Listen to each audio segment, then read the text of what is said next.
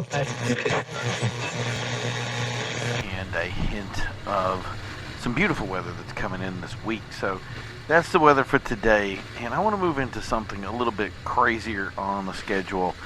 Something that happened recently was, I mean, obviously we all know about the hints of some sort of pending pandemic or people having this rabies-like symptoms, or I think the word that they were saying too is the trance-like state kind of thing that has permeated some people out there that, if you have any of these conditions or have any of these problems that you're coming up with, you may have come in contact with something. Maybe it's a food. Everybody keeps saying words like pandemic. A lot of us think that that's kind of hyperbole at this point. No doctor anywhere from the CDC anywhere has actually said in any way that this is any kind of condition that someone could come down with, but that hasn't stopped all the naysayers out there from saying that there's something sinister afoot, and I just don't think that a lot of people can put their finger on it. So the first thing that we had happen the other day was there was a military leak that said a program called CONOP 8888 that was about zombie suppression, which is the word that people keep using. And then almost like out of nowhere on Monday, the CDC started a zombie campaign of preparedness. The craziest thing ever. And that's the thing is this stuff really just started happening at the beginning of the year. First we started with this bird thing, that birds are falling out of the sky, and we had some cows falling over dead. A lot of crazy stuff that was going on at the time. And then of course I dare I even bring up the Fukushima thing, which I'm sure a lot of people don't want to hear about, and some radiation in the water that may have, there's a lot of things out there right now that can be a cause of this stuff. So we don't want people putting anything on this and thinking that it's anything particular. But yeah, this obviously people have done it, and there's obviously going to be some, I don't want to say hysteria associated with it, but I think that's something that a lot of these guys want to keep lower. They don't want to have something like this out there and have people going crazy. But when the CDC opened their news site and it talked about zombies, so many people showed up to it that they actually crashed the website. It was crazy the amount of interest that was in this. So it really goes to the heart of what this is and how people are actually seeing it. This is not just some prepper thing where a lot of guys or conspiracy theorist guys that are getting behind something that are interested in the end of the world, if you will, or what they call the SHTF moment. This isn't just some passing thing. People are genuinely interested in knowing what's going on. So one thing that we wanted to go over today was at the end of it, there's some preparedness things for your emergency kit, and we wanted to go over those. So for those of you out there who haven't had a chance, it really does kind of put a staple in everything of really just being prepared for any moment, prepared for any kind of situation out there where you're kind of stuck at home for a long period of time. I mean, I doubt it would be anything like a year or any year, 2 years at most. You know what I mean? We're talking about maybe months, days, that kind of thing. That would be something that you should be concerned at the worst. But that's the thing is you always having that emergency kit handy for you is important. And so, like I said, at the end of this, it has a big list of things that you should have ready. We're going to go over those because this is really the meat and potatoes of the whole thing. Definitely have water available. It says here 1 gallon per person per day. So you're going to have to judge based on how long you think you're going to be cooped up for. Obviously, food, non-perishable, easy to prepare items, minimum 3-day supply. Flashlight, a battery-powered or hand-crank radio, which this is an NOAA weather radio if possible. I think this is a big one. A lot of you guys out there don't think about radio, and you need to think about radio. Radio is huge. It's the big communication thing. When all else fails, it'll always come back to us and the radio, and that's just how it works. So extra batteries, obviously. First aid kit. It says whistle, which I thought was interesting. Antibiotic ointments, bandages, face mask, gloves, and a reference book. I don't know what the reference book is, but antibiotic ointments, that thing seems like the big one. Medication. So if you have medication, having a 7-day supply of medicinal dispensers if necessary. Getting a little bit ahead of that. Obviously, that's something, I don't know if they'll actually give you extra medication. You might have to take some extra cautions if that would happen. And the other thing is, I think that when it comes to medication, if something were to happen, it probably would be a concern to be able to get something, because I think everybody would be trying to get these supplies. Multi-purpose supplies like wrench, pliers, plastic sheet, duct tape, scissors, matches. Okay, just marry a guy. There you go. So you're good. Or have a guy with you, or a man of any sort. I just hope you guys have this stuff.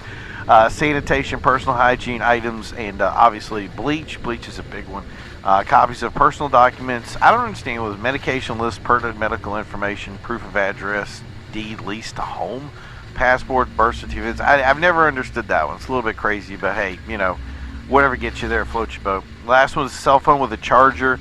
Backup chargers are huge. They're pretty easy to get a hold of today, and not a lot of people have them. I guess you kind of wait to have it charged in, but cell phone batteries are not up to speed yet to really be long-term things. Last time we had like a power outage at my place, my phone was lasting a couple hours with any kind of usage. And then you have things that you don't realize how much goes down with that. Like, you suddenly don't have access to the internet. You don't have access to being able to make calls. It's crazy. The last one, I think, is another one is family disaster plan, family emergency contact information. Very important. But the thing is we go back to that radio. A lot of things like cell phones and phone operations would go down, and it's, what's the point of having that contact information if you don't have it? I always say have that backup radio plan. That's huge. But with a lot of the stuff, I think they kind of put it in the aspect of, phone lines are still working. You may not always have that. So extra cash can't hurt to have a little extra cash on you. Emergency blanket, extra clothes, sleeping bag. Sleeping bag is huge. Not a lot of people think about that. And at some point, if you want to sleep, you're going to have something to sleep in. And you don't realize how cold it gets out there once you've lived in a heated house. Maps of the area, always great to have a map. I always have a map with me no matter where I go. And then it says consider the needs of the family and that kind of thing. So specific medical supplies like hearing aids, extra batteries, baby supplies, bottles, formula, games, activities for children, pet supplies, two-way radios, and extra set of car keys and house keys. Now that's the thing, I'm going to go back to that again, is really just the radio thing has to be huge. A lot of these guys, you go out there and get these radios and you think that they they say they go 20 miles or something like that. In reality, they can usually only go 2 or 3. Now, that's not to say that the radio itself is bad. It's just to say that, once you get out in the woods, there's a lot of stuff that can block radio signals and keep you from communication from each other. So having the ability to have something that's a good radio, that's, go get your ham license. Go get your ability to be an amateur, radio guy. I don't know what the wording is today, but I know I just have it so that way I can pick up a radio and not be, totally bunk with it, other than, obviously doing the radio show. But regardless, it's a lot of fun to do radio stuff, even if you don't have an apocalypse on hand. But that's the thing is that's something I would suggest to everyone. A lot of this other stuff, it should be kind of a no-brainer for you. Well, I hope it is. But yeah. So, do I think that we're going to need any of this stuff? No. I don't think we're going to need anything big. Like I said, at most, when you get some sort of pandemic, it happens, you get a couple of months. A lot of these guys are talking, being ready for years on end. I think that's just a little bit crazy. But, hey, you know what? Nothing wrong with being a little bit prepared. I just don't know how we're going to supply water for 1 gallon per person per day for, 700 and some plus days. So yeah, and then so we're going to go over to the sports today. It's going to be a great show. You guys are going to love it.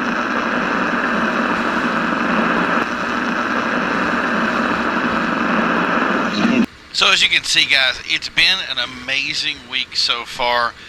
Seeing the death of Osama bin Laden, and then moving into the things we have, it's, there's good things, but there's some really crazy things that have been on the horizon recently, and a lot of people have been talking about it. There's kind of this thing going around of, there have been some people out there that have had some issues. We don't know the deal with it. There's been rumors of rabies and other things that, everybody wants to make up a story when things happen, and it could be anything. Right now, the CDC says there's nothing to worry about.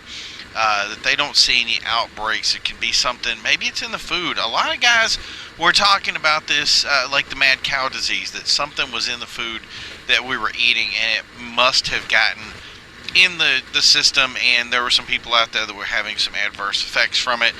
Look, if you're having some problems, you're not feeling yourself, obviously go to the doctor. It's something you want to pay attention to. You don't want to just come out and cover this stuff up. I know we live in a really busy world. It happens to everybody, but take that time to make sure that your health is 100%. So, but one thing, and I know you guys out there, all the preppers, we're getting together and really saying, like, there's something up. There's conspiracy. Anytime you have any of this stuff, the conspiracy guys come out of the woodwork. They always have to say something. And, I'm the kind of guy, too, that I like, I'm into the weapons things. I'm into those kind of things. You like having something. Nothing wrong with having a generator or some kind of thing that, you get prepared for things. So everybody's looking for that, end of the world scenario because they know they're ready for it. But that's the thing is we haven't really seen that. But something weird came out and was leaked by the government. It was something that was made, it looks like it was made around April 30th, and it is an actual program from the government that is made. It's called Conplan 8888, and its literal title is the Counter Zombie Dominance Plan. So this is a plan that the government has made to basically counter I'm guessing something like a zombie apocalypse. Now, that's just crazy to me. I mean, we're in the middle of something right now that's coming out there. They have said that this was basically for, I'm going to say entertainment purposes, but if you read the plan is really specific, and it's made in a way that targets other areas. And the thing that's crazy about this, that I really looked into it, and did some research with it, because it says different things. It doesn't just lead to one type of zombie. It goes into things like, plant zombies and that kind of thing. Everybody loves the Plants vs. Zombies game, so that's a big deal. But that was the thing is they had this Plants vs. Zombies thing. There are things they listed like that, and there were kind of humorous space zombies and some of this other stuff. So some of the stuff was rather, it wasn't legitimate. But the things that I read about this really looked into some of the things that we're going through now, and they're really, really, the word spooky came to mind. It was the first time I've ever really wanted to listen to a conspiracy theorist and say, I'm thinking maybe we're on to something, but that's the thing is it's just impossible at this time. Like I said, nobody out there has any information that is accurate that would direct us to believe that there's any sort of universal event, or something that happened that could cause any big problems. But the thing that I really didn't like about it, which I think that is important to anybody out there that would read this, like I said, look it up, Conplan 8888. It's an amazing little read there if you want to be, look into something that's really, how things would be prepared. One thing that I worried about with it is that it made a clear and concise thing that martial law would be the intentions if a big event like that were to happen. And I think that's something that we just can't allow to happen. We can't have that event where things get so bad that martial law is imposed and we don't have the ability to basically control ourselves. So that's the thing. That was my 50 cents, if you will, because it's a little bit over, but just really strange. And the other thing is that we recently said, especially with this other one, is it links into things like they just had an outbreak in Germany for E. coli. So you know what? There's got to be something out there in the water. I'm going to be very careful about my Caesar salads when I order them, because you just never know. And maybe a little less, beef in my meal. I've never thought about being a vegetarian of any sort, but maybe I should just consider it. You never Hey everybody, you're listening to 30M6N in Carlsbad. It's been a great day today for the weather. Highs in the 88, low of 75, mostly cloudy. You cannot go wrong. It is all beach day today, so I hope you guys are hitting those waves, making us all proud, because it is another day to sit out, relax, take a bike, do some riding. I mean, telling you, it's one of those times of relaxation is in the air, but we're going to be so busy here. We got the news for you right now, which I think is some of the craziest news I've ever heard in a long time. We have a news of a naked man that attacked a 65-year-old homeless guy up on the freeway. It was one of those old cul-de-sacs or overhangs on the highway. They caught this guy eating this guy's face off. A couple of bikers reported it, and when police arrived, they said the attacker was completely unresponsive and just chewing on the guy. All this was captured on security camera. The eyewitnesses reported that the cops shot this guy like a half a dozen times, but he just growled at them. Man, that's just crazy to think about that. And they say the cop shot a couple more times, and he finally fell over and became unresponsive. We were reviewing this security video. I'm taking a look at it right now, and I'm telling you, this is pretty crazy how this guy attacked. He's got no clothes on. He's yanking the clothes off of this other guy and just ravaging the guy. People are driving by. This attack was like 18 minutes long. It was pretty crazy. So paramedics arrived on scene. They gave medical attention, and it was said that the homeless guy was in serious condition, but he should recover. The attacker, on the other hand, had sustained multiple bullet wounds, one to the head. So definitely he is no longer going to be with us.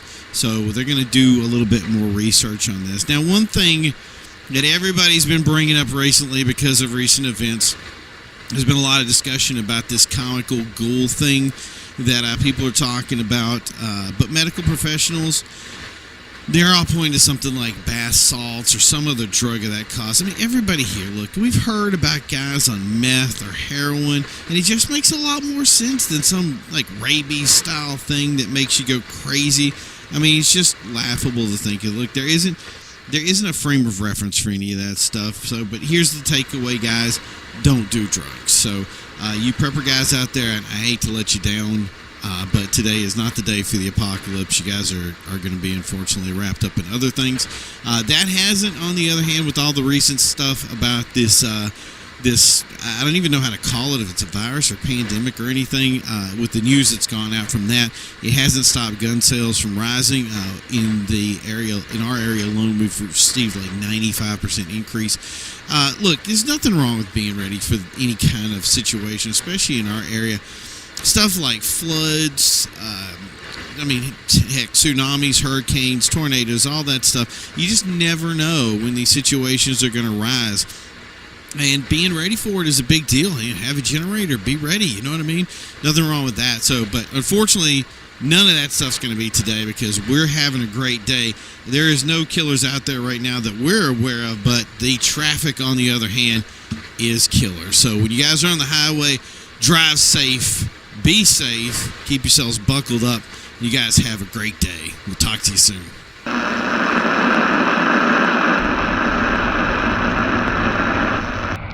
So yeah, it's been crazy with the traffic lately. It's going to be hard to find your way anywhere without some sort of 2-hour commute. I mean, we're all highways around here, and that's just how it works. So one of the things that we've been looking at recently has been this description of people who are getting sick, people are reporting some odd behaviors, and it's something that everybody out there has, said, pay attention to this stuff.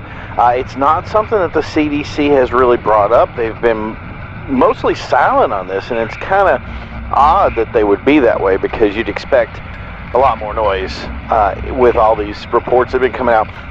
Mostly on the East Coast, not hearing much as a whole from across the country, so it's something that's definitely been evident in our area. So whether we're going to hear something in the future is totally separate. We don't know. What did happen recently was an invasion in a house. There was a report of some strange people that were hanging out in the basement of a complex, at which point the police were reported to the area. They came down to the basement. They described it, people basically in trance-like states staring at corners, but the second that the police officers made their way into the area, there was multiple bodies there. They came after the police. Didn't really describe it as like, I want to say those Cujo rabies moments. It seemed more like a passive attack, like they just kind of came at the officers and they had to basically shoot all these guys. They continued to try to assault officers. They were shot and killed. So that was something that happened over the weekend on Sunday. So it was really something that was weird. We haven't gotten the full details on this, and they've been lax to basically put any information out. The people that we've talked to have been mostly witnesses to the event that have leaked information out or leaked out some sort of videos, even those are really scarce and tough to get a hold of. So we're going to try to get you something in the future. But until then, we're hoping that everybody is going to remain vigilant about this and really pay attention to the kind of people that you're dealing with. If you see somebody that isn't acting right, don't approach them. Don't go up and try to figure things out. These guys can become violent. They can attack people.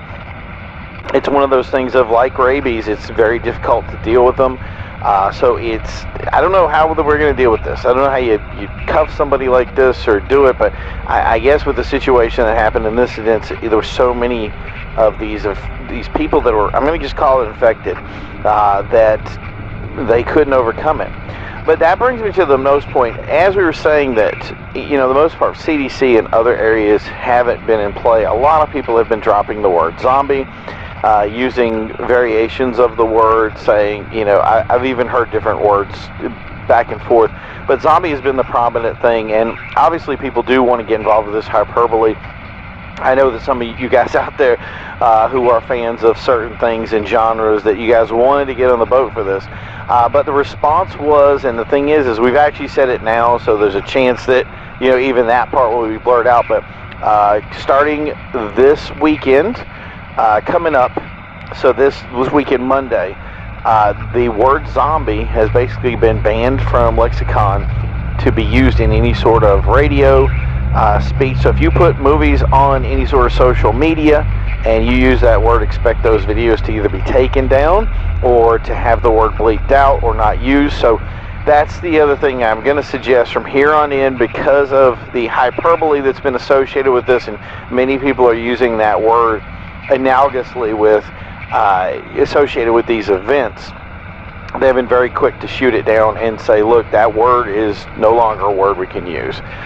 So if you make, I guess, YouTube, Facebook, and all the different areas out there that has some sort of social media content out there, you're going to have to stop using it. And that's the thing is if you don't stop using it, I know that there's a lot of these sharing sites out there that different FCC and FCC has gone out and kind of skimmed them and taken this content out. So this is something big. This is something that it's become a problem now, and we don't really know how to deal with it other than that. But this is going to be the last time you probably hear the Z word from me.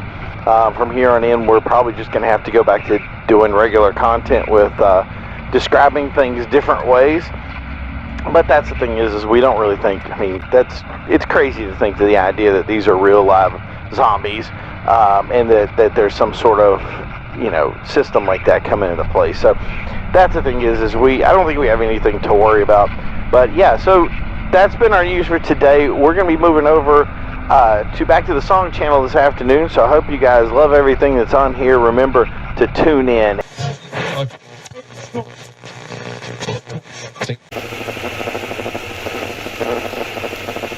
What is probably one of the best heat waves we've ever had.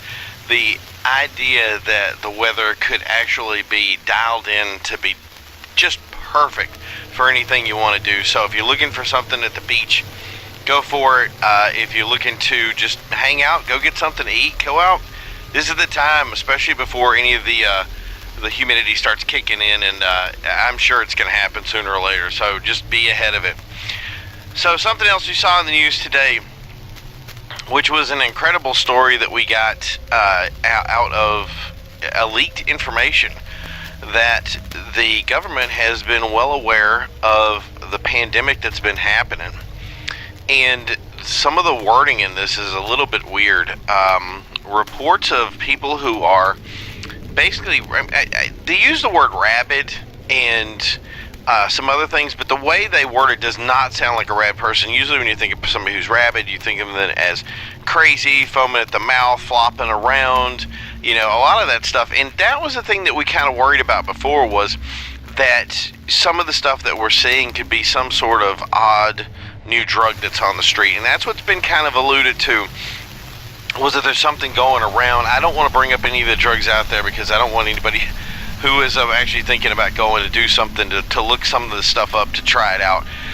It's not good stuff, to be honest. And not to say that stuff doesn't exist. All the time we're seeing new drugs hit the street that are made in a lab someplace that I'm going to say they don't have the best medical practices involved with creating this stuff with the intentions of getting high. So I don't want to rule out things, and obviously bath salts is a huge thing that's been all over the place, but it is a huge problem, and I don't want to undermine that problem. But what we're seeing in this documentation tells us that somebody or something is having an issue well beyond that. Issues of trance-like behavior, people with, I guess, cataract-like eyes, so whitening of their eyes, unable to respond to commands or be told, what to do, and that they're doing some research on this in and outside of everything that's going on right now. So these leaked emails came out, and the wording on them was basically just that they were aware of the situation, that it wasn't a shock, and that it was something that they were looking into, and that they actually had some bodies or some cadavers that were associated with whatever this is, and we're doing research on it. And words like reanimation had been put around. So a lot of people, again, this could be hyperbole. It could be something that people leaked. I don't want to say that anybody's trolling. We live in a world of the internet where people like to create things. They like to be creative. They don't like to listen to the status quo. So I don't want to rule out that this is something that hasn't been created or done in a way to make people react to it. In other words, it could have been somebody who is vested in having something like this happen and have people go crazy trying to figure out what it is. And that's not something we want to feed into. But the thing is that when we brought this up to like the government, to the politicians, to anybody that would listen to us, and we brought it up to them, nobody wanted to comment on it.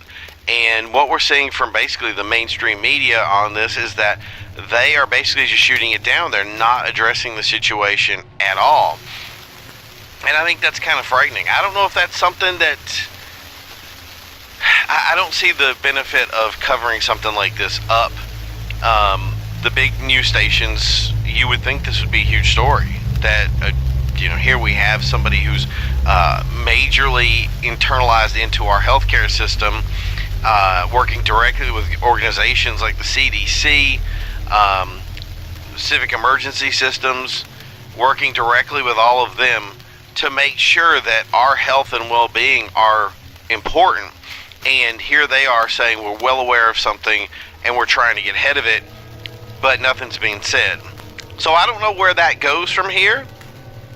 I don't know what other reports we have to do with it. I don't know what research we have to do to get this uncovered, but it almost feels to me like we need to figure it out, because it's not getting smaller, it's getting bigger, and the information that we're getting is becoming more and more predominant, not less and less predominant. And that's the thing is the mainstream media stuff is not being reported. Nobody on major news stations are covering these events, and I'm under the impression that the majority of our population probably has no inclination of knowing what is even happening right now. And that's kind of frightening. That to me tells me that uses the word cover up on something. So I don't want to say that all of this is completely fake. I don't want to say it's real. I want to say that we have something that we need to be aware of. We discussed in the past about making sure that, if SHTF moments happen, that you should always be aware of things and be vested in your own health and safety. Those are huge things, and anybody should be a part of that. So if you're having questions about, basically, I'm going to use the word prepping and putting things together. In other words, having a go bag, putting things together like food, water, shelter, buying a tent, maybe considering a generator, all this other stuff. This is something that people are going to start buying, and we are already seeing those increased sales right now because of some of the people that are seeing this information. Do I think that people are going to follow that advice? No. I think that for the most part, we are animals of habit, and I think that we go about our business every day, and we don't really have time in our 40 to 80 hour work weeks, which obviously aren't getting any shorter, that we have these long work weeks, and the more we work, the more we're getting to the point of just focusing on what we have to do to please our bosses, to please our spouses, to please even, I want to say, our politicians, and driving down the road, the police, or any of that. We're doing a lot of extra effort in other places, and we can't really focus on our own personal safety. We're expecting somebody else to do that, and now the people that are supposed to be looking after that safety are not being a part of that safety, and I'm guessing that the media that normally protects us is not even vested in looking into it. So these are the cover-ups that you have to deal with in your life. These are the things that really just start happening that never get addressed, or they don't seem as something big. And I'm sure that for some people, this kind of is one of those things that'll just pass. Like, a lot of people have actually said the information that they're hearing is not real. They're just saying it doesn't exist, that it's something like rabies, or it's some kind of systematic thing that just is going to go away after a certain amount of time. And maybe they're true. If that happens, good on them. I hope that all happens, and I hope it goes exactly the way they're thinking. But from what we're seeing from here, it's just something that we're going to have to keep an eye on, and we're going to have to keep you abreast of. So thank you guys for dialing in right now. We're going to be moving on to the big story today in sports. M6N Radio. We have some breaking news today that is considered important for residents of western Pennsylvania. In Murraysville, Pennsylvania, a group of youths were attacked by multiple people on Route 22 near the Franklin Estate Park. The youths, who will not be identified due to their age, described their attackers as empty, like they weren't there. The attackers did not say any demands and did not speak throughout the encounter. The youths, defending themselves, pushed one of the male attackers down, injuring him, and one of the youths said he was bleeding, but didn't seem to recognize his wounds and just kept moving forward. The youths ran and made it to a convenience store nearby, where they contacted authorities. One of the youths was bitten in the altercation and was transported to Forbes Regional Hospital for care, where they were treated and then released. Police are continuing to look for at least 3 individuals, 2 males and a female, who appeared homeless with torn clothing, described as appearing unkempt and potentially injured, possibly signs of blood on their clothing. It is believed they escaped into the local forest area and potentially into Hillside Park, and advised residents to be on the lookout for anyone acting suspicious or unresponsive. They are to be considered extremely dangerous and warned citizens not to approach these individuals.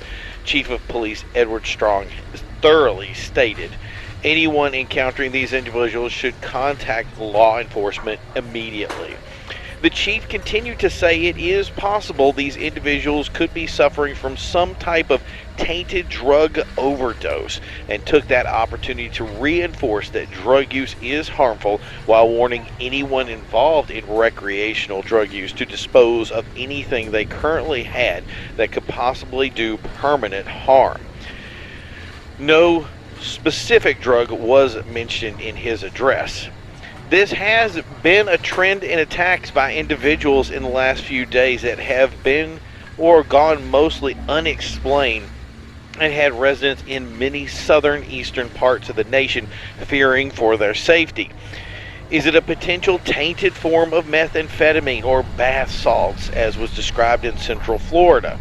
Still, in many autopsies, there are no drugs found in their system, but health officials warn that many forms of these types of drug interactions metabolize quickly in the bloodstream and may become undetectable. In that case, it is a disturbing question of what is causing this and how was it distributed.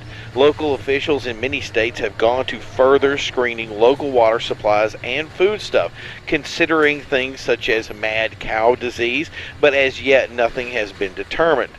The FDA and CDC have clarified that no such outbreak has been tracked in recent months and believe it can therefore be ruled out. But that has not stopped the push from local citizens to continue testing until something can be found. Prior to this event, no such attack has been described as coming from as far north as Pennsylvania. So it appears that whatever is happening is progressively expanding throughout the East, and residents should be aware and vigilant to anyone they may interact with. Today in the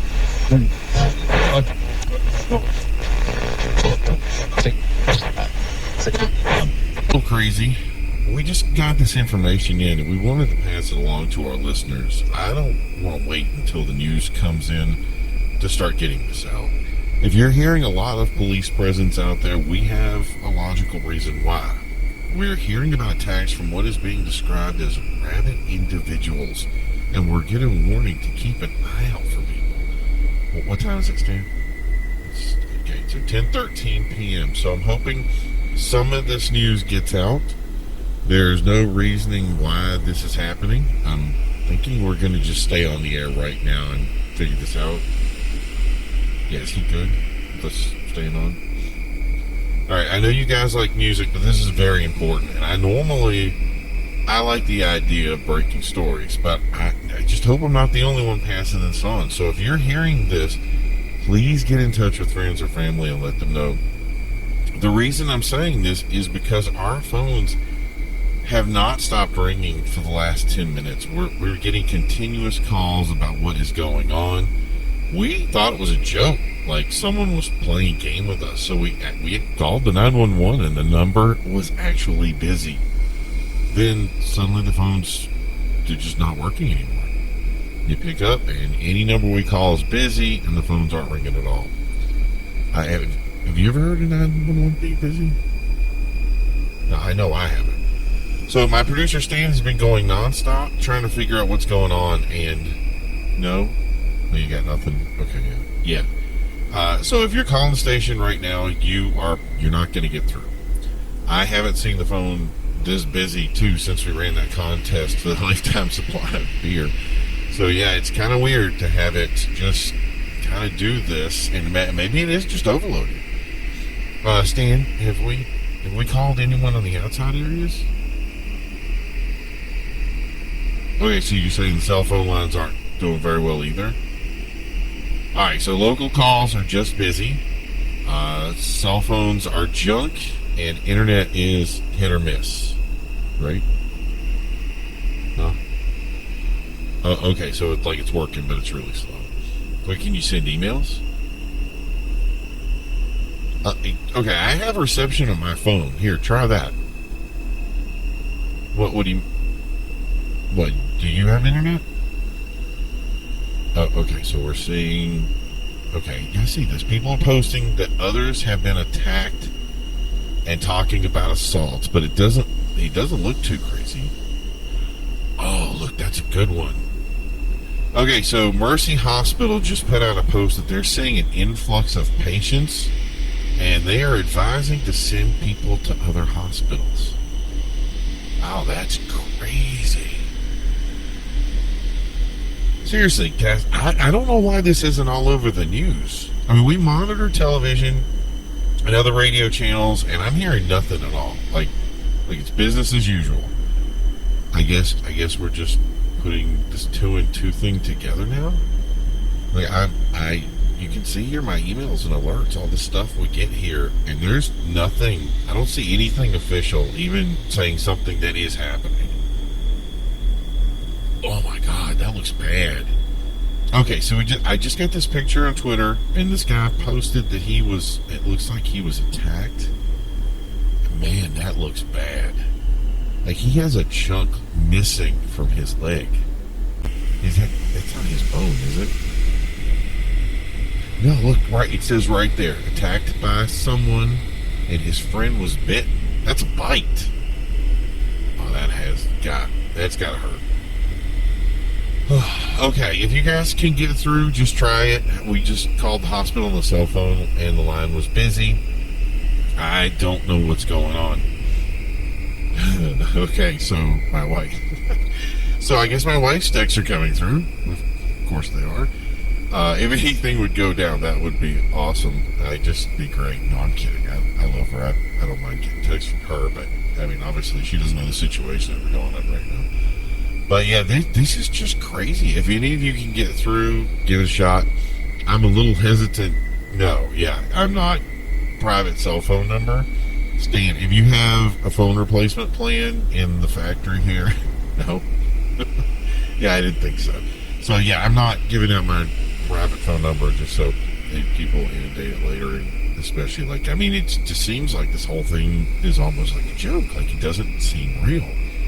There's more. Yeah, there's more stuff updating right now. Do me a favor, bring that laptop over here. I just want to pull up these socials and see what we have.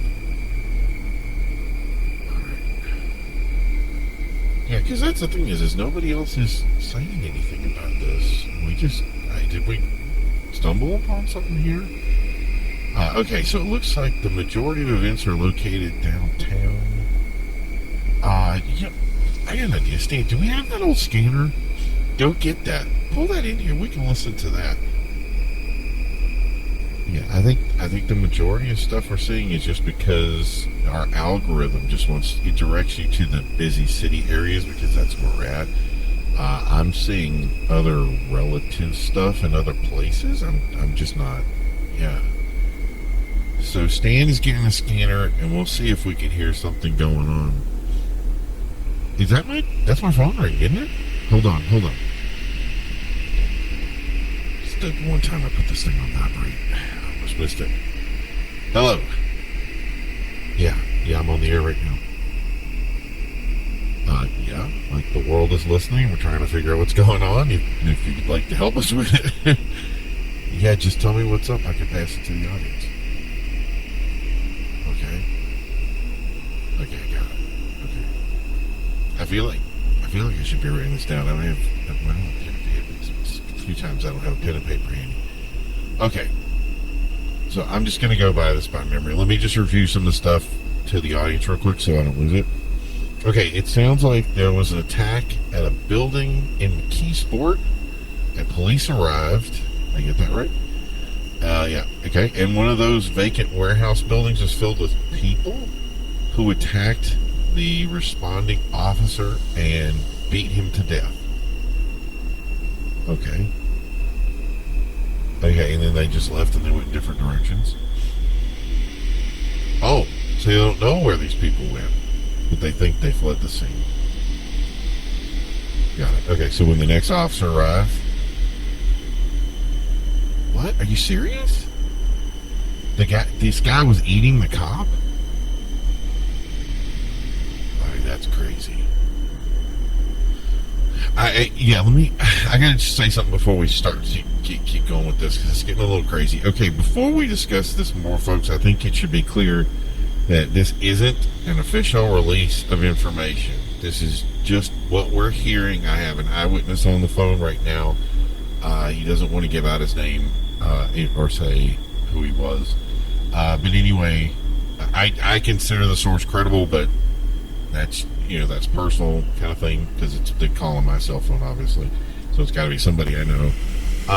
But the events he's describing to me haven't been corroborated, so we're just going to start there.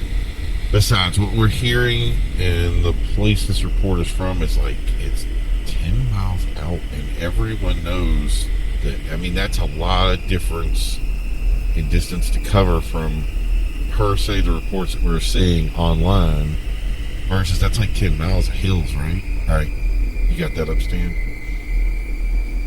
So yeah, that's a big distance, and everybody knows, getting to McKeesport is a pain. It's like it's a lot of extra driving to get there. Besides, what we're hearing from this police report is from everyone knows that's getting to the area is tough, it's hilly. But man, this is crazy. So they shot the guy. Oh, there were 2 people there. So, what, they were... Okay, so he was, unresponsive, so they tell him to stop doing what's doing, and they had to shoot them both? Okay, so they're both dead on the scene. So that was kind of the start of what is happening right now. Alright, dude, thanks, man. Yeah. No, just if you get anything else... You can text me, give me a call, whatever. I don't know if you had... the phones were not working before you called, so I'm just glad something got through, so thanks for giving me a call. If you hear anything else, yeah, let us know. All right. Oh, I know, man.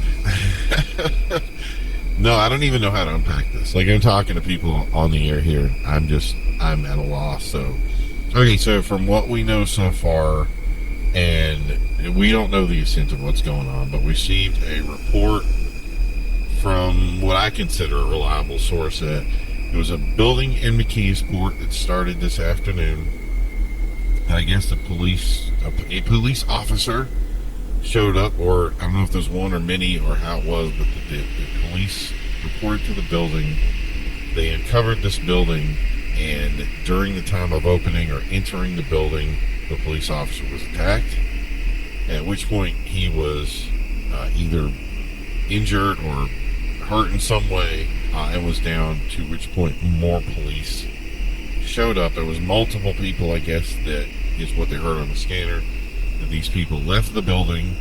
The other police showed up to respond to this guy, and come to find out there's two guys that were just eating on him, and that they both were unresponsive and they had to kill him, and so they were both dead. But there's other people that were coming out of the space that I guess were part of this attack that went in different, like they dispersed, if you will. I'm sure that, if there was some kind of undercover thing, they were trying to get away from somebody, that they were just in this building and hiding, and they uncovered them and they attacked them. And so, and then shortly after that, we started getting reports of attacks all over the city. So it seems weird that these things would be, I don't know, associated in some way. But I mean, I guess it is possible these guys come out and maybe they have rabies or something. I don't know. Or may, do you think somebody was storing them in there or something? I don't know.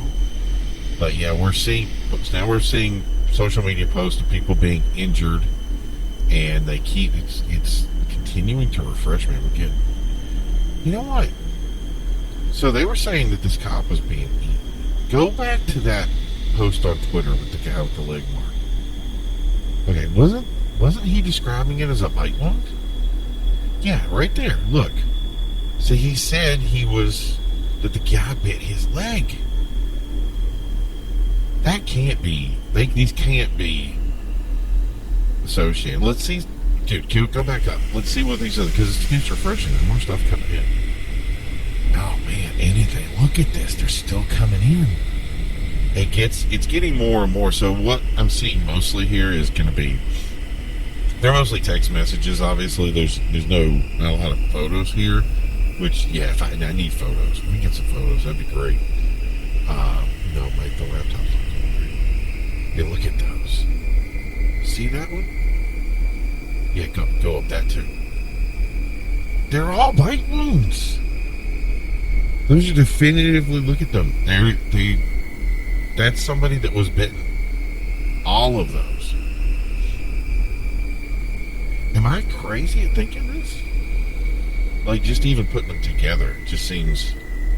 Yeah, so normally, like I said, this show, we normally put music on and put some other stuff, but with what we're seeing right now, especially you guys in downtown, I'm thinking, you want to keep your eye out for this.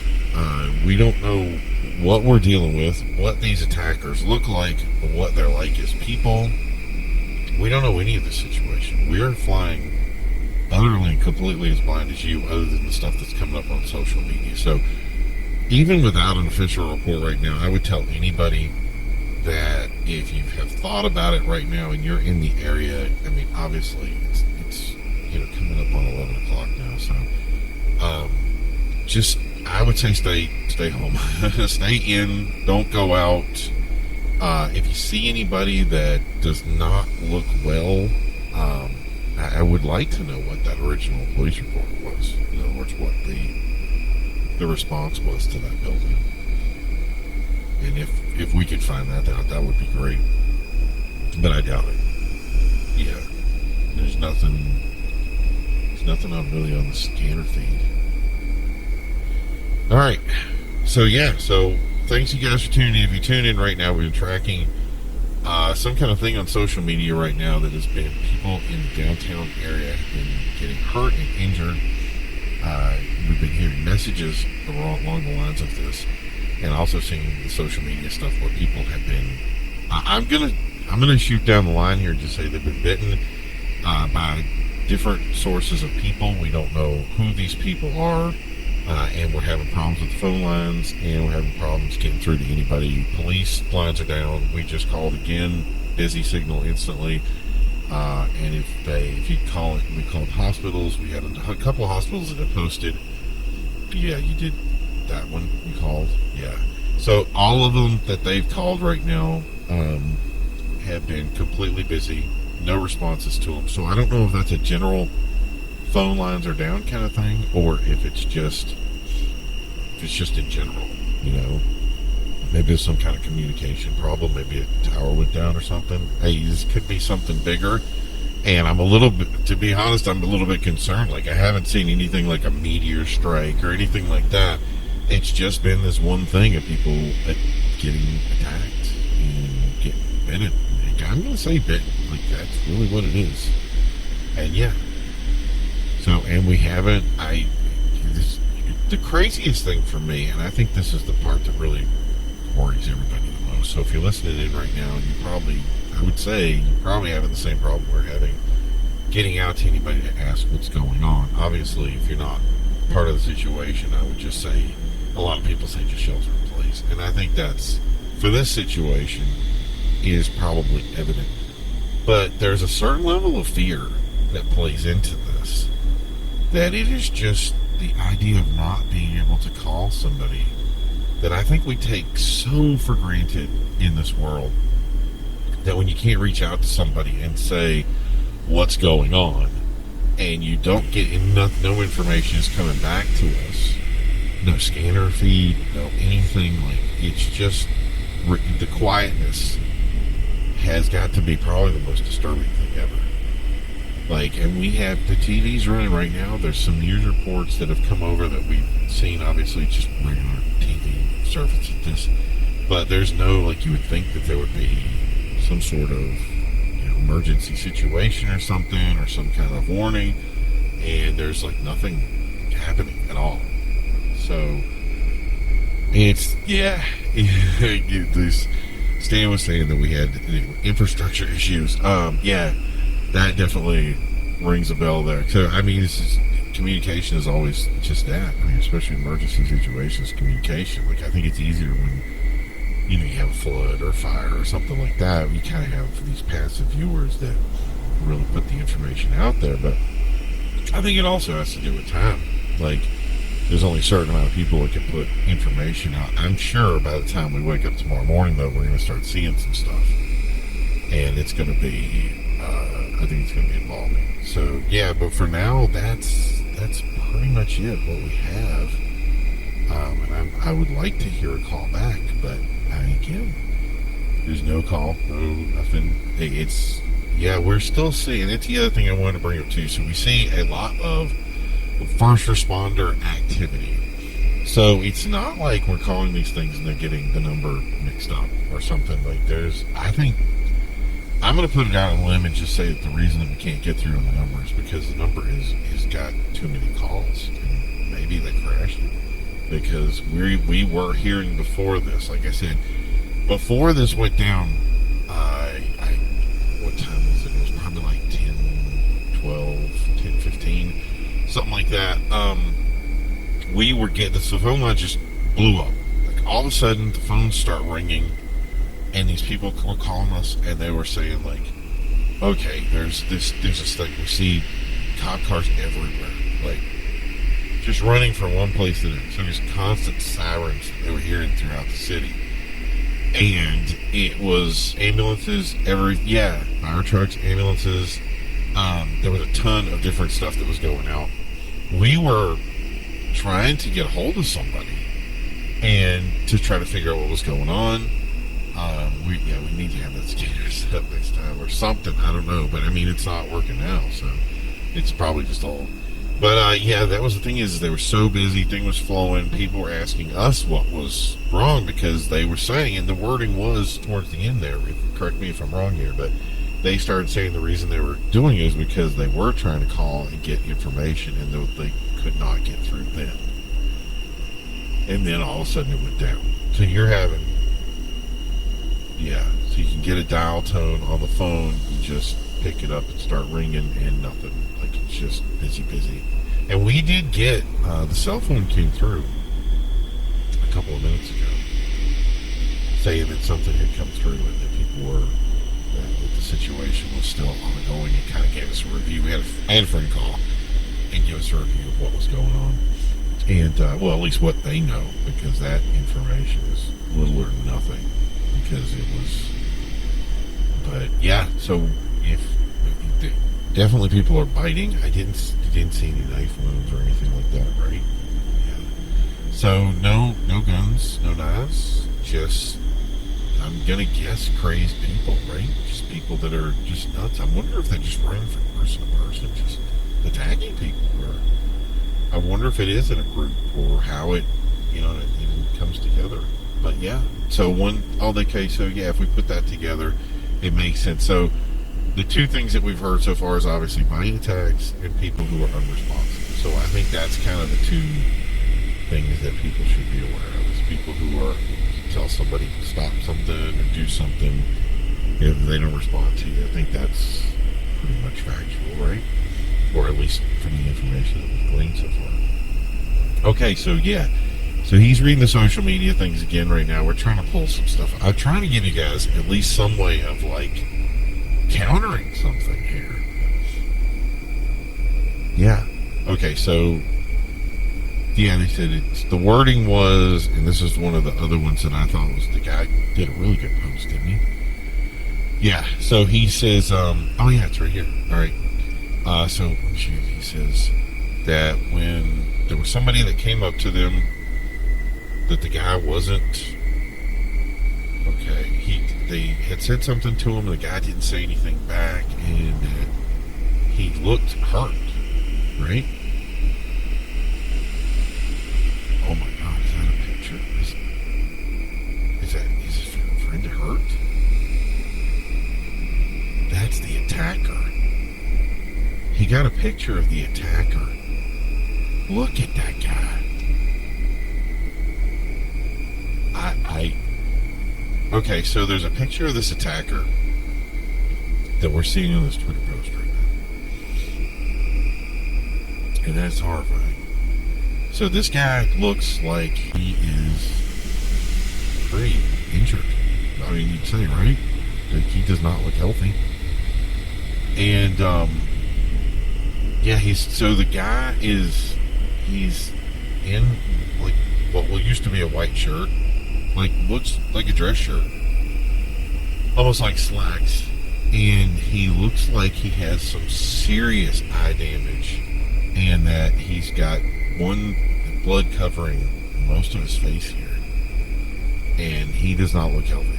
And they're saying that this is the guy that attacked him. That he grabbed his friend, pulled him down, and bent his arm pretty badly. So that looks that is a super deep bite. Like, that looks vindictive to me. That doesn't look like somebody that just came by passively and said something's up, right? So yeah, that looks like something's going. So okay, so we're starting to get reports now. Okay, look at that special report. Okay, so we're starting to see some stuff come in right now. And it looks like the same kind of reporting. They do have some people that's on scene. This is on the news that came up just now, that they're having a special report that there are people out there that are attacking other people. And that took a while, didn't it? I want to say it took longer than it should have to get some information up. But that's it. They just said, be careful, people out there. Watch out. And then okay, so that was it. It was quick. It's just basically a warning right now. I didn't hear the emergency hotline, did you? Okay. Alright, so we're getting word right now. There's an emergency system that's pulling in that we have. Alright, so I would like to have stayed with you for a while, and we probably will. But for now, it looks like there's an emergency hotline system that's coming through, and they're going to take over right now from where we're at. So I guess the news thing is going to go down a little bit here. But yeah, so until that happens, I want you guys to just be vigilant out there. Make sure that you're paying attention to people. Just know who you're running into, who you walk into. I don't know how widespread this is. I don't know if it's what the deal is with it. It could just be local. It could be statewide. It could be all over the place. We don't know. But yeah, the information is starting to flow now a little bit better. But they're saying they don't want us to talk about it. Okay. So yeah, so I guess what's happened is they want to make sure that the information that they're giving to people is accurate, which I can appreciate that. But yeah, for now, like I said, from any information I've seen, just keep your eye out there and see what's up in social media, whatever. Just put it out there. Just everybody be careful. Like, we love you guys, and yeah, we'll talk to you soon. You guys have a great night.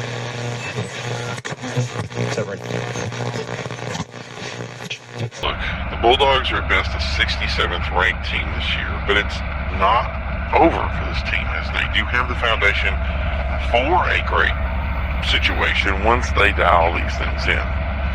Hey, we need to head into the commercial right now, and we'll be back to talk technology and sports. Can it track better than we can? We'll be right back to find out.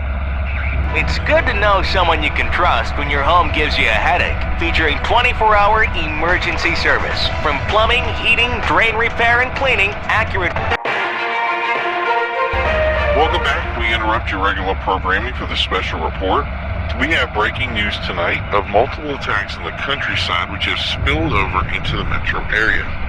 These attackers are unresponsive to verbal commands, and police have indicated the attacks are physical in nature, from using fists, hands, and even biting those they attack. Assailants are described as slow-moving, uncoordinated, and displaying a sickly appearance. There's an expectation that they may be under the effects of some sort of drug or illness. The root cause has not been determined. Police warn not to underestimate these attackers and not to engage them directly. Police are setting up a hotline for information regarding what to do should you encounter someone you believe is under the effects of what we can only presume as an illness or drug interaction. This was exacerbated earlier tonight when phone lines became so clogged with callers that service failed and citizens went to social media to request information and assistance. Much of this information was conjecture and incorrect, but still phone lines have since been restored, but conversations have continued online. Media has spread throughout the country. Reports of similar incidents have been reported in Pennsylvania and Ohio, but the true extent of the situation is not fully known at this time, as readers have speculated on the true scope, and some sightings are questionable at best. Attempts to get a statement from local police, hospitals, or the Office of Civil Defense have failed. Contacts have not returned calls at this time. It is unclear if an official announcement will be made in the coming minutes. Normally, a press conference is held to discuss events, but no word of a press conference has been announced. It is believed that due to the amount of reports and the timing of events, that response has been difficult and chaotic, especially reaching some of the more remote locations in the countryside. It's clear from response that all resources, from local and state, are being mobilized to discover the cause of the attacks. National Guard reported that they had no indication of the events and did not have instructions to mobilize at this time, directing our efforts to the State House, which is still unresponsive. The reality of the situation is that we're early into events, and what unfolds tonight will truly understand the scope and breadth of what we are in as the daybreak comes to us. So to reiterate, at around 10 p.m. Eastern Time, a flood of emergency calls to the police and fire regarding attacks by random individuals occurred. These events began to be reported in the Atlanta metro area, and quick announcements by police via social media and a call to news agencies to avoid anyone that appears unresponsive, uncoordinated, or sickly in appearance. Due to the incoming call log, a hotline would be set up to send callers. At this time, we have not received that hotline number. If you do have questions, it is important to stay with this news station until further reports come in, as calls into emergency services may remain unanswered as they deal with the situation. We will continue to monitor any online banter regarding the events that are transpiring, but we ask that people remain to information that they truly know, not information that assists of a second-hand nature. The true problem is we don't have an idea of the true scope of what we're facing, and that has truly fueled the panic of citizens throughout the city and possibly the nation. May have made the situation feel much worse than it actually is. Reports of gunfire, sirens, and hospitals being inundated could be highly exaggerated, so it's important that everyone remain calm as we continue to gather this information. Stay tuned to this channel to make sure you are receiving this current information. Remain vigilant of your surroundings and limit the people you come in contact with, but reserve speculation until we can report on the true scope of events. Again, only 2 states have officially reported that these localized attacks are occurring. If you are in a region that has seen increased activity in the last few hours, then remain vigilant and as alert as we continue to gather the information. As this is just in, it has come to our attention that Civil Defense just made an announcement that instructions will be available shortly, and if you believe you are within an infected area, to shelter in place and remain calm and continue to monitor television and radio for further information, as they will be directly in contact with us to make sure to give you any updated information as quickly as possible. That may seem like concerning news as well, but one of the problems we see in events like this is to avoid panic. Radio shows like the War of Worlds caused mass hysteria, and a lot of potential people were hurt. I'm sure they want to avoid that situation. Things are made immensely worse when we're talking real-life events that may have been taken out of context. Even in War of the Worlds, the events were localized and didn't affect the majority of the population, but a certain area where it would have simply been easier to avoid than to believe that the end was nigh, so to speak. So there's no guarantee that you're even in an area that something has happened. We are doing our best efforts currently to provide the information on events. The priority is to find the true size and scale and how to best be aware of it.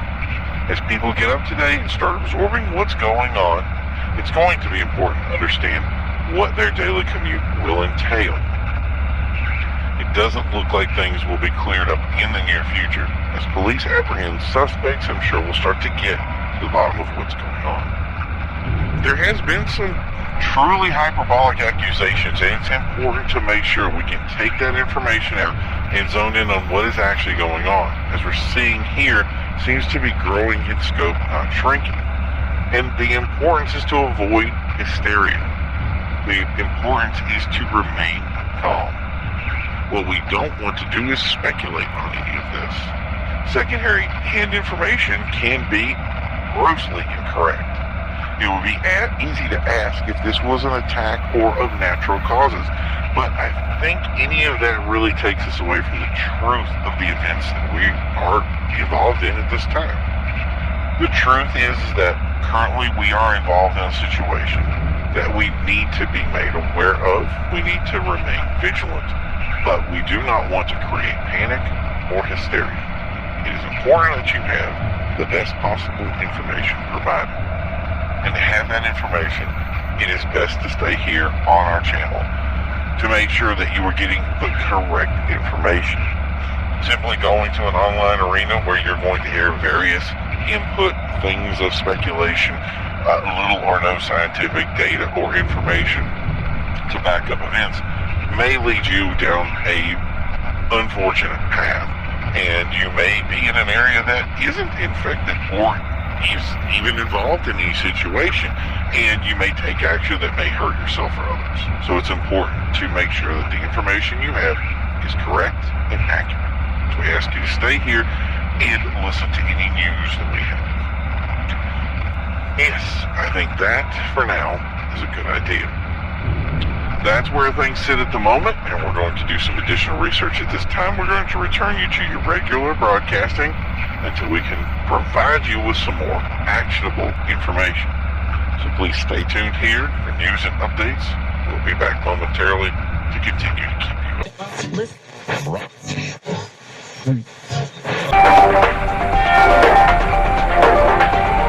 This is an emergency special bulletin report. Attacks by random civilians has increased on the eastern seaboard, affecting primarily Pennsylvania, Georgia, West Virginia, Maryland, and parts of Virginia, New York, and Florida. An ongoing situation that we will be covering from beginning to end, as this situation has escalated to dire proportions. These attackers are described as mindless, unable to communicate or respond to commands of any kind, and will attack anyone they come in contact with. Individuals are slow-moving that have been reported to have short bursts of speed and exceptional strength. Many times they are in groups, but lone attackers can be found. Some have been described as having grave injuries and capable of continuing their assaults after being shot or even maimed. Law enforcement and government agencies have made it abundantly clear that no individual that is showing signs of this illness are to be approached for any reason. Do not engage anyone that you believe may be affected. Civil Defense is instructing a clear stay-at-home order for the affected areas. If you are within these areas, do not leave your home for any reason unless instructed by the National Guard, police, or emergency personnel. A special hotline has been set up for people in those areas to call if they have an emergency. As health officials explain, they will come to you. The reason being that hospitals are being inundated with people who have been attacked or injured, and going to one of these hospitals may be ineffective, and Civil Defense has already requested that makeshift shelters be put up to assist with the injured. National Guard forces were put on immediate emergency response in affected areas.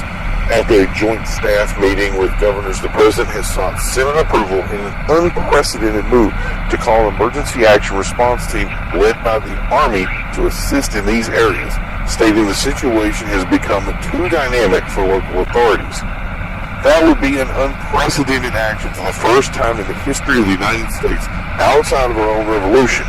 The military action has been authorized on domestic soil. Some Republicans say they would block such an overreach and ensure that those in the hall, that local police and National Guard, are well equipped to handle the situation. Democrats, on the other hand, said they would support such an action, but warned that it may already be too late. In some remote areas, local militias have been called in to assist with combating attackers. Some eyewitnesses have described them as attempting to round up those infected and put them in trucks, to shooting people who do not respond to commands. This will put us in a dire position and make it ever clearer why venturing out is wholly unsafe, continuing to add another layer of danger to an already vicarious situation. There is still no explanation of the cause of this ailment. Doctors at a New York hospital have stated it's like nothing they've ever seen. Attackers are capable of inflicting life-threatening injury on those they assault, describing it as potentially the worst forms of drug overdoses, completely losing all reason, but they did not want to comment further until, quote, all the data is in, end quote.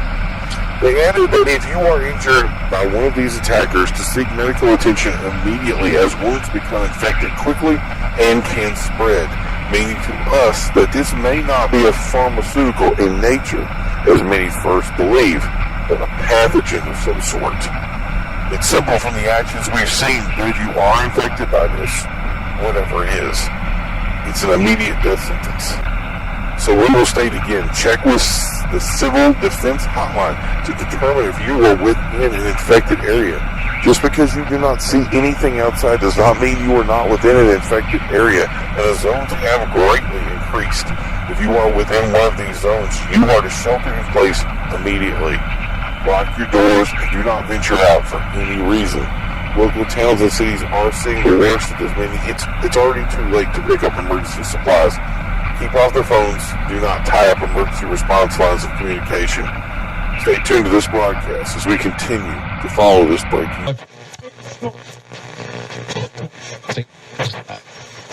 In the course of events, things got very interesting, and it was a turn last night that I don't think that we really realized what happened as people got up today. I think a lot of people did go out to their jobs and do some things they needed to do and started their day, and there wasn't a lot of information, and then suddenly we got basically a bigger influx of things that were coming in where people were letting us know what happened or were questions about it. And I do think there was a lot of places where people were not allowed to go and they were turned away. And some of those actually involved their work habits or their work areas, or imagine going into work getting an announcement that says, we're going to change the way we do business. And that is very compelling. We obviously, in our situation, being the group that we are in media, I didn't get anything specially announced to me when I came in, and they certainly nobody wanted to close our doors. But as we did come in, we started hearing some of the warnings that were coming over that were telling people what to do and how to do things. So that's been very interesting to let you know exactly what happened last night. This is a public service announcement provided by Civil Defense Initiative. If you live within the affected zone, the following emergency information has been provided for your safety. At this time, you are asked to shelter in place. Only leave your premises unless absolutely necessary. Only report to work if you are an essential worker. Emergency response and medical services have been limited to critical care only. Do not contact emergency services or medical facilities unless your condition presents an immediate threat to life. If you are required to leave your premises, it is important to avoid anyone you feel may be sick or does not respond to verbal instructions. Do not engage anyone you are unsure may be sick. Leave the scene immediately. Keep hands washed at all times. Thank you for your attention. Stay tuned to this and emergency channels for further information as it becomes available. This has been an announcement from Civil Defense Initiative. So that location that they had those bodies at was a morgue. It was a place that stored people that were being investigated for one reason or the other, or they were being transported from being, I'm guessing, just picked up. In other words, they find somebody dead, they put them in a place. The morgue is the place where they keep them.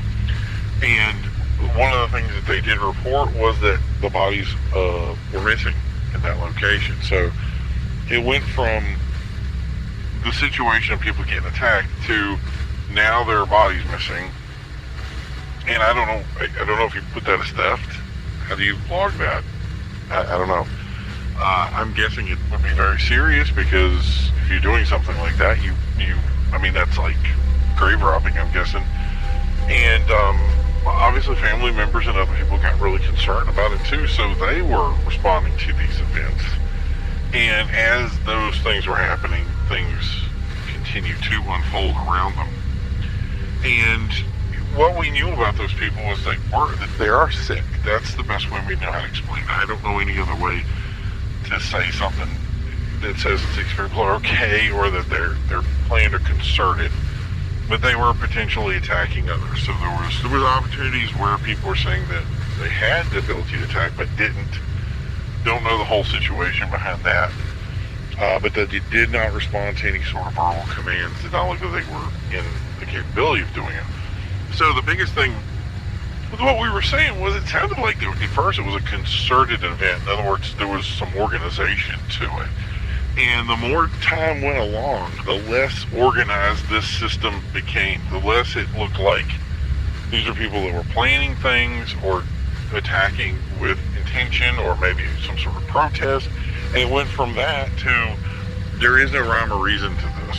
And that's the problem, I think, is we really don't have a way to track where these things are happening and what's going on. And some of it is being reported in mostly countryside, or maybe that's the word, those rural areas that were most affected by this. So we didn't really have a way to kind of nail it down. And that was, I think, was the big plan, was to kind of say, especially from our side and the news side, was to kind of get an angle on what was going on. And it was very difficult, because some of these areas you basically couldn't get into. And at first, the hospitals get this influx of people. We send people over there. People are getting turned away, and they were getting treated from what we have from our news, is they were getting treated for a lot of various injuries, most of them physical in nature, blunt trauma. There was a line of people that had some sort of injury or attack. What they did describe a lot was bite wounds, and people who had been bitten by attackers. So it appeared to me that the people that were coming after others were doing it in a way that was basically anything that they had in their hand. We hadn't heard anybody being shot or attacked with weapons of any nature. Could it have happened? Sure. But one of the things that they described to people was that, I want to say, lethargic look or empty, vacant stare that a lot of the attackers had. And it looked like that they weren't in a condition to be able to do that. So it's possible that this could be something along the lines of some sort of brain injury, or maybe some interaction that had caused some sort of damage that allowed, the brain to isn't functioning right, but the person's still able to function and make localized motor skills of some sort, and basically that human nature comes out. So, and then they were basically attacking her and defending themselves. That's what made a lot of sense to me, the way I read it. But yeah, that was the thing, is that some people were bitten. They were getting taken into, they were bitten or beaten. They were taken into the hospital and kept for care. And a lot of the guys they were saying that those people that went in, that some of them were actually showing signs of illness themselves.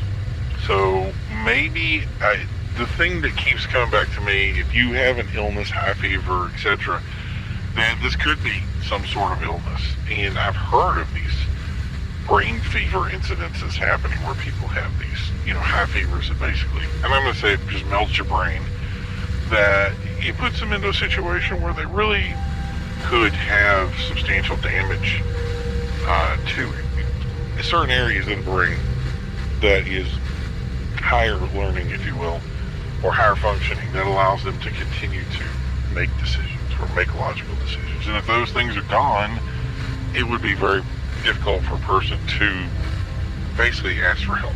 So maybe they're coming over, they're asking for help, or they're doing something, and it's where it's failing. The problem is as people were coming in and going to these sites and getting the best news report possible, we continued to try to get some sort of official announcement, some sort of information of what was going on. And at this time, nobody would elaborate. Nobody would even touch the information. So, and a lot of people who were in the know basically said, they're waiting for an official announcement. So that's kind of what we're waiting for right now. And there hasn't been one that is kind of being coordinated. What we hear is that Civil Defense has gotten ahead of it. They formed some sort of initiative to be able to take care of this. They've linked a lot of the media channels together to make sure that we're in the know. So if something happens, we're available for it, and we're going to know if there is a plan to do something. And obviously, as a media source right now, I know our idea is to serve news to people, but the truth is I would rather be giving out information to people to help them in the situation make the best possible decisions, if that's the wording that I can go with there. To be able to say, if there's some place somebody needs help and there's a place they can go, let's do that. If there's, some sort of actions that we need to take, let's be aware of that. And I think that's where a lot of the concern for people are right now, is because they don't have any answers. And I think it's very difficult to drive to work when you see people being attacked. Like this morning we heard of somebody that was driving to work and see somebody attacked on the side of the road. What do they do?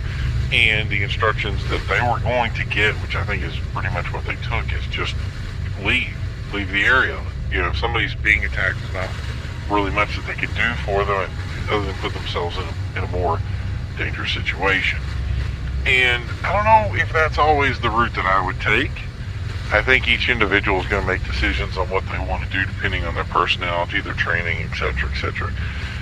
So, but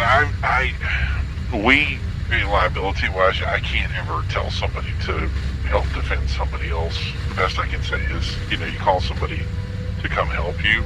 I just hope that number is available and working, as it wasn't working when we first tried to use it. So that's the thing, is I wish I had more stuff for people at this time, But it just correlates with what we're getting from civil defense right now, which is people are being directly asked to stay in their homes. They're asked not to leave unless absolutely necessary. I understand that the situation is dynamic and that there are people who are going out there and trying to find things. They're trying to pick up different items and getting ahead of the problem. So I understand that people are taking that action. For now, unless you work in a field like power, food, water, communication, those guys are still reporting for work, and I'm sure healthcare workers are included in that list as well. But other than that, they're telling you to stay home or not to engage in especially if you're in an infected area. And that's the thing that really we need clarity on, is where are these areas of most risk, and again, what we are supposed to be looking for. I'm also being told that if you're out and considering to hinder, if you in some way hinder the efforts of first responders, that those things could end up with some sort of arrest. And they did not say fine, they did not say warnings, they didn't say anything of that nature. They said that people would be arrested, and we are hearing that arrests have taken place. So if you don't have to go out, it's going to be the best opportunity to stay home and probably make less of a problem with the situation. And I think that is the big concern, is somebody goes out, they try to get ahead of things, they cause a bigger problem for themselves or others. Now, instead of rescuing one person, everybody's rescuing two people. And that goes into the part of, hey, you see somebody on the side of the road that's getting attacked, what should you do? Definitely don't be a part of the problem. And I think that's just as important, because like I said, if you have to rescue two people versus rescuing one people, you've made it very difficult for everybody, including yourself, and that just doesn't help. So civil defense did contact some companies and basically threatened to fine people. This is what we're hearing from them too, from some of the people who have contacted us, that they would fine them if people were asked to come into work, which I find that's very interesting, that they would take the additional statement to be able to do something like that. It just seems very overreachy for me that things like that could happen, of that, people could say, look, if you bring people in and their lives are at risk just coming into work, that you could face some sort of fine or some sort of, I guess, litigation. I didn't really get the whole details of it, but it's there. It's, as we get more information into it, I'm sure we'll look into it. And we don't know how many of those businesses actually listen to that as well. I'm sure there's a lot of companies, I know there's a lot that I used to work for, that would say, I don't care if it's a thunderstorm or tornado or, the apocalypse of the world coming to an end, that we wouldn't be expected to come into work. And that's where jobs like mechanic come into play, where, these are pretty much required. If you're going to have any sort of vehicle that you need to use in a situation like this, I would feel that the vehicle would be an important part of this equation, even though you're being told to stay at home. That having a mechanic or an individual that can actually work on vehicles or, HVAC systems, heating, plumbing, that kind of thing, those kind of people would be required or necessary workers. And we didn't hear a lot of that in the instructions that they were allowed to go out. And especially, like say, being a plumber, making a house call, I would think that would be, at this point right now, kind of interesting. Like, I'm not sure if I'd want to take a phone call and go into a random house at this point, knowing that, a couple of situations that have happened regarded somebody coming out of a building or structure and attacking somebody else unaware. So I don't know, maybe there's a little bit of, give and take here that we really have to figure out down the road. So I have instructions for people that were required to come into work, which, wow, this is pretty interesting. So avoid anyone you feel is sick or responsive. That seems pretty much a given. If you see someone that appears to be sick or unresponsive, avoid the area. That interesting pitch on that, but yeah, it does say contact emergency services. Now, the thing that I need to clarify here is that also comes with the walkie-talkie channel that they're going to be using. I don't know if that's like a standard channel that people use or if there's something specific for them, but there is a numerology system here, so there is ways for people to contact for them their emergency services, and I'm guessing that those do pick up. This one also says that police are authorized to use force if attacked, so I'm guessing they can't outright attack, or I'm wondering if that means if they can defend themselves or if they can defend others if they're attacked. But these words are, and the things that we're getting here for instructions seems very direct, discreet, and not very, leaves a lot for interpretation. If you are in an area that you believe the infected may be present, your safety is the first concern, even over an emergency response. So they're being told that if they do respond to an incident and the place they're going is they consider dangerous, they do not have to react to whatever that situation is. So that's some interesting instruction. I've never heard anything like that before. And that to me sounds like it's getting a lot crazier out there than I expected. And it's the interesting turn of events. So they say that here in this one that they are ahead of the situation in the city, but toward the rural areas it's difficult to judge what level this is taking hold. So the city, of course, is being a lot more people. I'm sure that they were able to get ahead of certain things, but as rural areas go, there is a little less knowledge, especially if you get into areas where things are more expansed out, that there could be things that are going on that we're not fully aware of. But it says here that if it's in the city, they're currently ahead of the situation. They have it fully under control. So, but it's concerning too that if they say if you're sick or you feel that you're sick, to not come in. So the problem is how do you know if you're not sick, or if you are sick, or how do you know if you come into contact with somebody who is sick and you are having symptoms or you're having some sort of issue? We don't even know what the symptoms are. I don't even know how to advise this. How do you tell people, hey, don't go in if you're sick, or don't take this action if you're sick, or stay this way? But there's nothing that says exactly what it is or what those conditions are. There's tons of illness. It's funny, every time we look it up on one program, it says clearly, everything looks like the flu. And a lot of them flu-like symptoms, that kind of thing. And it is just a blanket that you don't know. And so I just say to people, use your own discretion.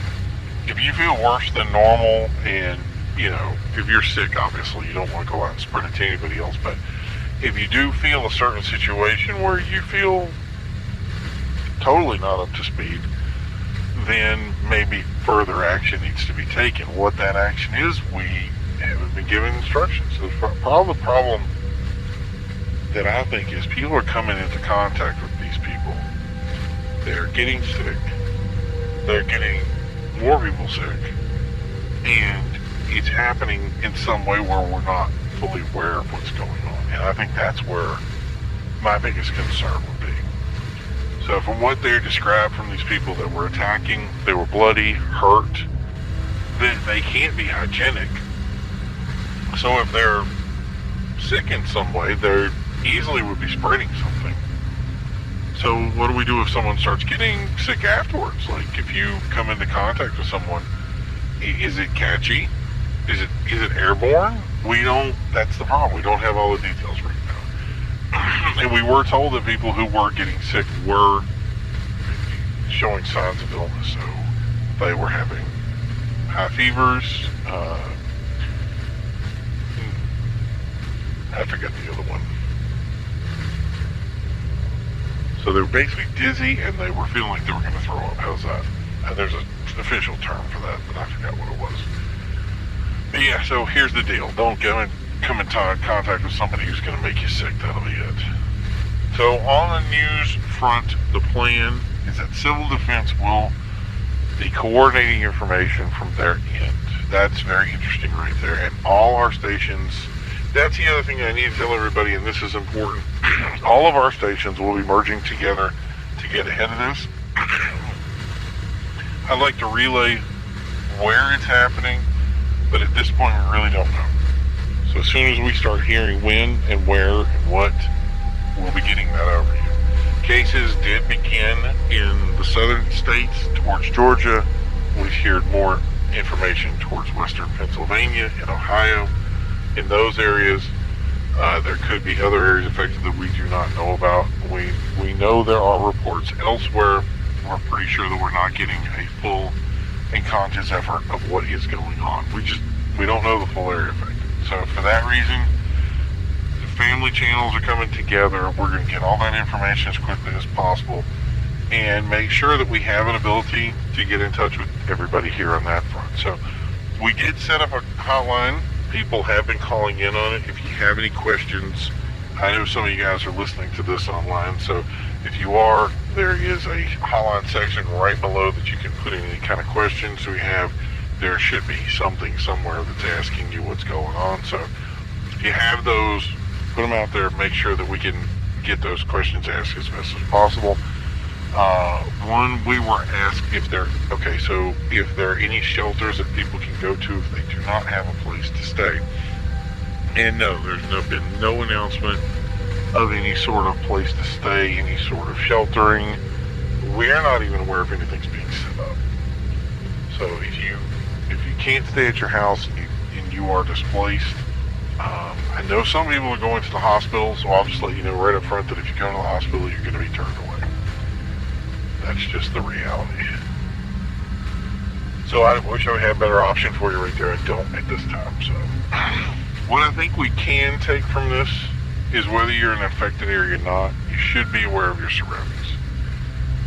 Even going out to do anything, make sure that you're aware before you go out to see the area that you're running into.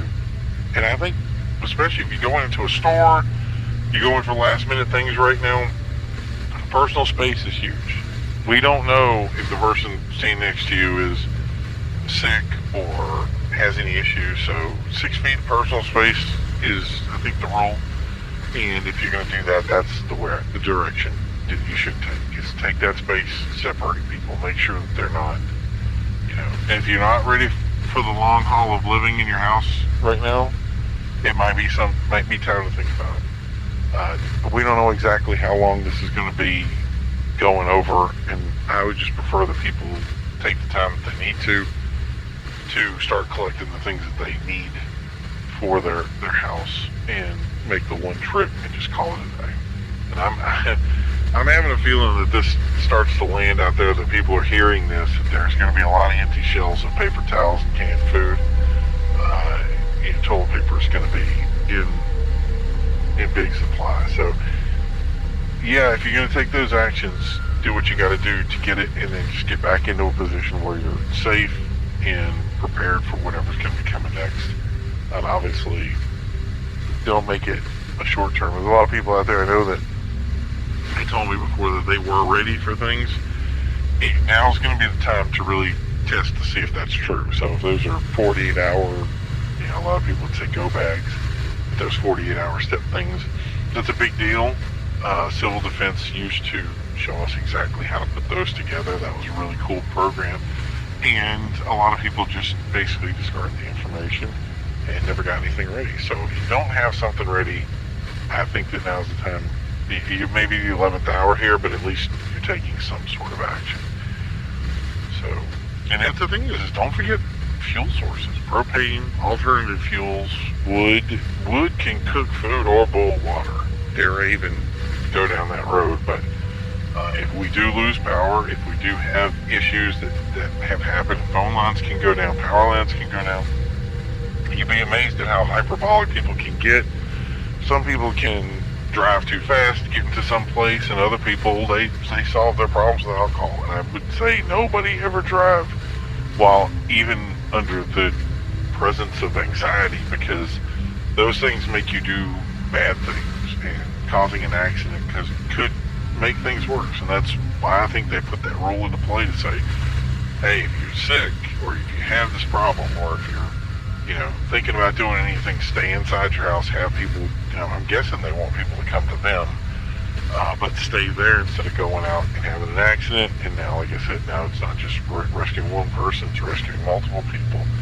And I don't think that they're going to be very kind about that action. So it's worse that we say, don't go out unless it's absolutely necessary. But, if you do have to go out and you do go out, don't make don't make multiple trips. Get everything in one trip and you're good. So the only good news I got for you right now today, and I think that the craziest thing ever, is that the weather is good. Temperature is nice. Not a lot of humidity out there, which we had over the coming days. Kind of built up to it, so I think it really just got over that hump. So now, if you're going to be stuck in someplace, it's going to be the perfect weather to be stuck for, for at least a short period of time. We don't have to worry about freezing or being too hot, which is great. And so the officials have time to get ahead of this. They have time to fix it before we have basically, if it's too late and somebody's stuck in a snowstorm or freezing cold temperatures and suddenly the electricity goes out, that could be a bigger issue. So right now, those issues, those aren't something we're going to take into account. So those who have gas or other heating options, you'll be in a great position.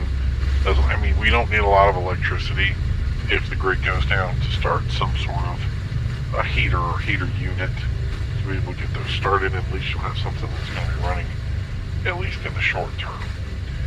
But that's the thing. I think we really are going to make sure generators have fuel, make sure that things are working normally. I don't want to see anything bigger go down. And the more I think about this, the more the information I see, the less I feel that we really understand the true depth of what we're dealing with.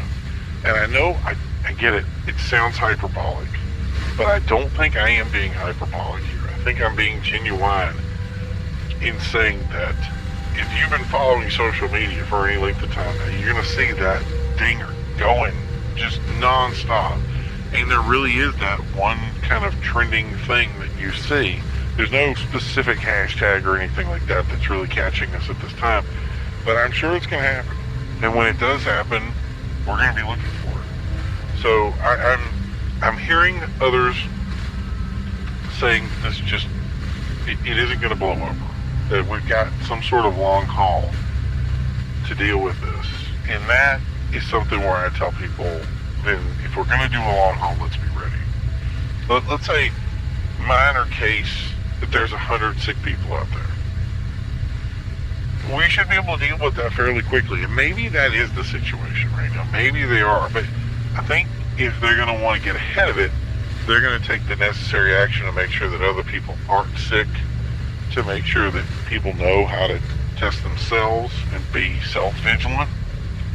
But if there's 1,000 sick people out there, and who knows how catchy that is, we can have 1,000 more overnight. That's exactly what we do. We could go from everything's fine to everything's not okay in a heartbeat. And I think that's really the issue that we're dealing with, is there's a time you can control something and there's a time when it's not controlled. And I think the biggest problem we're running into right now is that we don't know what is being controlled and what's not. We're just simply being told that everything is okay and to relax. And I don't know if that's 100% true. In some respects, I think people are being too calm. And somebody's sitting at home right now. They're not ready for any problems.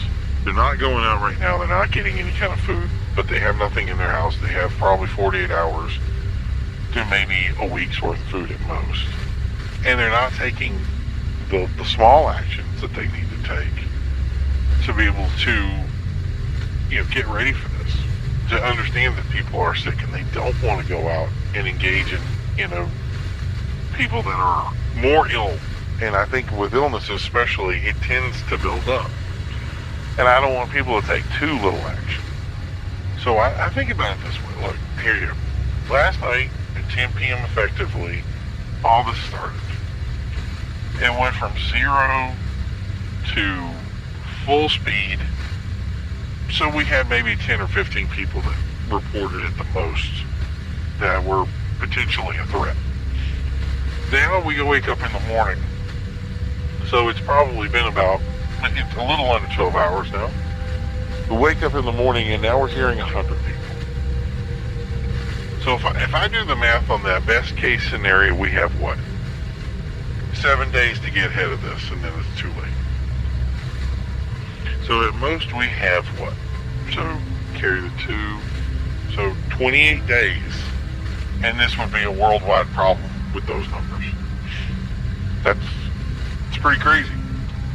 If we go from 10 to 15 to 100 in 12 hours, at the end of that period, we're now in a situation where this is the problem. And who knows how long this illness takes to get to people. So, and all that, and nobody's made a single announcement. And that's where my biggest concern comes into play. When people don't make announcements, they don't know what's going on. And I don't understand why that's not concerning to anyone. It certainly concerns me. So hopefully we're going to start getting some information soon from a hospital, a doctor, police, politician. Heck, at this point, if I heard the janitor say something, I would listen. And it would definitely help. So we have to continue to keep our nose to the grindstone right now and take a look into this. So I'm going to step away for 1 second here, get you to, we're going to basically take a break, and then when we come back, we'll be talking to you a little bit more on what's going on and see if we can get some more information.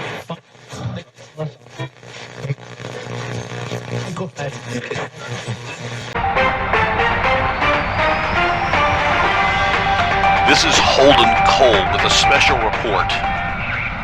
Recent reports of homeless individuals attacking people in certain areas of the East Coast have been on the rise.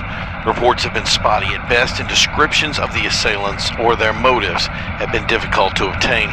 Our own Adam Slade is reporting to us live from Georgia, where many of these reports are coming in, and is currently capturing such an attack as we speak. So let's go to him live. Adam, can you hear us?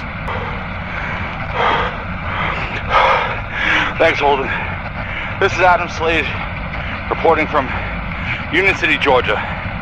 We're here on Main Street, the corner of Route 49 and 176.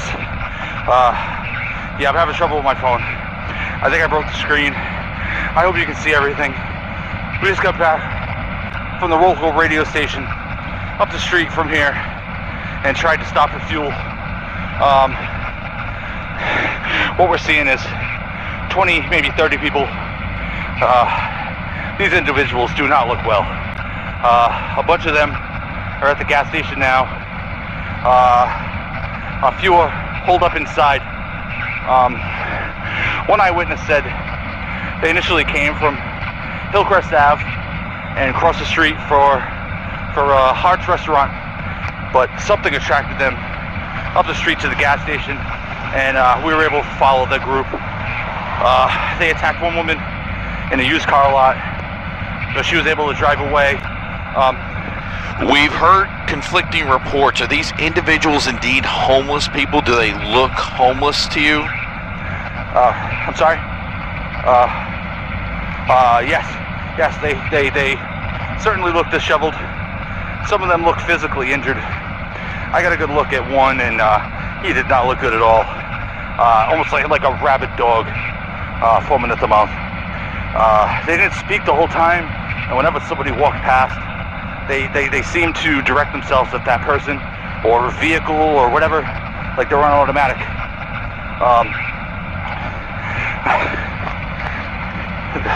I don't want to call out to any of them. There's just so many of them.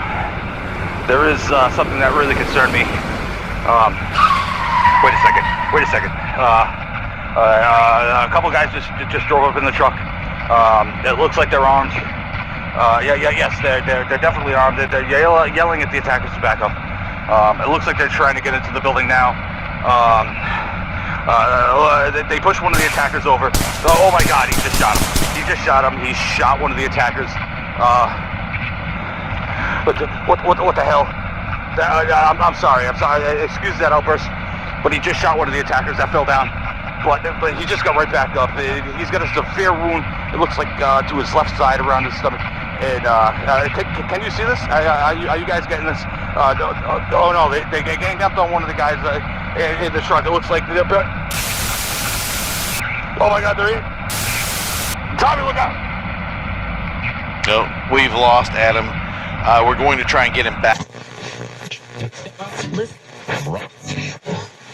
Hey, it's Sarah Anderson, and joining me now is Dr. Lee Holt of the Civil Health Division to answer some concerning questions we have on the recent attacks that we're currently witnessing in Pennsylvania, South Carolina, and Georgia. Dr. Holt, thank you for coming on today to answer these questions. Happy to be here. I have some questions written on a cue card that I'd like to go over with you. That's no problem. Do you think these attacks were caused by a drug interaction, or is it possible that my cold medicine can make me go insane? Well, I don't think that your cold medicine is going to make you insane, for one. There's a lot of processes that go together to make sure that any over-the-counter medication that you receive, or any sort of medication you receive in general, goes through many steps to make sure that it's safe for people to use. There obviously, in any kind of setting, it's important to make sure you don't use medication that's been tampered with. We haven't seen a situation where that is evident with what we're going through now. But obviously, if you ever receive any sort of medication that you believe may have been tampered with, return it to the store that you purchased it from and get something new. But again, I don't think that is the situation that we're dealing with now. Well, what about illicit drugs? Could it be a bad batch of methamphetamine or those crazy bath salts we're hearing about? And that is something that we do. That's probably one of our greatest concerns. One thing when it comes to any sort of drugs that are made on a street level is that there is no process by which there's no FDA approval for methamphetamine or bath salts. They're just done in back areas that are made to be secretive and in these various hideouts. What we're concerned about is the process by which they're made. A lot of times they use items that are not safe, and these sort of illegal drugs have been done in the past and have killed people. So it's something that we're definitely taking a look at, and we're definitely concerned with what could happen, especially since we only see this in certain areas, is that someone may have had a formula by which they make these drugs that have been handed around or handed to certain areas, and they've gotten control of it in a way that it's, they're teaching each other how to make them. So that's something that could be feasible.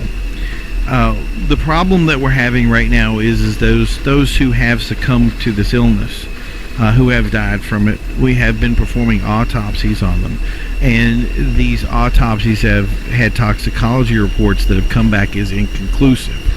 Now, that could be simply because we're not looking into all the things that we need to look into. Toxicology reports are sometimes different based on where you're located, so they may not be trying to hit on the things that we need to look out for when it comes to these sort of drugs. So it's definitely something we don't want to close the door on. We want to make sure that we make sure that our panels are more intense, that they cover different areas. But one of the things that we want to do, if we're going to do that, is we need to find out exactly by what process these drugs are made, and find some way of figuring out exactly what process is causing the problem. Interesting. Well, what about our homeless right now? They seem to be most affected by this. Is there something that our homeless population should be concerned about, or is there steps that they can take to remain safe? And that's definitely true. Currently, a lot of the problems that we're seeing are the people that we're seeing infected look like they're homeless of nature. So one thing that I would say to homeless people, obviously we can't change their situation where they are, so it's something where we're going to have to, I guess, get ahead of it. One thing I would say to any homeless person is that avoid things that are new or different in your settings. So if you have someone that comes by and a different person that's trying to sell you drugs, or somebody who has some sort of food, or anything that like I said is out of the ordinary, and this would transpire over in how you're feeling too. If you feel sick, if you feel unhealthy, or you have someone that is with you that is also not feeling well, or sick, make sure you take the precautions that you need to get you or them to some sort of help, and contact some sort of first responder to help you with that. Good. Dr. Holt, do you think this could be a terrorist attack? Currently, that's something that originally we are working with the Federal Bureau of Investigation and the CIA regarding this, and we've done a lot of research from that aspect. The biggest problem that we're running into is that when it comes to terrorist attack, terrorists tend to select large cities, areas that they can most impact, where they can have groups of people that they're affecting, and that's not something we've seen here. A lot of the attacks that are taking place are happening in rural areas. So what could happen is more that we could see people that it would be a waste for a terrorist to use these in the areas that we're seeing them in. So although we don't want to rule that out completely, they're going to continue their research. It's not something that my agency has taken any real interest in. Oh, okay. Well, do we expect this to be long-term? And that is an excellent question. One of the concerns we have with this is obviously time frame. The problem is we don't want to get ahead of ourselves with this. We want to make sure that we're going through all the necessary steps. And one of the first things is we need to find exactly what's causing the problem. And then we need to make sure that we take the necessary steps to either remove the problem or whatever we need to create to deter from that problem. And that's kind of where we're at right now, is taking those steps to make sure that everything is accurate on that end. So what signs should we be looking for? And that's important. One of the things that we had addressed before was obviously the I want to say use the word hyperbole of the event. Mm-hmm. A lot of people are taking things out of context, and they're one thing we don't want to have happen is people overreacting to every situation. And anybody that has a cold or a sinus drip is going to be somebody who can potentially kill people. Mm-hmm. I don't think that's the case at all.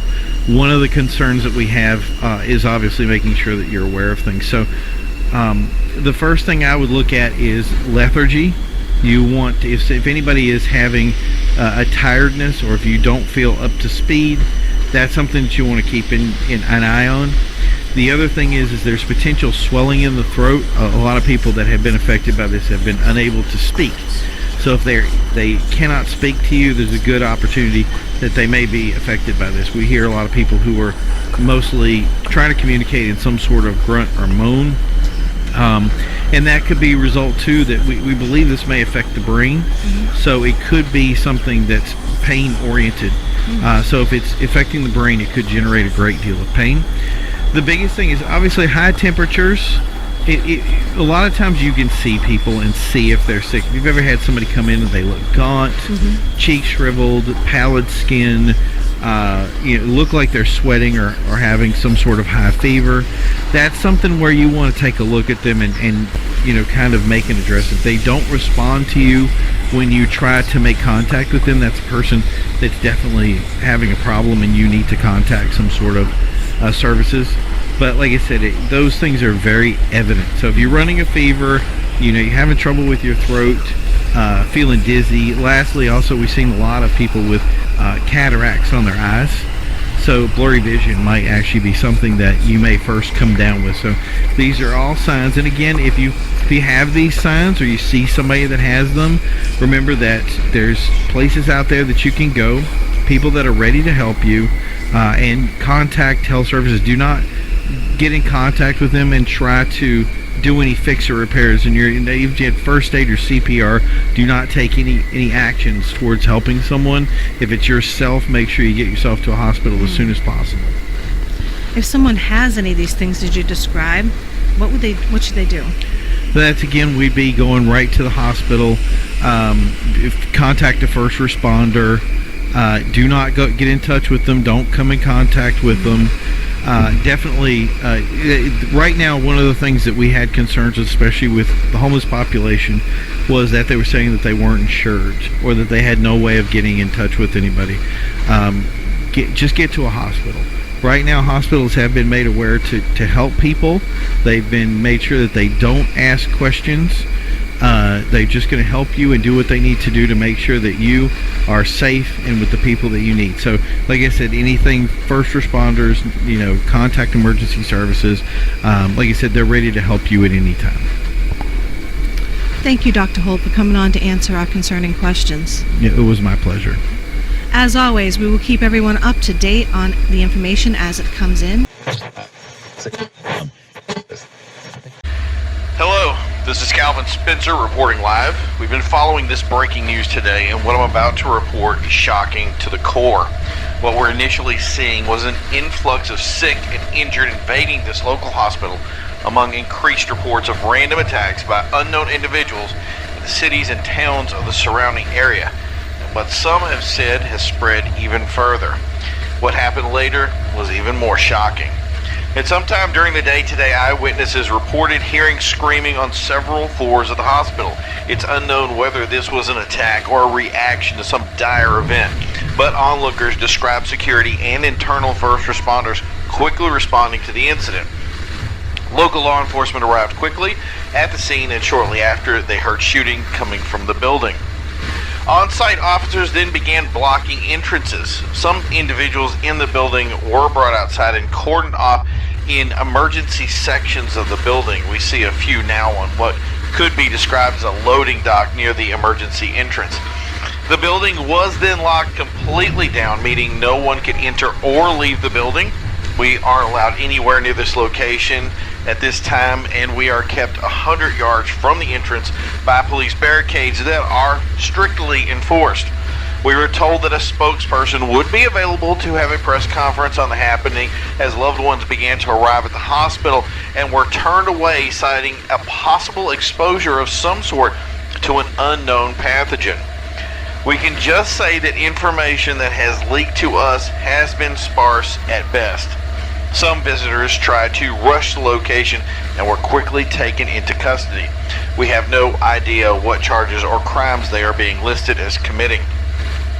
The truth is, the scene here is, from what we've seen, calm and orderly in spite of what is being described to us and other witnesses. We also don't know if this pathogen was brought into the hospital, whether it was released, or if one of the injured brought it with them. But putting two and two together, it can be abundantly clear that the screaming and reaction by law enforcement were connected in some way. It's possible the barricade is meant to keep us from becoming infected as well. But it doesn't end there. This situation became more dire shortly after 10 p.m. Eastern Time, with what can only be described as National Guardsmen reporting to the location in full military gear, openly wielding military weapons and marching towards the hospital. Some of them entered the building wearing gas masks and other protective gear. They're beginning to set up some sort of command center in an adjacent lot. None of them will comment on the situation, and the lectern that was at one time set to relay information and take questions now remains empty of any staff. Even the lights have been removed. It's clear that whatever situation that spurned is still ongoing. What's that? Yes, at first we believed it was possibly a hostage situation of some type, yet no hostage negotiator has arrived, and police have not set up any kind of perimeter to the building or their own command center as we would normally expect in such a situation.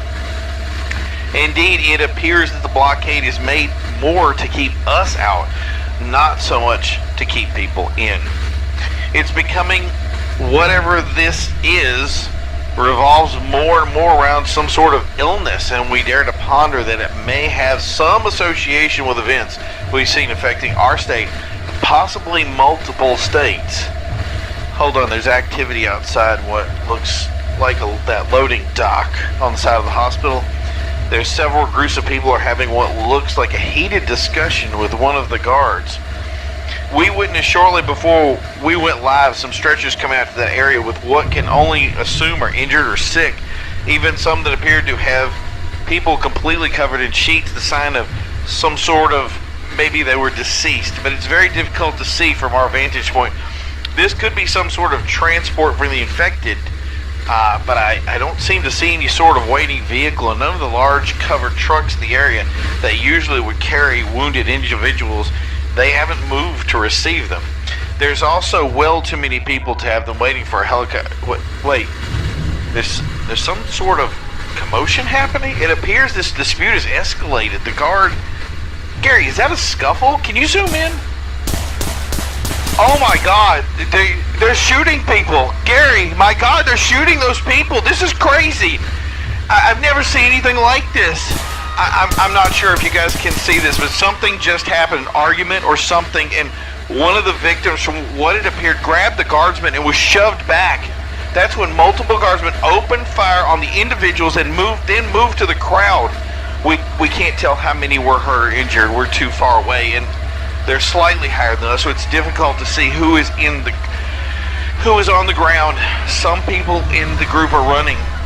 Oh my God! The National Guard, they're headed this way. What?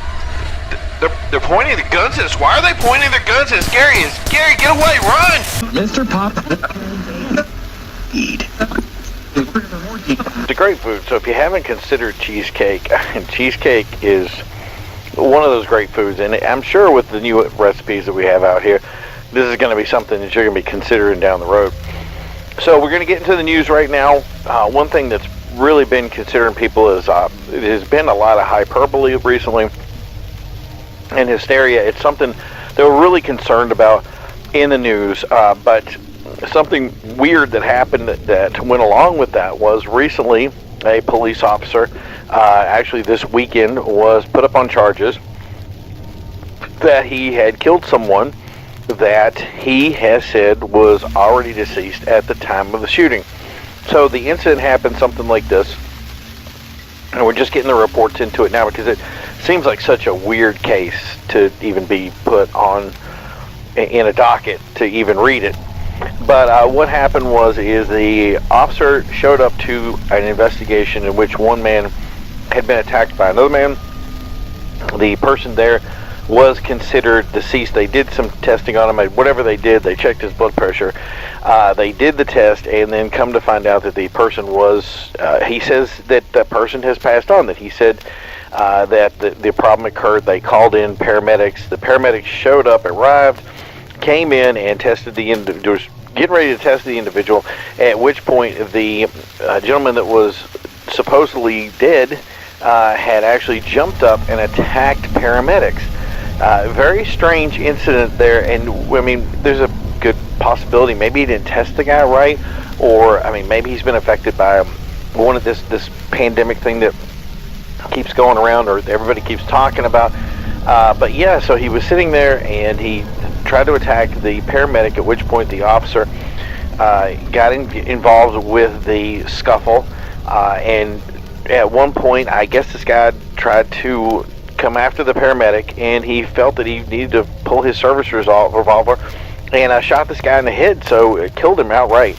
At which point, some of the relatives were nearby and believed that he made a lot of bad judgment calls when it came to how he dealt with the situation, so they put him up on charges. And that was the thing is it started getting released as the information. He put out a statement today saying that according to him, and he believes other witnesses, the person that he was shooting was actually deceased. Now, it became a public outcry of what happened.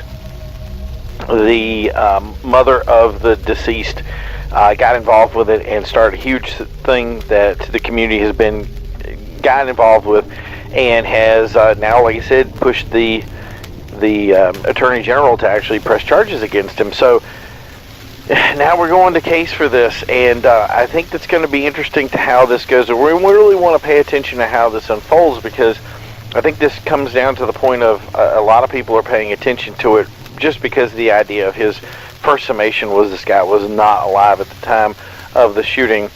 or that had already passed away. They really didn't say how long had passed between the time that he checked and the time that the paramedics showed up to confirm it. I'm guessing it's going to be a great deal of time, because obviously they wouldn't be in a rush to do something like that. I don't know, but it's not my thing. I just know that how it came together, and we really haven't even heard what prompted the police to arrive at the scene in the first place. I'm guessing there was a prior attack that had happened that put them in this position. So this is going to be an interesting one to go forward with, and I think it's going to be interesting for police officers, because what we're hearing more and more is that there's a potential for people who are suffering from some sort of sickness, something that puts them in sort of a trance-like state, almost in a rabid state, and that the idea that officers are engaging these people, and there could be pretense for maybe murder. I don't even know how they would, what kind of case. I guess it would be manslaughter. Would it be accidental? I mean, this guy's attacking you. I would think that you'd be able to defend yourself. But it's not just the concern for the police. The real concern that I have is going to be how civilian response to this happens and how that occurs. So let's say you're a person and you encounter somebody on the street that may be suffering from some sort of trance-like illness, won't respond to commands, has no ability to communicate with you. Your first instinct is to go up and try to help the person, and come to find out this person, the second you get near them or touch them, they attack you. It puts it in quite a pretense of how do you defend yourself from this, and what the conditions are. I think it's important now for the CDC, for any kind of government agencies, even I won't even say the military, to get involved with this, or somebody to make a clear and concise thing of how this illness, pandemic, whatever it is right now, affects people, and how can we respond to this? How do we engage it? How do we put it into a position where it's something that, I understand it hasn't happened a lot. We're really looking at very anecdotal style reports here, but the few reports that we do have kind of puts us in a position. I mean, they're starting to stack up. So there comes a point when, some sort of release has to happen, and we continue to hear the CDC has remained silent. They've, done a report recently on some sort of magazine that they put out that tries to instruct people how to deal with, I want to say fantasy events, but they haven't really touched this, and we're really looking for something that is real, is concrete. So we'll see what they do in the future here. It's got to be close down the road, and I'm sure people are actually, being involved in it now. So they're going to get in touch with them and get something out there. So thank you guys for tuning in. There's going to be more coming from Johnny Lightfoot later on today. He's got some great talk show and some great guests. So I hope you guys tune into that. It's going to be a great show. Don't forget to turn to that dial to this channel. The president has been quick to say they will discuss the ramifications of these attacks in an up-and-coming press release once all the information is available. Polling stations do not believe the additional scrutiny could hurt him in the incoming election, but pundits are far more skeptical of the overall results if the news is ignored. In what is now becoming national news, an outbreak of attacks on the East Coast have continued to escalate. Local reports have generally been limited to rural areas and outskirts of smaller cities. When asked, local law enforcement have stated they have the situation well under control. No confirmation yet to the cause of the attacks or what provocation has incited them, but continued warnings of dealing with anyone that may look unusual or gravely ill should immediately be reported to local law enforcement. This information came to light when groups stranded in a farmhouse in Evans, Pennsylvania were rescued by the sheriff's office after reports of suspicious individuals walking in the woods near a large cemetery. The sheriff's men, in association with local rescue members, were able to secure the dwelling surrounded by a dozen individuals that refused to respond to authorities. These individuals were subdued, but one man perished in the altercation. His name was not released. This is the first death reported in the events that have plagued small pockets in the East so far, prompting the FBI and CDC to be dispatched to the location to determine the cause.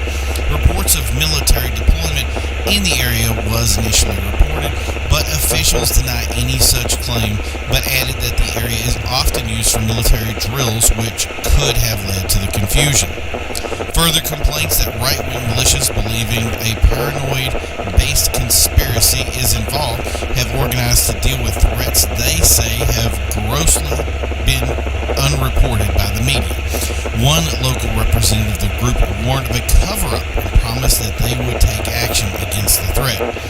Representatives of the gun control group Fair Use of Guns asked for cooler heads to prevail and asked that local governments step in to maintain peace, warning that, quote, allowing roving bands of gun-toting good old boys to run uncontested throughout the state would result in someone innocent being killed, unquote.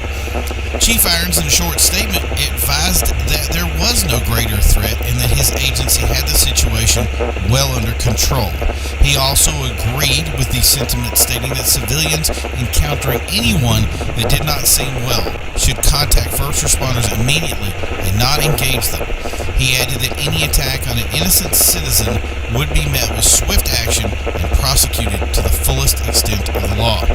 We will continue to convey more information about these events as they are made available to us. But now in the weather, as temps are...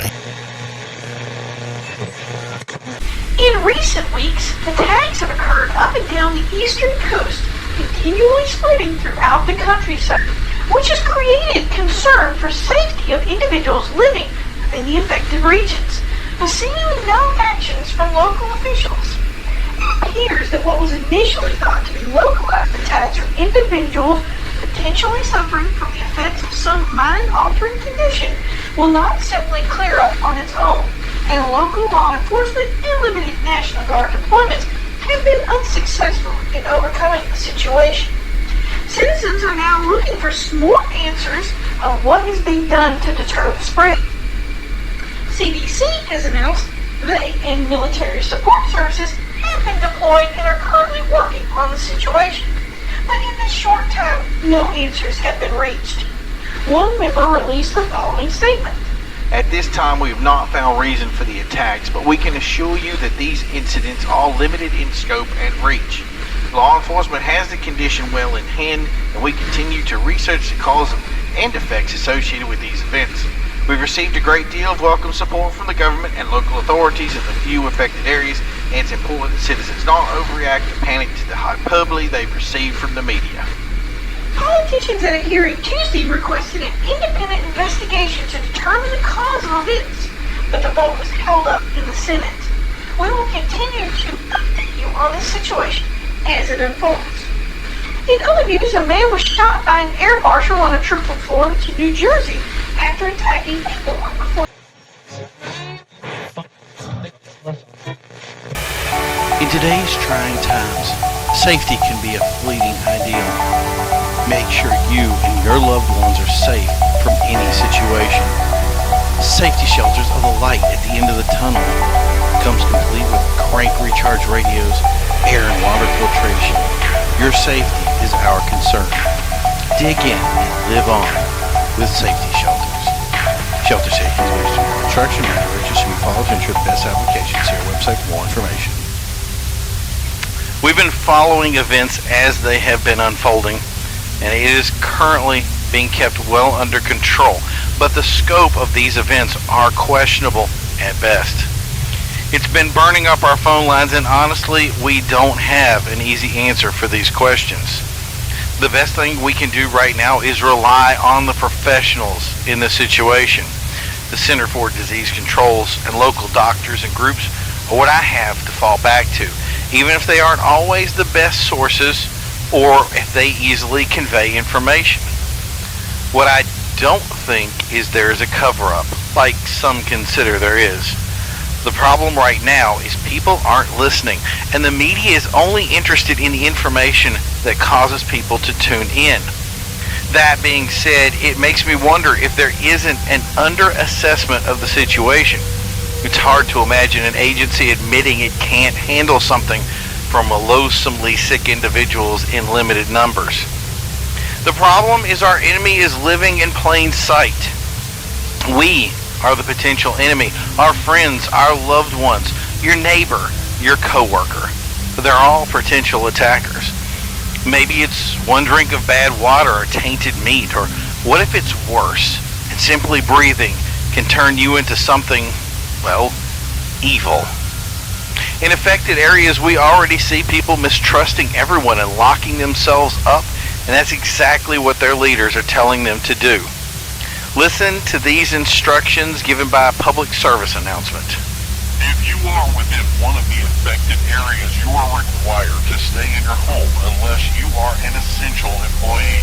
These include police, fire, paramedics, healthcare workers, and important infrastructure models.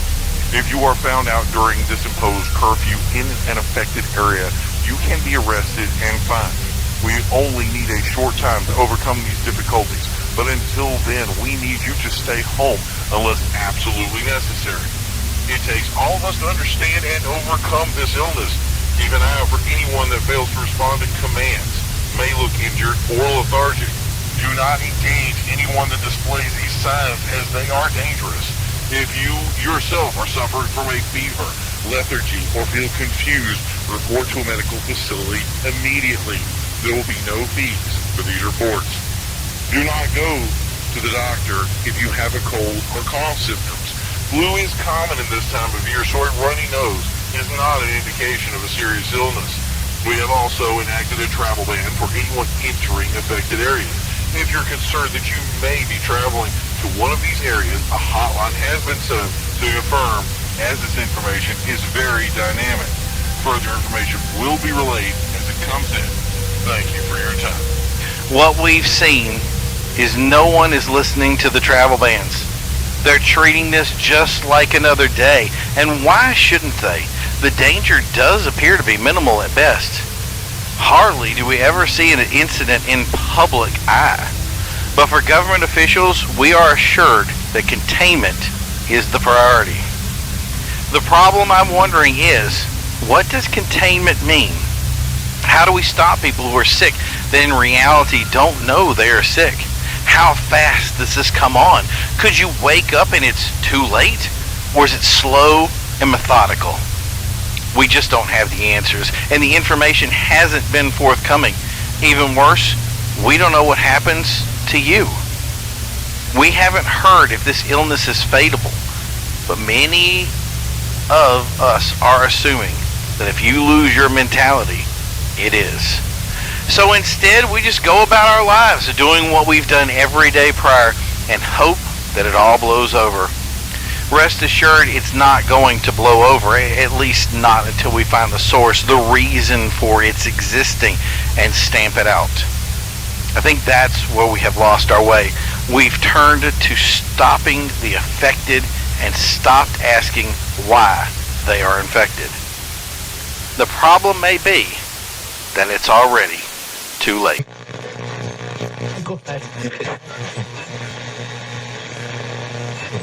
This press conference now. Hello, my name is Marlon Hayes. I am the Director of Civil Defense of the Northeast Sector. I will be giving a report and then a short question and answer section about the current events going on much of the eastern seaboard. We are joined today by military leaders and heads of state, and due to safety concerns, we could not have the press on hand to answer questions, but they are remote and able to forward questions to us as we can answer at the end of this meeting through the lectern. We are reporting attacks from infected individuals in much of the northern and southern states of the East Coast. This includes New York, Pennsylvania, West Virginia, Virginia, Tennessee, as well as Georgia, South Carolina, and Florida. Each state has a breakdown of areas that have been infected and can advise for those living in those areas. If you plan to stay in those areas, it is advised that you shelter in place for the duration of the infection. Currently, we have state and local police, sheriff, and National Guard deployed to certain areas to contain and prevent infections and are sweeping the areas to prevent any further spread. We are aware that some citizens are taking actions into their own hands, and it's advised that any action be directed through the local police offices to mitigate potential hazardous encounters. Your cooperation with any government officials is both necessary and required within affected areas. We are not fully aware of the full extent of the infection at this time, nor do we have a pathogen report on how it is transmitted, but we believe it is most prevalent form of transmission is close or immediate contact and can infect individuals through breaks in the skin or transfer of blood. At this time, we have no evidence that the infection is being transmitted by water, food, or other consumables that have been reported in the past, such as medication or illicit drugs. Meaning, if you can avoid the infected, you should be able to avoid transmission. If you are outside of an infected area, that does not specifically mean you will not come into contact with an infected individual. It is also important to not harbor anyone that you believe may be infected. We understand that your goal may be to help family or friends, those who are been afflicted with this illness, but any actions you take are futile. Again, there is no medication that can stop or slow the spread of the infection, and if they are allowed to devolve, they could attack and infect you or others. They are capable of killing anyone they come in contact with. Remember, if you believe you or someone you know is infected, contact emergency services immediately. They will come to you. Now, we'll have a moment here to answer some of these questions. So the first question we have is, how are infected attacking? The usual attack is physical in nature. We have not seen the use of weapons or other items, usually through bites or attacks with hands and mouth are the prevalent forms of attack. Alright, the next one here is, are shelters being set up to house homeless or those displaced by fires? Yes, we are currently in the process of setting up shelters and transportation for those who have been displaced. At the moment, they should go to hospitals and police stations for shelter. Okay, the next question is, are any supplies needed? We have determined that in the future supplies may be necessary, but it must be handled from a government level, as citizens should not be entering the areas that are infected prior to them being cleared. So if you have something that you would like to provide, give it to a local representative who could somehow forward it over to an area that has been affected. What should you do if you come in contact with an infected individual? The simple response to that is flee and contact emergency services immediately. Part of the situation that we're going through now does help greatly if we are informed of someone who has been infected. So make sure that you contact them immediately upon any sort of interaction. Do not engage anyone for any reason that you believe to be infected. Okay, can citizens volunteer to be involved in the operation? Yes, in some areas volunteers are being sought to assist in capturing the infected.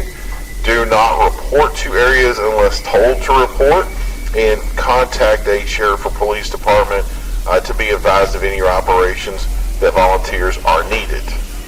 So again, do not report to an area that you're not aware of or not supposed to be in. These areas should be clear. Is the infection spreading? Currently, we believe we have contained the infection within the aforementioned areas. Due to more thorough research, we were able to see a fuller extent of the infection, and therefore the original infected area was expanded, and we deployed forces subjectively to those areas to make sure that those new infection areas or discovered areas were contained, and we believe at this time that they are contained. Is the infection deadly? Although not at first, the infection will always result in the death of the host at its termination. If you are infected, there is no inoculation that can save you. And that's why it's so important to seek medical attention as early as possible, or to inform anyone if you know of anyone that is infected. The results are usually high fever, lethargy. There will come a point when the person will just simply not be able to respond. They will not be able to communicate in any way. They will not be able to follow commands. It will be evident once you've basically, what we're calling right now, flip the switch. So that's something that you want to keep an eye on, make sure that you're aware of things. A lot of people had asked if this is something that would be easily identified. Yes, it is very easy to identify, but the thing that we see most is if you come in contact with someone who has attacked you, that is usually the most important time to really take advantage or to see in the situation of where things are moving forward. Are we killing the infected? In most cases, it is impossible to capture an infected person. They are violent in nature. They attack indiscriminately anyone that they have available to them. And remember, at this time, any form of bite or scratch or any sort of attack of any kind that causes damage to a person may require that the person themselves are going to become infected from that. So at this time, we are being required to put down anyone that has been shown or proven to display full signs. Remember that this is not something we expect citizens to take into account. It is, again, if you see anyone, do not attempt to engage them. Simply call in an official who will be able to follow suit and take the appropriate action. Is there any validity to the statement that the infection has killed the person prior to them attacking? We don't have an answer for that at this time. So thank you for everyone's attention. Please stay tuned to your emergency broadcast and continue to follow those to be updated. We interrupt your regularly scheduled program to give you a special bulletin regarding the attacks that have seemingly spread throughout the eastern seaboard. As always, it's important not to engage anyone who you believe are ill or unresponsive. Individuals affected by this pandemic will attack on site without provocation. Reports that had stated that it may have spread from homeless infections may have been greatly exaggerated, but it is clear that it is spreading, and you should make yourself aware of the signs and symptoms of the illness. Current numbers of infected are difficult to track at this time, but are still considered very low. Philadelphia has reported multiple sightings of unresponsive individuals in a trance-like state that seems to frequent these reports. Also, reports from other cities such as New York and Chicago have begun to surface, although in very limited numbers. It's still not clear how the transmission is passed. Aged and infirm seem to be the most susceptible. Assisted living structures have been recommended to lock their doors and screen anyone entering. What is clear is that hospitals and medical facilities are reporting influxes of injured, mostly from bite and scratch wounds, while some have reported injury from escaping individuals they believe to be infected. Although these reports cannot be seen as completely reliable, it seems that these reports are an excellent litmus test for where to focus efforts. Local police, assisted by National Guard, still attempt to focus their efforts on the most troubled areas of attacks, but since infected are highly mobile, it has become more and more difficult to track their movements. False reports have at this time been considered low. At this time, our area has not received alerts, but the President has asked that all state and local officials remain on high alert until the issue can be better assessed. Until then, you are asked to remain in your homes. Many have taken these requests and become communal in nature, especially in rural areas where resources are better pooled together as families are sharing buildings and resources. One business allowed homeless and other individuals to come inside to better protect from infected individuals. Malls have set up makeshift shelters and handed out food and water to those displaced. But the CDC is warning that these may not be advised at this time without due screening of individuals entering these facilities.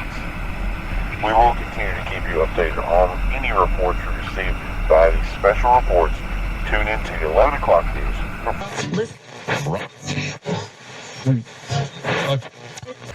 This is Lewis Carl of Channel 30M6N for a special report.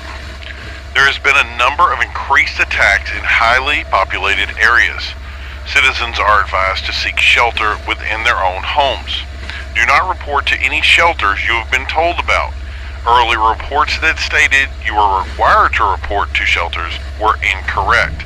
Only report to shelters if you specifically require a shelter. Homeless and injured are welcome to use available shelters. In early use of shelters, many people that were not affected or sick arrived to ask questions, and these stations are not equipped to answer questions at this time. A global hotline was established to answer questions that are known. You are directed to use that hotline should you need it. Information has been sparse, but attackers are suffering from some form of illness or effect that has rendered them unable to speak or make sound judgment. It appears they are attacking through their bite. Local hospitals are being inundated by individuals with bite and scratch injuries and have had difficulty keeping up with the injured. If you are bitten by something or someone, you are told to report immediately to a hospital or medical shelter that has been set up in many areas. A special hotline has been set up to contact to find out your nearest shelter should you need one. That being said, you are being instructed to shelter in place. Do not leave your residence unless absolutely necessary. A state of emergency has been declared in many areas across the state and the eastern seaboard, and local politicians are requesting that the president do so as well so they can allocate funds appropriately. In many areas, the National Guard has been mobilized and some checkpoints set up to make it easier to identify the sick or infected and get them the necessary help they require. Do not be alarmed by these checkpoints. A special task force has been made up of CDC and National Biodefense, a section of the military, to deal with the issue. This group also includes members who are doctors who are well-versed in brain illness and injury. We've been told that a member of a tactical unit has also been deployed to train local officers in how to deter attacks. Until you receive further instructions, if you encounter someone that is injured or unresponsive, do not interact with them.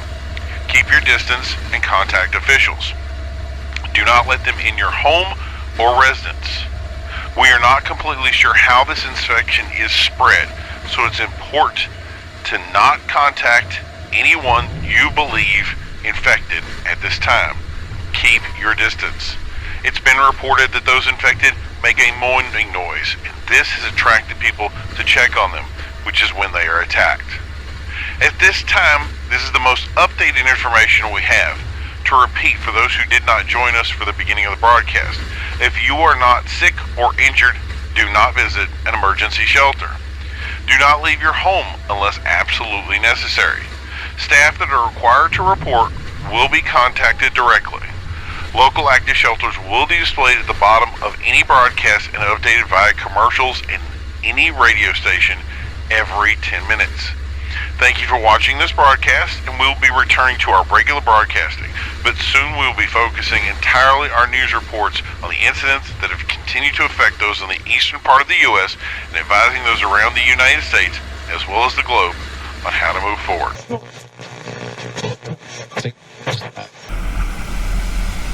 Welcome back, everybody. This is 30M6N Radio.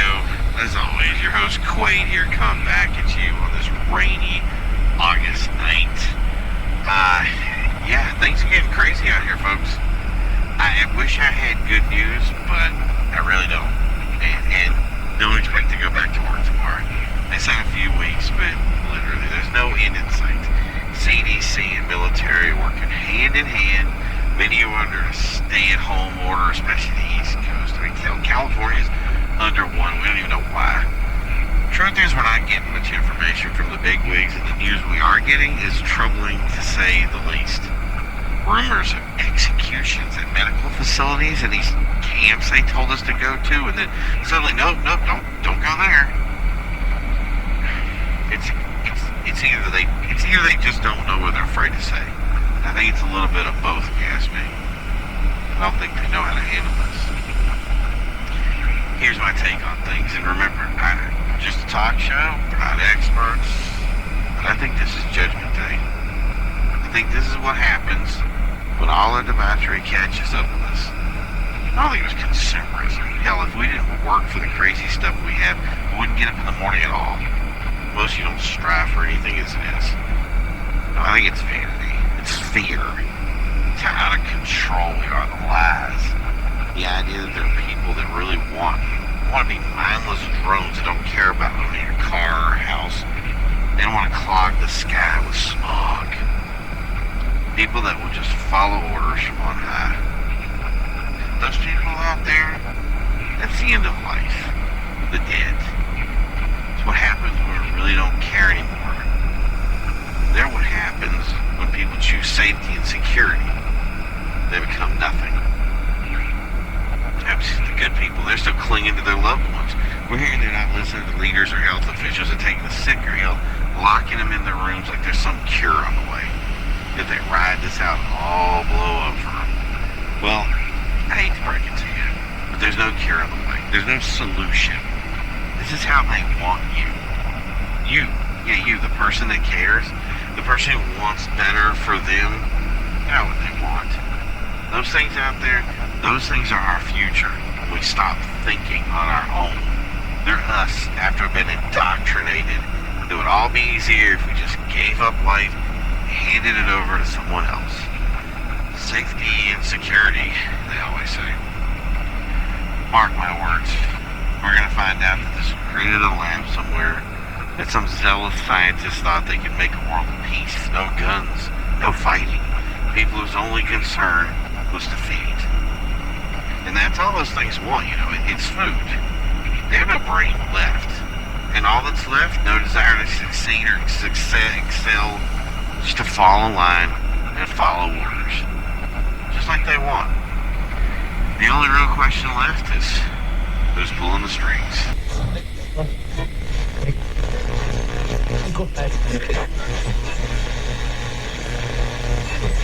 Welcome back. After numerous calls to multiple locations to help you folks figure things out, we received a response from the Office of Defense. I don't know why anybody else hasn't responded, but at least we've gotten something here. But don't get excited. I'm going to read this letter, mind you, that we received, and we're looking forward to hearing what you think. From the Office of Defense, a thorough investigation into rumors of a possible release of toxic chemicals or dangerous biohazards has been performed to ascertain that the current threat we are facing was not man-made. Duh, guys. Okay, that's a good start so far, right?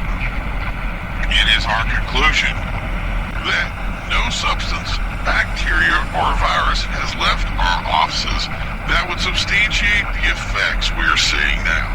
No ongoing research complies with the effects of what we face. So what they're saying basically is that there's no leak. This is not something from their biohazard department over in Virginia, that none of that stuff was ever got out.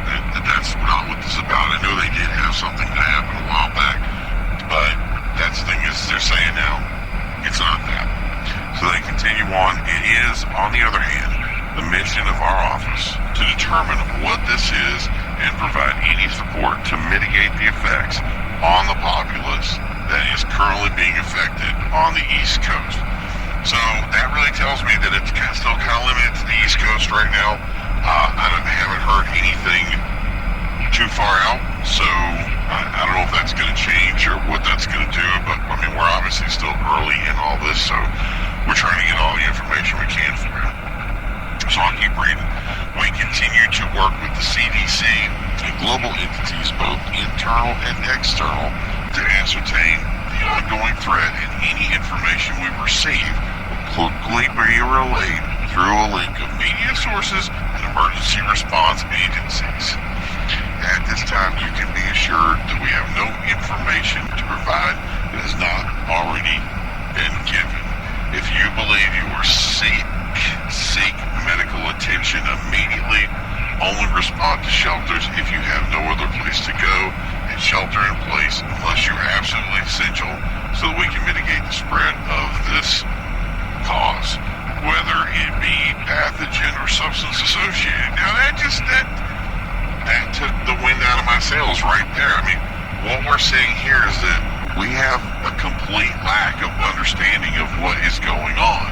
At least some of the other areas said it was probably viral or pandemic, potentially something in the water. Now we're hitting nothing. So they still don't have any idea. This could be animal, vegetable, or mineral. Yeah, it would be better to grab your nearest 8-ball to figure out what to do next.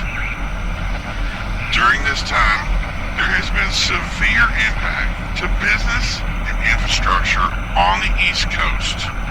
We're getting reports that checkpoints are being set up, and in many areas, a state of emergency has been called into effect to allow for proper resources to be funneled. That's the wording we're getting. And simply put, everything is being shut down whether you like it or not. The question is, where are these funds going to be funneled? The shelters aren't doing any good. Most of them are empty, and I don't know why they're empty. They're just empty.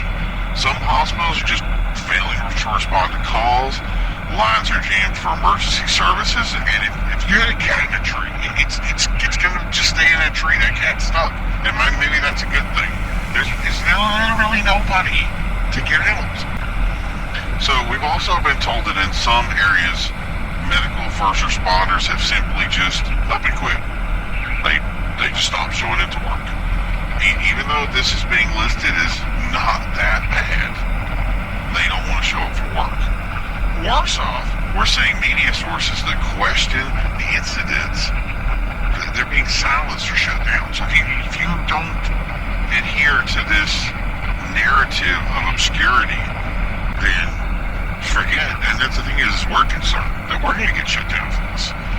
The only good news is it appears that the lights are still on and the gas is still flowing in most areas. So that's pretty much it. You can turn on your lights, cook your food, get to work, and if you can, get to work. And that's the only positive news we got. The truth is, when you're driving to and from work, you need to be careful and vigilant. The homeless population, they were most affected. In much of mid-America and southern states, people are just simply arming themselves and organizing into militias. That's how serious this has got. While most of the Northeast, you can't even display a weapon anymore. It's almost completely banned. We're seeing people arrested simply for protecting themselves from people who are infected. But the jails don't have space for these people, so in many cases, the rules don't matter because nobody's arrested. It's really setting up precedents for lawlessness. You can't arrest somebody who's potentially sick and attacking somebody else and put them in the jail. It means they're a separate area. What are they doing? Nobody's telling us this. And this is a double-edged sword in actual response. Like you can't do one thing without the other, and you're told to do both, where you can't do either. Soon in these big cities, we're going to see some issues. Organized crime, protection rackets. The potential is unimaginable. And we're hearing about these things happening already. Someone doesn't like someone else. Maybe they mistook them for being infected. Who knows? We certainly aren't hearing much from the OD on the matter. I mean, we just read the letter. You heard it. We're just told to hurry up and wait, is basically what this is. Simply put, this is a powder keg. What do we hear from the government? Legislation that says if you're found harboring a sick person or killing someone that is infected, you get put in jail. Well, which is it? Do we get to defend ourselves, or do we just call someone that isn't going to respond to the phone call or generally just won't come in general? Like this, that's it. I'm pretty sure if I'm being attacked, I'm not going to care, honestly. I'm just going to do what I have to do, whether that be getting away, which I'm hearing these attackers are really slow, and if somebody's just if I have somebody near me and that means I have to use a fountain pen, I'm using a fountain pen. It is what it is. What's really crazy about this, and this is something we looked into, these insurance claims have obviously they've skyrocketed, but the insurance companies are asking for proof of death. What does that mean? I'm going to put it like this. I mean, I'm going to say it, and we're all thinking it. These people are already dead. Yeah, we've heard the whispers. We've heard the rumors. Nobody wants to face it. But that's what that means. Proof of death. If you're dead and still walking around, insurance won't pay. why you can't harbor the sick. It's just really frightening to have even said that or even thought it. But if that's what it is, we gotta say it. We gotta get this out. That's what I'm hearing. And I don't know, man, something official has to come out and let us know what's going on. The media organizations started to move to a 24-hour news coverage. Our group is actually batting around now instead of doing some of the stuff that we're doing, taking the music off and just going straight for just 100% coverage. And I think it's a good idea. I'm ready to do it. Let's get some people in that can discuss what's going on and just be honest with us, man. Seeing these people driving into work is haunting me. But if I have to do it to make sure you guys get the right information, I'm ready. What we need to do first is get you up to date on the situation arising on the east coast of the U.S. A few months ago, what started as random attacks on the eastern seaboard in mostly Florida and Georgia has escalated into something significantly more serious. We began to receive reports in Pennsylvania and a few other northern states as well, although much of the information could have been confused with other events. We'll sort through this information as we receive it and then distribute it once we confirm its authenticity. Until then, it's important we relay exactly what we know. What was first reported as single, individual, homeless, or potentially drug-affected individuals attacking others. Later, it began to be assessed as groups of homeless individuals, still with potential drug association, attacking random individuals or groups without motivation or provocation. So completely random attacks. These individuals were described as disheveled, unkempt, and in some reports described these individuals as injured or bleeding.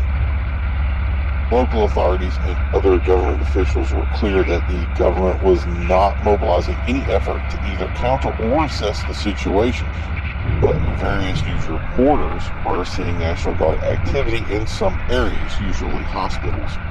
In one instance, the National Guard had fired on civilians we believe who had rushed the hospital they were set to guard. None of the details on that event as yet have been fully released. We only have eyewitness reports. Further reports came from other areas outside the original affected zones as citizens began to demand answers from local officials. CDC and Office of Defense were dispatched to these zones in hopes to assess the ongoing situation there. A shelter-in-place order was given to these affected zones, mostly limited in scope and size, but those who were in were told that if they weren't essential to stay home, promising that the issue would be mitigated as quickly as possible. But that was not to be. Instead, a false report was given that people in the area affected were to report to shelters. This had a secondary effect, determining that the overall scope of the problem was much bigger than expected, reaching into New York, Boston, Philadelphia, Atlanta, and only a few areas within North and South Carolina and Pennsylvania which were not within the coverage zones. Meaning a vaster swath of the eastern seaboard had fallen victim to this illness, and have to use that term loosely. While there were speculations of a spread towards Middle America, nothing has been confirmed at this time. Neither has any reports ceased. The shelter report was recalled and stated that it was only for those that did not have shelter, quarantined sick, and those unable to shelter in place. The success of these efforts has been questionable, with most shelters actually remaining empty. At this time, it's also difficult to fully explain the affliction, as at first it had been referred to as a drug interaction, then a possible food contamination, and even as a virus or bacteria. What we do know is that the effects are high fever, lethargy, numbness, and finally, quickly onsetting dementia, similar to rabies, at which point the person can become violent and attack those around them, biting and potentially devouring their victims. Once this information was known, officials were quick to outlaw keeping anyone sick inside a home or dwelling. What has been described, and we're simply reporting this because this is how it was reported to us, that those in hospital care would have some sort of cardiac arrest before becoming violent, uncontrollable, attacking anyone within reach. It's unknown how this could affect the brain, but possible blood loss affecting certain reason areas of the brain could become necrotic, or as some have called it, flipping the switch. Some reported that after they became violent, that no heartbeat could be discovered, assuming that these attackers were already deceased. But CDC and military infectious disease divisions from RAID have completely ruled this out as fantasy, simply stating that a circulatory system would be needed for a body to function. What we see now is a full-fledged movement by National Guard forces working directly with the CDC and RAID to enter areas that have seen the most activity. They have been clear in determining that they plan to quickly get to the bottom of the matter and share the results as soon as they're available. Simply put, they're stepping up the effort. This was ongoing as a pressure from areas where businesses were no longer functioning and those who were responding to work as essential employees were under immense risk. This has led to locals arming themselves, boarding up houses, and stirred a powder keg of reaction. It is advised that anyone traveling in these zones to enter with increased caution. In areas hit the worst, we are being told the National Guard has set up checkpoints to only allow those in those areas as considered essential to join the effort. That being said, we do not know with consistency the true scope this illness has impacted, being that anyone and everyone remain vigilant for the symptoms described. Encounter someone with those symptoms to contact authorities immediately. Do not interact with anyone that is unresponsive for ill reason. China and the Arab nations have conveyed they plan to restrict travel to and from the United States as a whole coming days. And we expect some sort of answer in the next 24 to 48 hours of a full and detailed report. We will keep you updated on the information immediately once it becomes.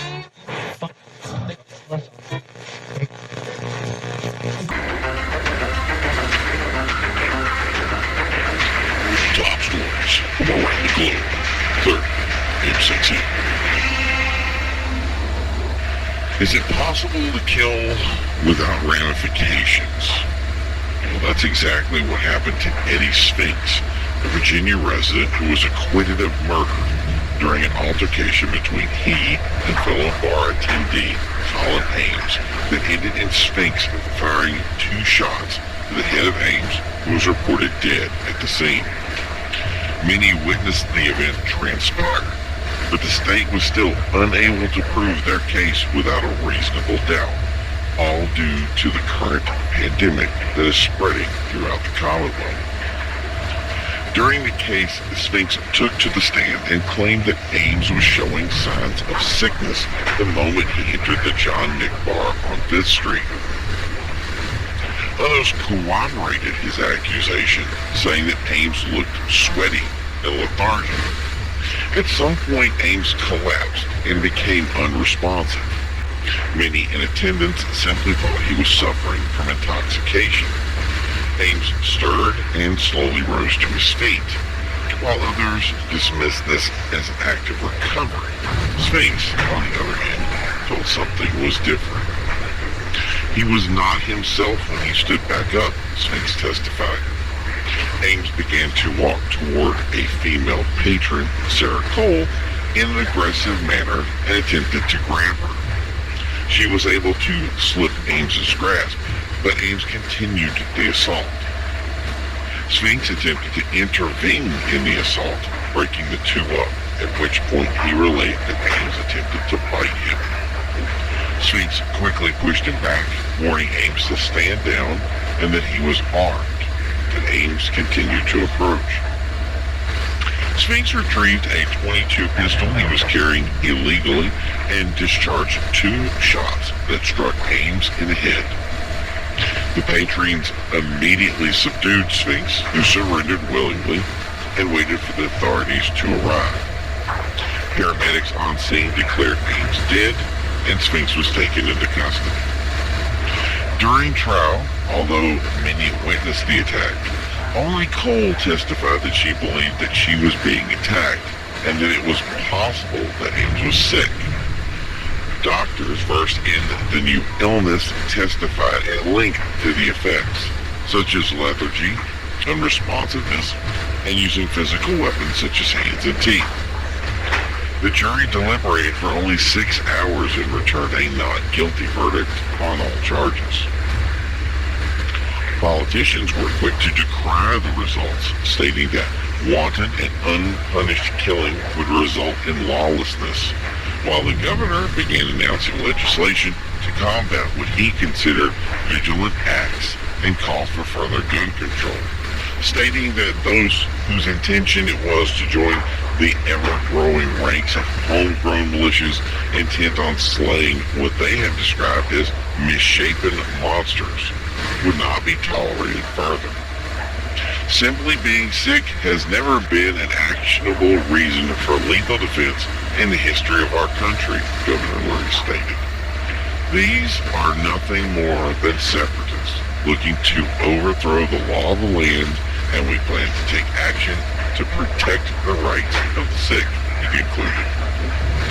Still, Sphinx's acquittal will stand, and the Attorney General has stated clearly that they do not plan to prosecute the associated gun crimes at this time. Even with further changes in rulings regarding the sick, the judge made it clear that double jeopardy would stand fast in this case, and Sphinx could not be tried from loss past in the wake of the death of Mr. Ames. This resulted in bailiffs having to clear the courtroom as those in attendance sounded their dissent for the ruling. Prosecuting attorney Mobley stated this was an affront to justice, that he, referring to Sphinx, should be allowed to go free after killing someone in cold blood. And continued, are we going to be allowed to kill anyone that has signs of impairment in the future? Where does it end? He concluded. We are also expecting announcements regarding executive orders from the president. A spokeswoman for the president said that these orders will be regarding protecting impaired against attack in the future. Still, the disease at the heart of the matter remains largely unexplained. Lawyers in the case agreed there is no definitive legal means of defining the illness or prove that Ames was suffering from its results at the time of the attack. Reports are that it is also spreading throughout the western part of the state and becoming more frequent in populous centers, opening up the potential for more cases like this to occur.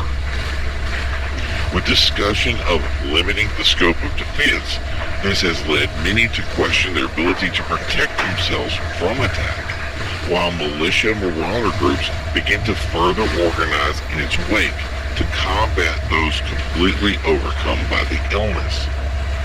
And if legislation is enacted, it may rule that citizens are unable to use the illness as a defense. Lurie made clear his position that defense of law is the domain of law enforcement and the National Guard, and not the untrained citizen, clarifying that no one, not even a qualified doctor, is able to fully discern the sick person's disposition in a short encounter, and that any further slaying will be met with the full force of the law. He refused to further comment. Opponents of the law state that this illness does not result in death, but that it does change the person into the shell of their former self, and that their death could be considered merciful. But many counted that at this time, even assisted suicide would be considered illegal. It is the position of this station that no one, under any circumstances, should attack or kill any person for any reason.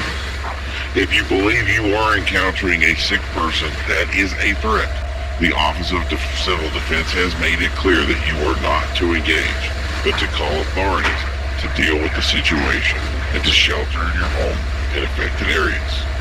If you are unable to shelter in place, you may report to one of many shelters available to the public.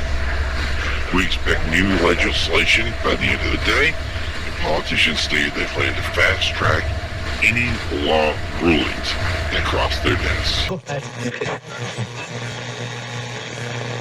The game was canceled due to an attack in the arena that left 2 injured and 1 dead. Details remain spotty at this time, but management has assured that a new date for the follow-up game will be provided soon. In other news, a press conference is scheduled to announce news regarding the illness that has affected much of the rural East Coast from Florida and as far north as western New York State. A joint task force of CDC, Civil Defense, Army Medical Research and Development, along with National Guard in multiple states, came together to begin research in an attempt to stop the spread. During this period, areas that were affected the worst were asked to shelter in place. As research began, essential employees can still work on a case-by-case basis. Shelters were set up for the homeless. During this period, the presence of military and law enforcement were noted at hospitals and shelter locations to assist those in affected areas. Although reports of violence and overreach were reported, the CDC announced earlier in the week that during an investigation, no report can be substantiated. The announcement is expected to first relay that the coalition has advanced ahead of the illness and been successful stopping the spread. It's also planned to lift much of the shelter-in-place orders, allowing workers to return to work. There are no estimates of the loss of life in these zones. Those with loved ones in the affected areas have expressed a need for this announcement as they have lost communication in those areas, and many of these have requested access to sheltered zones to check on those loved ones. There is no word when reliable communication will be restored. Prior to the conference, CDC clarified that you should avoid contact with anyone you believe are infected, but should not be concerned about aerial transmission. The CDC also clarified that more guidance will be forthcoming, as this is only the first guidance that has been released. The coalition of agencies has faced criticism for slow reaction to the illness and lacking clarification regarding the origins and conditions. At the onset of the announcement, it was directed that they are aware of these concerns and assured that they would be addressed immediately. Concerns regarding local militia involvement was clarified by representatives that stated that no members outside of the official response or beyond trained individuals of the public would be allowed to engage in the research. Experts in the field of medicine and science have been enlisted as a resource to expedite answers, but no agency has secured private or armed civilian military support. We will be sharing the conference the moment it is available. In other ended his statement with wishing everyone a safe and fruitful new year. In other news, the government's address of overcoming the illness affecting the eastern seaboard may have been premature. Reports of lethargic, unresponsive individuals has been seen in northern Mississippi and potential reports in Missouri and Arkansas, although no attacks have been reported at this time. Members of civil defense dismissed these reports as hysteria amid rising fears and requests that more be done to combat the illness. Members of the CDC have indicated that if such sightings are to be believed, the only possible scenario would be incursions of infected traveling through dense woodland areas that were difficult, if not impossible, to fully police. They added that persons in those areas should remain vigilant of those they encounter, especially if they appear sick or unresponsive. If you encounter someone you believe is sick, you are instructed to avoid them, leave the area immediately, and report any contact to officials. Areas that the CDC instructed would have quarantines lifted have still not been released from their lockdowns. Further reports state that National Guard presence has even increased in those areas. Civil Defense instructs that this new posture is simply a final resort to make sure that all areas are clear of infected individuals. CDC has not released a full list of potential transmission methods, but has stated that contact with the ill will spread the virus, meaning that if you came in contact physically with an individual you believe is infected, that you have been potentially exposed yourself. Preventative measures would be to wash thoroughly with soap and water any areas that came into contact with the sick person and destroy any clothing associated with the contact. It is also advised to keep all open wounds covered and sterilized. Army General Charles Elsher has made his objections known about the way the president has handled the incident, saying, quote, military should be allowed to operate in these areas to better support and assist local law enforcement and government agencies, end quote. He was quoted later as saying that the time for military intervention may have gone and passed, but there's been no official confirmation of the latter. Still, military involvement has been supported by many in the Senate and House. Pundits have made it clear that such a move would be preposterous and against the core of our civil liberties and is strictly forbidden by U.S. law. There has been no word by the President on future actions taken, although a statement was released at the beginning of the week that clarified that the President is closely monitoring the removal of National Guard troops from the quarantine areas and that he has the full faith in civil defense, CDC, and local National Guard to handle the situation. If the military were to intervene, it would be the first time since the Civil War that American troops were allowed to operate on American soil. In addition, the rising militia presence in the area of northern Georgia and western Tennessee in response to the rising attacks has been met with resistance. FBI has reported that there are potential infiltrations of what they reported as terrorist organizations in these groups, although their level of involvement has never fully been addressed in the meeting. It has been instructed to those in quarantine areas to avoid militia involvement. National Guard has been instructed to seize any weapons within quarantine areas for their protection. Another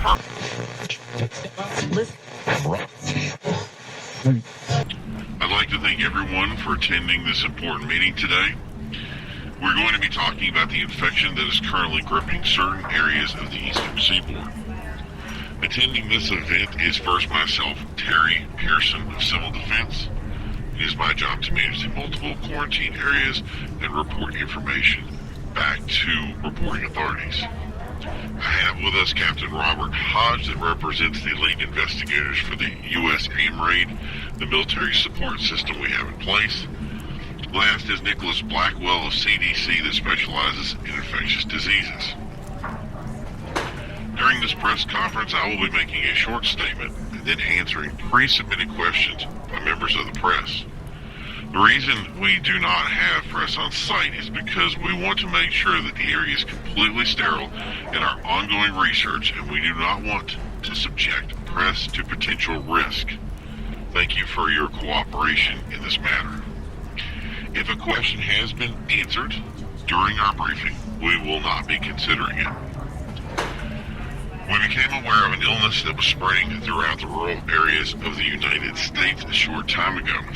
Originally, we believed that this would die off, and we began researching sources such as water, food, and sources of potential chemical or biological spills that may be affecting people within those areas.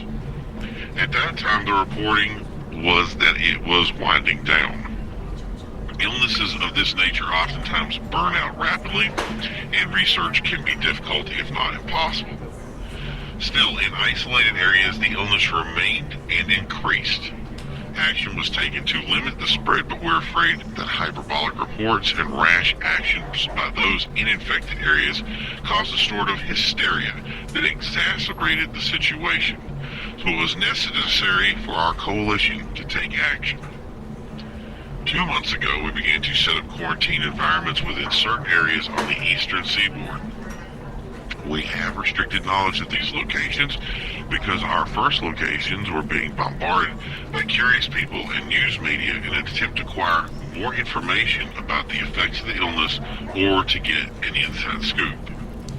For this reason, we will no longer be releasing quarantine site information unless you are within the quarantine area.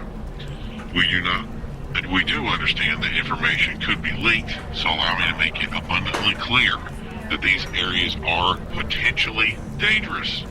National Guard are authorized to defend themselves, so we want to make sure that you do not become infected or become injured during apprehension.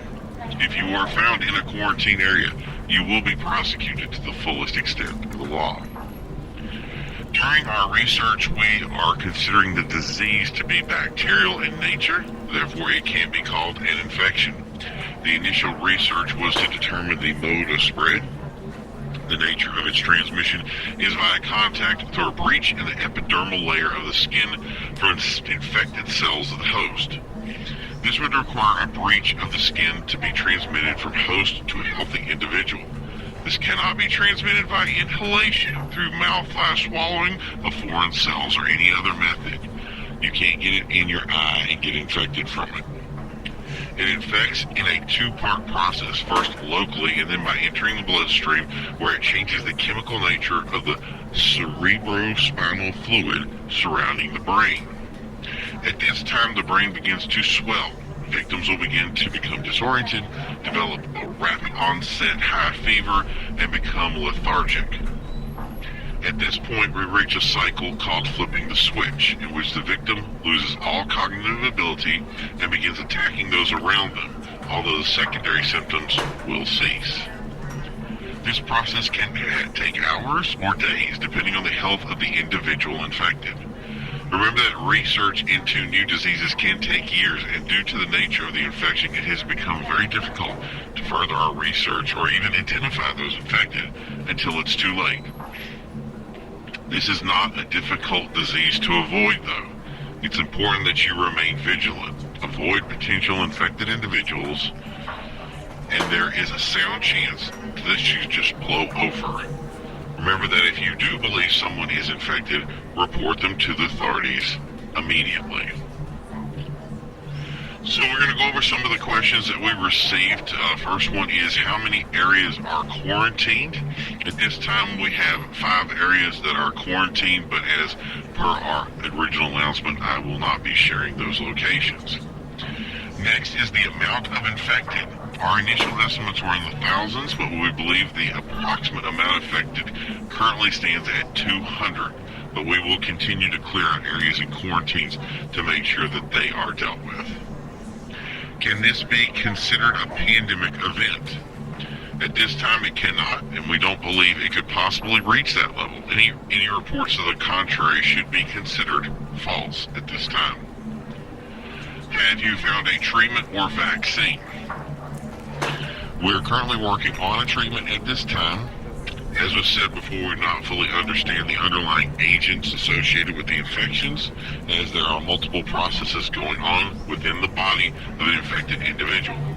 We will need further research to begin synthesizing of a vaccine, but we hope that the infection will be disseminated by the time that such a vaccine would be needed. So we hope that this will be over prior to needing a vaccine. So continue help from the community and from the populace at large would be up. How are infected people treated? At this time, infected individuals are euthanized to limit the spread, and their bodies are cremated. Can a person survive this infection? By all respects, the individual does survive the process, but they have no quality of life. It is comparable to brain death, so we're considering it fatal. But death does not occur as their lower brain functions are still operable. A person infected may still drink water, eat food, continue to go about their daily routine, but it's not something that is considered life by the way we define it now. Has the World Health Organization or UN reported any cases outside of the U.S.? No, at this time the infection seems to be relegated to isolated areas of the United States. The World Health Organization nor the UN have been involved in any research or investigation during the time that we've had this in the U.S. It has been limited to the CDC, U.S. AMRA, and Civil Defense to deal with the situation. The president has said that the quarantine areas will be taken down soon. What is the timeline for that? We should be done by the end of the week and be completely divested from quarantine areas by the weekend if we are not further interrupted by people trying to get involved with quarantine areas. And we think that currently that has been mitigated and the situation should be effectively closed at the end of that time.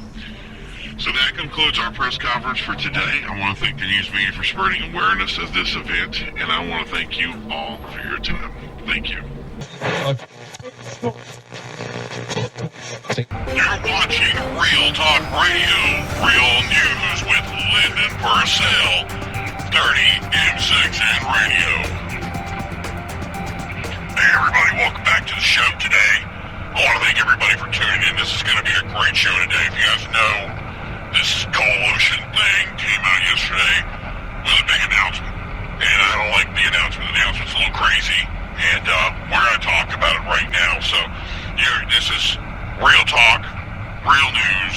And today we have as our guest today, Dr. Maria Vieira. How you doing today, Doctor? I'm doing fine, London. I appreciate you having me in. Well, it's good to have you on today. I hope you understand. A lot of stuff got taken apart yesterday at the announcement and the press conference, and I just got to say, not a lot of it makes sense. You know what I mean? I understand perfectly. It's a lot of things happening and people don't know the answers. Right, so I want to make sure that we get all this stuff kind of separated out, because I'm sure if I have questions, then my listeners are going to have questions, okay? Absolutely. So, the first thing that I really thought about when I was sitting here yesterday was originally, we thought this was a huge thing, but now they're saying that there's only 200 people that are affected by this. Well, what's the deal with that? What's going on? Well, my understanding is now our numbers is down to about 100. It's a lot less. Okay, so one of the things that they said during the announcement yesterday was really that people were suffering from, it's like it's hysteria. I mean, is it possible that people could be so hysterical that they make up thousands of people sick around the United States or the East Coast? Well, you got to realize, too, there's a lot of people out there that just heard about this and responded to it and took it into their own hands to, kill people because they thought they were sick. And so the numbers may not even be right because we had people killing people. There was nothing wrong with them. Wow. Yeah. And this was all up and down the East Coast only, or did it spread any place else? We had some over in Appalachia, through Tennessee and Virginia, some of that area.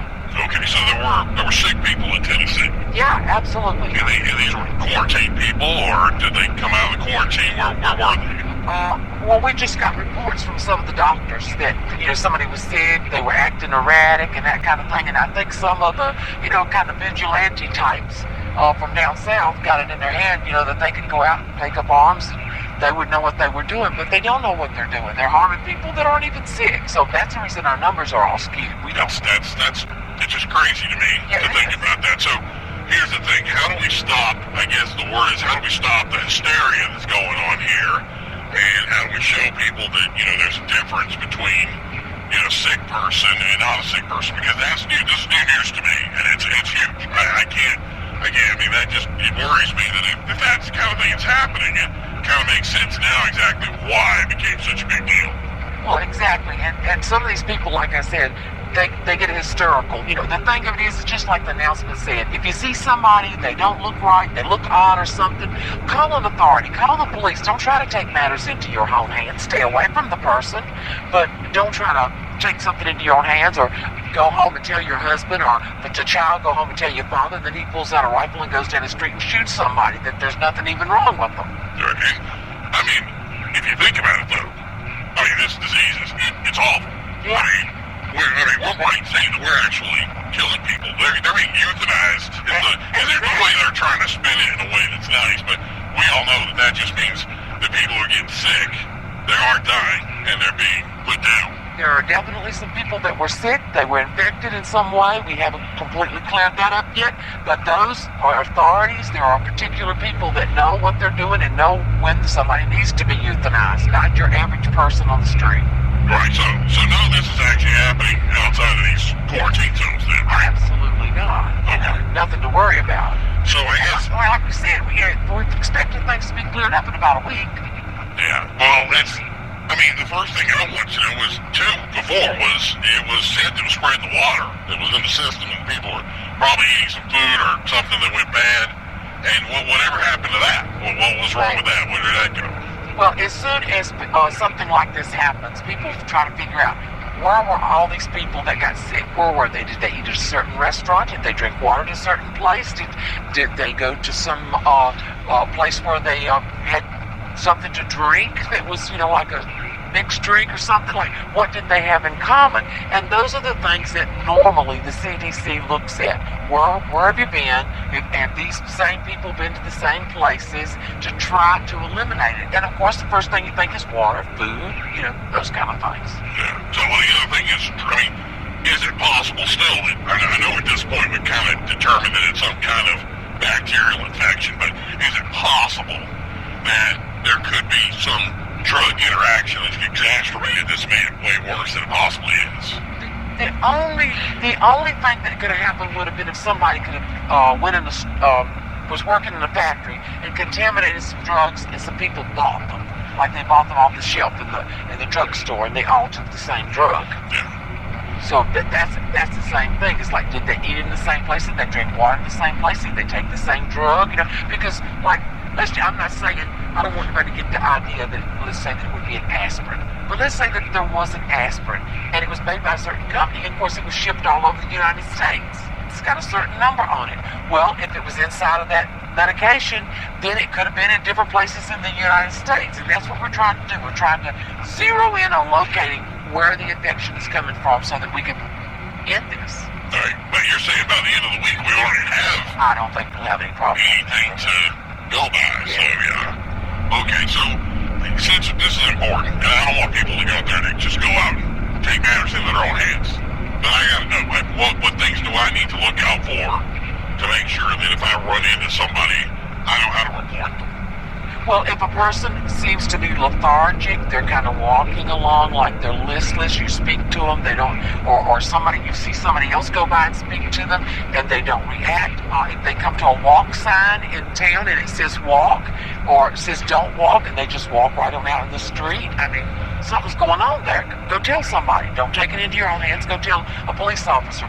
Pick up your cell phone and just tell 911. There's a guy here walking around in the street that looks like he knows where he's going. He could be an alcoholic, he could be on drugs, or he could have this virus. Yeah, okay, so you're saying people could be on drugs and have similar conditions. You wouldn't even be able to know. You wouldn't know. It's incredible to think that this is the way it is. So one thing that all my listeners have been going through, and I've gotten 100 emails on this, 100 calls. There's a lot of people out there that are in areas that some of their information is getting out, and these news reporters want to be part of it. So they're coming into the areas, they're invading places, trying to get the story, the big scoop or everything. So I want to make sure it's good. So I have a question. I know it's going to sound a little far-fetched, but I got to ask. Are these people dead? Their heart stopped working? So this flip the switch thing, is that what happens? Do we have people that walk around that just aren't alive anymore? Well, when they get to the point, if they have the disease, and you get to the point of the flip the switch, this is the point of no return. So I guess the next question is, once they get infected, are we just killing them? No, we're not, if they really get really, really sick, then, just like somebody with cancer, you give them a pill and it knocks them out enough that they go to sleep and then they pass away. Okay, so we are killing them then. They're going to pass away anyway. Okay, so basically we just give them a pill or something that helps them to go to sleep, just like you would somebody that's dying of cancer, and that just puts them to sleep, and they just rest, and then they don't have to suffer. So all this stuff is just it's unfounded. Yeah, of course. Okay, so there's no such thing. We're getting a lot of input here, so. I told you there are a lot of people that are panicking and they're making up things. Okay, You're hearing a lot of stuff. Okay, so it's more people are probably getting into these encounters and just confusing everything. Yeah, they're panicking. They're just normal people that's got a virus of some kind. We just need to figure out some kind of, get the vaccine that needs to be worked to help that person. All right, fair enough. So, is there a plan for a cure or vaccine here? Do we have anything on the books? Not at this moment, we don't, because it's not been around long enough for us to figure anything out. Okay, so really, how much time do we need to kind of work on something? Well, if something like this stayed around for a year or something, we'd be working on it, but we don't. It's going to be done. We feel like this is going to be over in another week. Okay, so there's a way to keep somebody alive and actually heal them later on? Yeah, that's what we're working forward to. So, we're at the end of our time today. So been a great show today. I want to thank everybody that came in and checked this out. I want to thank Dr. Maria Vieira. Thank you so much for coming in and discussing some of this stuff with us. Obviously, we've gotten rid of some bad information today. You're in the wrong stuff. Yeah, and fix some of the errors out there. So I want to thank you for coming on. I want to thank everybody. We're going to see you next time on the Real Talk Radio. Real Talk, Real News. The CDC made an announcement under extreme scrutiny. The CDC has requested that quarantine areas still in use be extended. They cited their biggest concern as the possibility of ongoing sickness in the area, unknown sources of illness that should be more thoroughly studied with the goal of limiting exposure to the general populace. Their biggest concern was listed as possible mutations or potential evolutions of the illness, with a goal of increasing safety for the entirety of the United States. The zones in question were Sweetwater, Georgia, and Moline, Pennsylvania, south of the Conemaugh River. The question of mutation is nothing new among scientists and doctors that are constantly chasing the ever-evolving illnesses and viruses they understand all too well. Although this current sickness was listed originally as bacterial, doctors are not ruling out viral, fungal, or even environmental impact such as drug interactions. They cite concerns of unknown materials discovered during autopsies and a lack of expected information, such as drug tests coming back negative. It is a conundrum that left those proficient in epidemiology scratching their heads. These quarantine responses came after hysteria gripped much of the East Coast of the United States. We now know that only a limited area was actually affected by the illness, and much of the initial impact was contained by quick government action, minimizing the risk of spread and reach. CDC also cited the overreaction by vigilante groups to engage with an intention to destroy the illness by dispatching anyone potentially sick. This limited their ability to both study the illness and also limited their ability to save lives of the infected by providing some sort of treatment, vaccine, or maybe even a cure.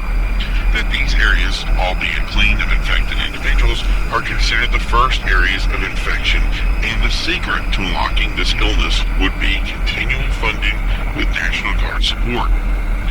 The report included statements from individuals living within these zones that supported the quarantine continuation, stating that the quarantine was of minimal effect to their daily lives within the zones and did not unduly inconvenience them.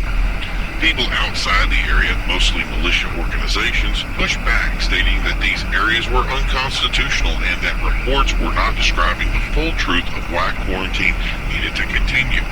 That the solution was simply doing away with the zones, even though it is of their opinion that the effects are widespread. This response was not shocking, since many in these groups have expressed a distrust and a constant barrage of counter-arguments to any solution provided beyond violent eradication. Also, doing away with these zones would allow militia incursions to continue. At this time, it is not known how many innocent individuals lost their lives to these invasions. Government pushback from local governors has been that these areas have been operated non-stop by National Guard members and are now suffering from personnel shortages and undue overwork and stress, as well as increased cost to the taxpayer to keep running something that, if not needed, should not be supported. Mayors have expressed concern that a full accounting of funds used in these areas, due to their classified nature, will not be known for some time. Whether these areas remain in effect has yet to be determined, but it is assured that more research will be needed to fully understand the impact of these events. Initial rumors that a ban on travel to other countries was accurate, but at this time are not. Hey everybody, it's Angry Harry talking to you live this crazy morning. Those just waking up. We have had some interesting events overnight. What seems to have built up in the Pennsylvania has kind of spread into the Ohio region, and no word of what's going on. But many of these hospitals in the Pittsburgh area are basically overrun with sick people who have been attacked, injured. No word on how many as yet, but it looks like a lot from what we're seeing here. If you are on social media, you should log in and check it out. I don't know how this wouldn't have national attention right now, but we're hearing little or nothing from anybody officially right now. you have family in that area. Phone lines have been down for much of the night, and they're trying to contact police, or literally anybody that represents to get a comment. Has just been short of impossible. In fact, what we're seeing, get this hashtag crazies, has been all over the internet with some pretty chilling videos. And we piece this together right now. It seems like Pennsylvania, Virginia, North and South Carolina, Georgia, Florida, much of the eastern part of the United States have all reported similar style attacks. We've heard word that maybe Alabama and Mississippi are having problems, but it's at this point literally impossible to get any real answers through the haze of posts, graphic information on social media. It's pretty crazy images, so if you have a chance to check it out, do so, because people who are injured in ways I can't even describe without probably be taken off the air. So what's going on? We don't know. People are just attacking other people. Like, these guys really aren't even there in the head. Like, they're gone. I spoke to some professionals today, some doctors, and they said, drugs like PCP, angel dust, similar painkillers, that's the kind of thing that they can do to people. People with obviously broken bones could just keep going under the effects of hardcore drugs, just not feeling any pain and in some pretty bad shape, which is, from what I'm looking for the images here, seems exactly what I would expect from that kind of influence. What's worse is we've heard something happening in maybe Columbus. An old couple were attacked, and the cat tried to eat their dog. The word is Fluffy won't make it, but the two were able to escape before they say another person in a similar state showed up and began to chase them. They said they called authorities, but no word of what happened. It's the only case that we've heard of, but still, that's pretty frightening. And imagine punching someone and they just ignore it, or hitting them with your umbrella, and just no effect whatsoever, which is, it seems like exactly what happened here. And the idea of just, somebody crazy enough to actually eat a dog, what kind of crazy medication you have to be on for that to happen? It appears whatever chaos is happening elsewhere is minimal here. That's the way we'd like to keep it. After we spoke to law enforcement this morning, they say it's just common knowledge that if someone is acting strange, that you just avoid them, which, after he said it, he kind of sounded stupid. That we didn't figure that out. Yeah, that sounds about right. Some person comes up to you and acting like a total buffoon, like maybe, just maybe, avoiding the person in general would be the smart thing to do. I don't know, but you have these situations, I guess, under pressure, you don't know how to act, so. But what's really strange about this is that we've heard nothing from any government officials whatsoever. I mean, you'd think that someone high up would address this. Maybe a solemn, sorry for your loss, we're ahead of it, or that, the kind of feel-good statement we're used to. Just, some warm fuzzies, a little pat on the back, get us in the ring. But still, not a peep, not even a, anything about we're on our way to discuss something or whatever. And I don't know if that's even in that area. Maybe there's something going on that we haven't heard of. But that's what I'm seeing right now, and that's what I'm paying attention to. So, see, this is what I'm talking about with all the experimenting. People always are so excited about science. It's the next big thing. You know what? I realize it. Science stinks. Think of it this way. This was probably somebody in the lab, someplace, a la Walter White, cooking up their next big batch. Just imagine it for a second. Take yourself there. They're doing this next big thing, and they've got this new wonder drug. It's gonna make people just have the high of their life. They're gonna be happy. They're finally gonna find a way to sweep all those problems under the table. And instead, what this guy made is probably synthetic rabies. Like, you take it and it makes you go completely bonkers. Like, you're just out of your head. And for some people, that's kind of stuff that they're looking for. But imagine it just wipes your brain like some kind of eraser on a chalkboard, and suddenly there's no you anymore, you know? This guy's handing out to people at a club somewhere, and voila, the apocalypse, man. Just the instant drunk of like one afternoon in the club, and it's over. The rest of the world is just spread. You know what I mean? Like a third of the population. I forgot what it was from that other one. But yeah, what's that movie? I think it was. Oh yeah, I Am Legend.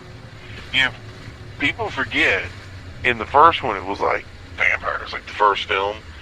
But was it some? Yeah, it was some drug they took. And then in this last movie with Will Smith, I remember it saying it was a cure for cancer.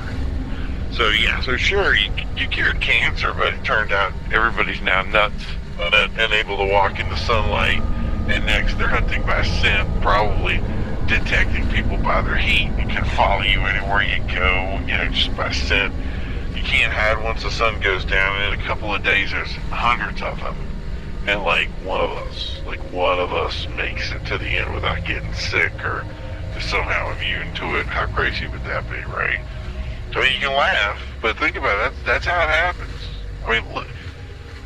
So I'm looking at this post here. This guy says he shot the other guy, and literally nothing happened. It looks like he probably shot the guy 5 times, and the guy just will not go down. You can't tell me that that's not the same thing. It's got to be drugs or some sort of super virus that cures cancer, right? It's got to be. It's got to be some guy who just thought he was smarter than everybody else, and here he comes. He's going to cure cancer. He's got this. And you know what? You guys don't have cancer anymore. But you're just psychos. You've lost it. Now you're nothing but some dude that gets shot 5 times and doesn't even feel it. Now imagine some of these old good old boys down there. They get together, they start doling out personal justice, and now you got a real problem on your hands. Vigilante justice is no joke. These guys do not take anything lying down, if you will. It's kind of horrifying if you think about it. I mean, that's how the fabric of society unravels in real time, right there. You first think you're curing cancer or you're making everybody happy, and suddenly society doesn't exist anymore. Civilization ends as you know it. Today we were driving nice cars and surfing the internet, and tomorrow we're eating on pots and pans, you know, out there hunting for our next meal because the world's falling apart. Thankfully we haven't seen any of that as yet. But you never know if it's going to happen, right? I mean, think about it this way, okay? If it's going to happen, it's going to start in a city. That's where it's going to happen. Places where people are compacted together in ways that you just cannot understand, on top of each other. You really can't get away. It's where people come into contact with each other the most. I mean, think about the irony of that. A connected world that says we need to unplug and get back together, just to find out that getting back together is what's going to kill us. And the more separated we are, the better. How crazy would that be? And it's ironic. Just we push ourselves so much to be, you know, organizations that stick together, and then we end up sitting around watching TV all day. And then we tell people, go out, hey, get with each other. And then we finally get with each other, and we're kind of punished for doing the right thing, if you will. It's just kind of crazy. Imagine you should have less picnics and stay home playing video games more, wouldn't it? That would be a riot. I really would. It would be the best ironic statement anybody's ever made in the world. You just make it all worthwhile just to have that in our lives. But I did hear about some of these, what's called a ham operator. I don't know if you guys still use radios out there, like not radios like you're listening to me right now, but stuff like you know, these amateur guys, amateur radio operators. The guys have these networks of folks like truckers that have CB radios. They all start talking to each other, and I would love to monitor that, or just have someone monitor it and tell us what they were talking about, because these guys, they're ready to go. They have these go bags. They have these things that they are ready to go at a moment's notice. They have their generators. These guys, something bad happens. They pack up their bags, batten down their hatches, run away for like 6-7 miles from where they live, and they hide out in the woods for like 3 to 6 months. They get all their rations and all their stuff in their bags, and then when they make it out there, they're like, hey, we're good. We're just going to stay out here to let you guys kill each other, and then once we're done, we'll come back and then pick up the pieces and, go through everybody's house probably, and take all their cool stuff. But yeah, that's how it works, man. It's crazy, and I'd love to know where they're sitting right now, because I know this seems bad, and I don't want to say anything bad about them, but you really want to find out who the rats are in the world. In other words, when the ship is about to sink, you want to know who the rats are, because that's the people that you want to follow. Like, oh, those dudes are fleeing, we got to get with them, because they know what's going on. And in any of these situations, there's always that person that has like a perfect angle on things. They know how to and that's the trick, just avoiding the problem, if you know what I mean. Like, there's a lot of stuff out there that gobbles people up.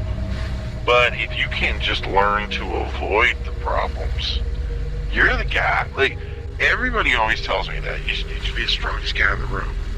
Well, how do you be strong against some dude that just doesn't feel anything, right? It just doesn't work.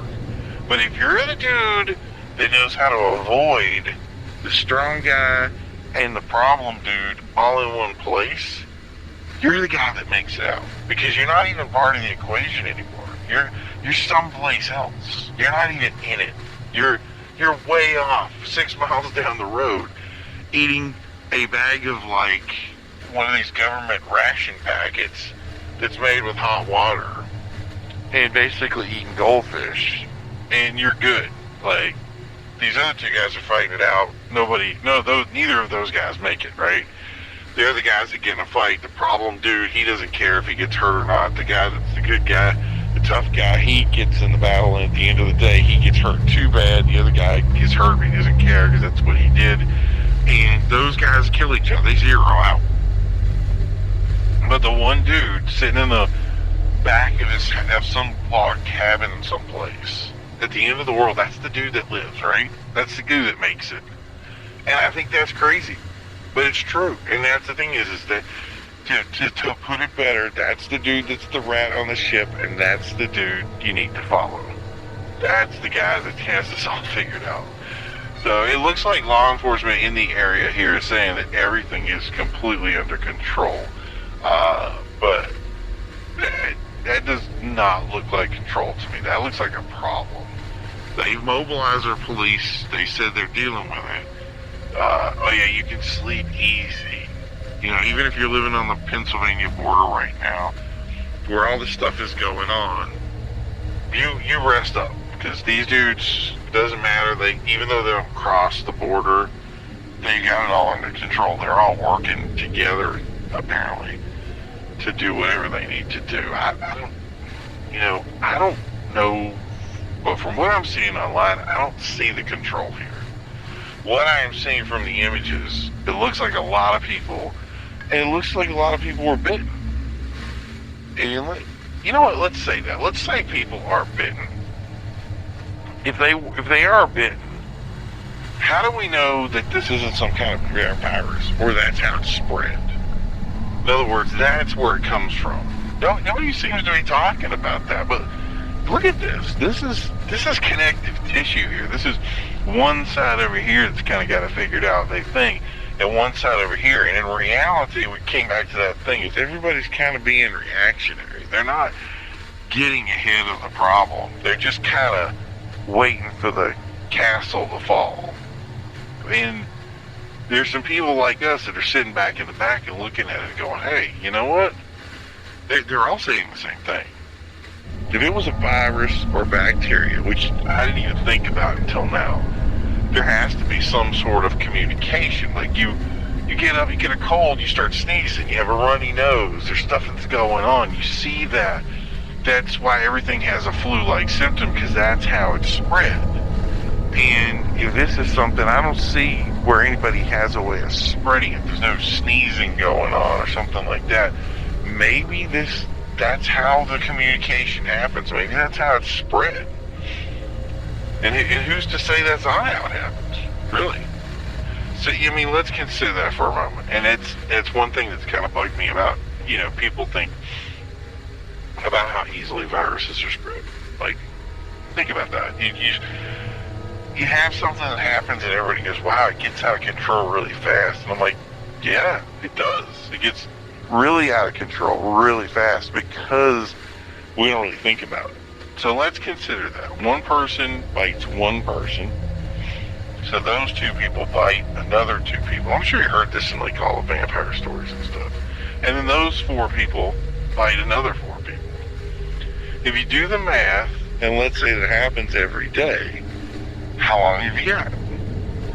So I think of it as the folding page thing. Remember they say that as a kid, your teacher would have you fold a newspaper. Like, how many times could you fold it before you couldn't fold it anymore? And I think if I remember right, that's 7 times. You can't fold it more than 7 times before you run out of folds.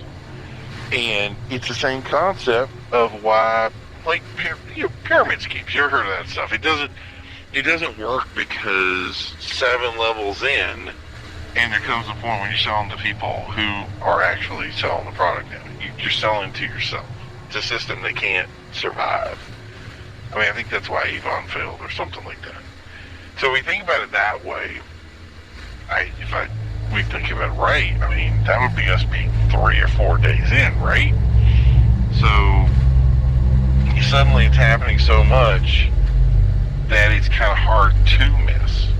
So people are seeing it, and we're thinking about it. So if we think about per state, if we have 2 states being affected right now, so the next thing would be 4 states being affected, and the next would be 8 states being affected.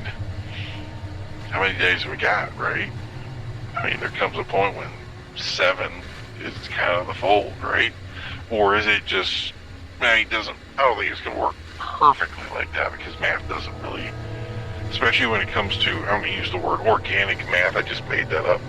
But if you think about it from that level of, nothing happens perfect when it comes to math. Like, there's probably going to be one dude that shows out there and says, I can't find anybody to bite today, So that guy's out there hanging out, or, another guy tripped and, knocked his teeth out. So he's got nothing, he's gnawing on people, but he's not really doing anything big. So there's a couple of dudes in there, if you think about hundreds, that, are kind of dead dudes, But as a total, there's still a group of people that are going to start to just continue to mix it up over time. And that's just what happened. Now, I'm not saying that's what's happening. I tend to think that what's happening is really, Johnny goes over and sells stuff to Mary, and, Mary takes the stuff thinking, hey, it's the cure to make her happy, and, it's the next big epidemic. I think that's what's happening. I don't think it's a sickness per se, but a lot of people, they're saying sick. So, hey, what do I know, right? I'm just some dude on the radio who's talking whatever out my derriere, right? But it makes you wonder, doesn't it? I mean, if this happened out in the woods and a bunch of these guys got infected, you never know about it for days, right? They just show up in some swarm, and that'd be it. I mean, how do you stop that? You couldn't. No amount of cops could slow that down. You would just sink tons of bullets into these guys or hit them with whatever. They're just so messed up that they're not able to feel anything. And that, I think, is the craziest concept ever. Like, even if it's just a drug, there comes a point when you think, hey, there's a bunch of dudes out there that are taking this stuff, and you don't really realize how much of the population are affected by this. I mean, think about that. How many people are, I've never even looked that up before. Nobody's thought about that before. If you think about the current drug epidemics that we have, and I'm going to call it like that. I don't know if that's the logical thing to say, but it makes sense to me. What percentage of people out there right now have got into something that they don't realize what they've gotten into? And let's mix the two together. Let's say it's a drug on top of some kind of illness. Or let's say the drug has an illness in it. That's even crazier. Makes you like, we're getting all philosophical in here and all the stuff, like using my brain pan for something. But yeah, if you put those two things together, think about how many people out there are addicted in some way, shape, or form. And they always say that they're going from one step ladder drug, in other words, entry level. I forgot the wording for it, but like you start off with one, it's gateway. So if you have this gateway thing, so you start off smoking cigarettes, and then you started smoking cigarettes and drinking beer, and then you started smoking cigarettes and then drinking beer and then playing pool, because you know that's addictive. And then after that, you went from playing pool to saying, you know what, I'm going to try the worst drug I could possibly find. I know it doesn't have, we skip some steps there, it's fine, stick with me. But you go from playing pool to being a hardcore addict. And that's the thing is it only takes, what was that? I think it was heroin. Yeah, that was the one that they talked about. So they were talking about the heroin thing. And they said, what is you could take this stuff once. You take it once, and that's it, it's over. Like, you could easily get addicted to it. Now, think about people that come back and say, I don't think anybody that's doing marijuana, I don't think that's happening to them. Maybe I'm crazy about that, but I mean, I smoked cigarettes in the past. Do I feel like I was addicted? I don't know. I kind of quit cold turkey, but I don't think that's what everybody does. But I don't think, smoking obviously has negative ramifications down the road. I didn't think it did originally, but I've seen people and the results of what smoking does, and I know that they have negative ramifications. But I think most people do underestimate their addictions per se. So if you have something like that, and then you move it over to something else, and then you have things that are kind of what's called the safe zone, you know what I mean? And then you get into like heavier stuff, and that's the stuff that kind of like pulls you in. Now you got something that makes you feel better, or you have something that, I don't know, makes the bad things go away. And that's where I was talking to somebody that I think that's kind of the trick to it, is we live in a world of pain, right? People are finding a way to get away from that pain and find an escape.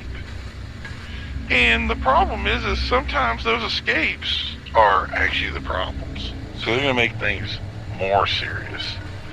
So here we have somebody that picks something up, they get it, makes them happy, and then they've moved on to something else. And what if this is the something else? What if this is the next step that put them into a place where it wipes your mind clean? Now, that's really what it was, right? Heroin is just something that takes away the pain, right? Just imagine a drug. And how many people would actually take that? That's crazy.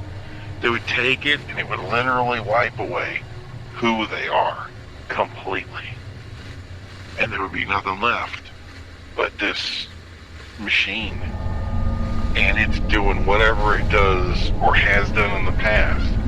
And it's just trying to get to that next level. Like trying to get to that next thing to keep itself alive. Like it's literally like a robot walking through space and time, just existing. And that is pretty crazy, but it's pretty hyperbolic. I'm sure nothing like that's gonna happen, man. So seriously, thank you guys for tuning in. Let's get back to some music, and we will talk to you guys right after the radio. This is a public service announcement provided by Civil Defense Initiative. If you live within the affected zone, the following emergency information has been provided for your safety. At this time, you are asked to shelter in place. If you are required to leave your premises, it is important to avoid anyone you feel may be sick or does not respond to verbal instructions. Thank you for your attention. Stay tuned to this and emergency channels for further information as it becomes Right now, civil services are trying to converge an active plan to combat any issues that may arise. So to repeat, at this time, Atlanta, Georgia is on complete lockdown, and we expect that to occur in other areas such as Pennsylvania and Ohio. Columbus has currently reported that they have had various attacks, but have not revealed the true nature of these attacks. There have been incidents in hospitals of infected individuals, for lack of a better description, going insane right in the hospital and attacking other patients. Hospital staff, already in short supply, have been injured in attacks and have left the hospital, which seems counter to logical thinking. This caused multiple hospitals to go into lockdown. Police have decided to stake points in area hospitals to corner unrest, and some injured have been completely turned away for no known reason. It's clear that the reasons are associated with this, and without clarification, we're calling this an illness or a virus. Police are also being asked to escort certain officials, but it's clear that they are short-staffed. Essential workers have already been told that they will have no escorts, and some places have gone completely unguarded. Places like nuclear facilities have their own guards on hand, but when we contacted one facility, we were told they had no thorough training and that there were people outside their gates that failed to respond to commands, and police calls went unresponsive. While in the city proper, the Atlanta mayor has requested the National Guard be called to guard the State House and to set up an emergency area to protect essential government employees so that their functions could continue. The reason for this was a few employees were attacked and a refuge was set up inside. The response seems to be that the request was considered preemptive and to allow local authorities to do their jobs first. Even though these events took off at first, they seem to have subsided. Many areas of the country have reported no activity at all, similarly to what is happening in these localized areas. And even in these areas, you'll find pockets that had no idea of what was taking place a few short miles away. This has led many media organizations and people who have taken to social media to call these events hyperbolic, saying it's much worse than it's being reported. That's the biggest concern at the moment, to truly understand what we are dealing with and measure its scale.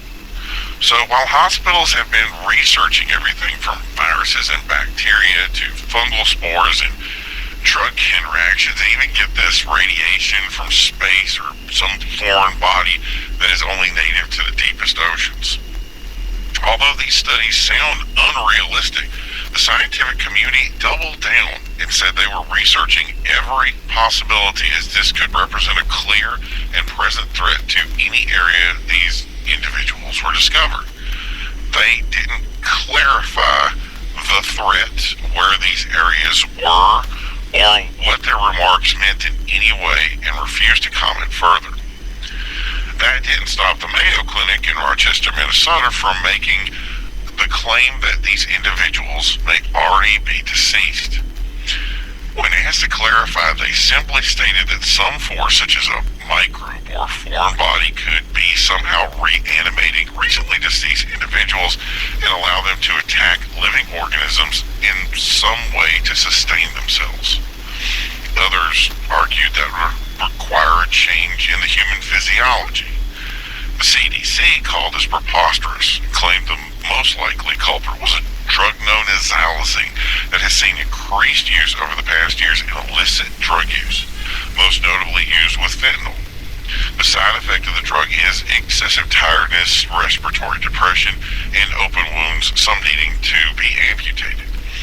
They state this drug is rarely tested for, it is not a controlled substance, and can make opioid tests appear negative. They believe that mixed with some sort of mind-altering or aggressive substance, and you could have the chilling effect we're seeing here. This seems like the most plausible assumption, but we just won't know until further research can be done.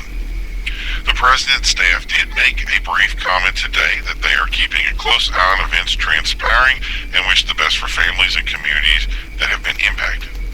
That this is a chilling fact of drug use, of what can happen when the technology available to individuals today, and a clear reason why certain substances should be outlawed. That once the true scope is known, that they will take all the necessary action available combat this deadly outbreak. That is the clear problem, though. And this is something we brought up before. At this time, we just don't know what we're dealing with. Could it be a bacterial infection, a mutated virus, a microbe, or a drug formula gone wrong? And it's clear why so many different groups are beginning to research and deduce what is happening, and more importantly, how it spread, and will it spread further.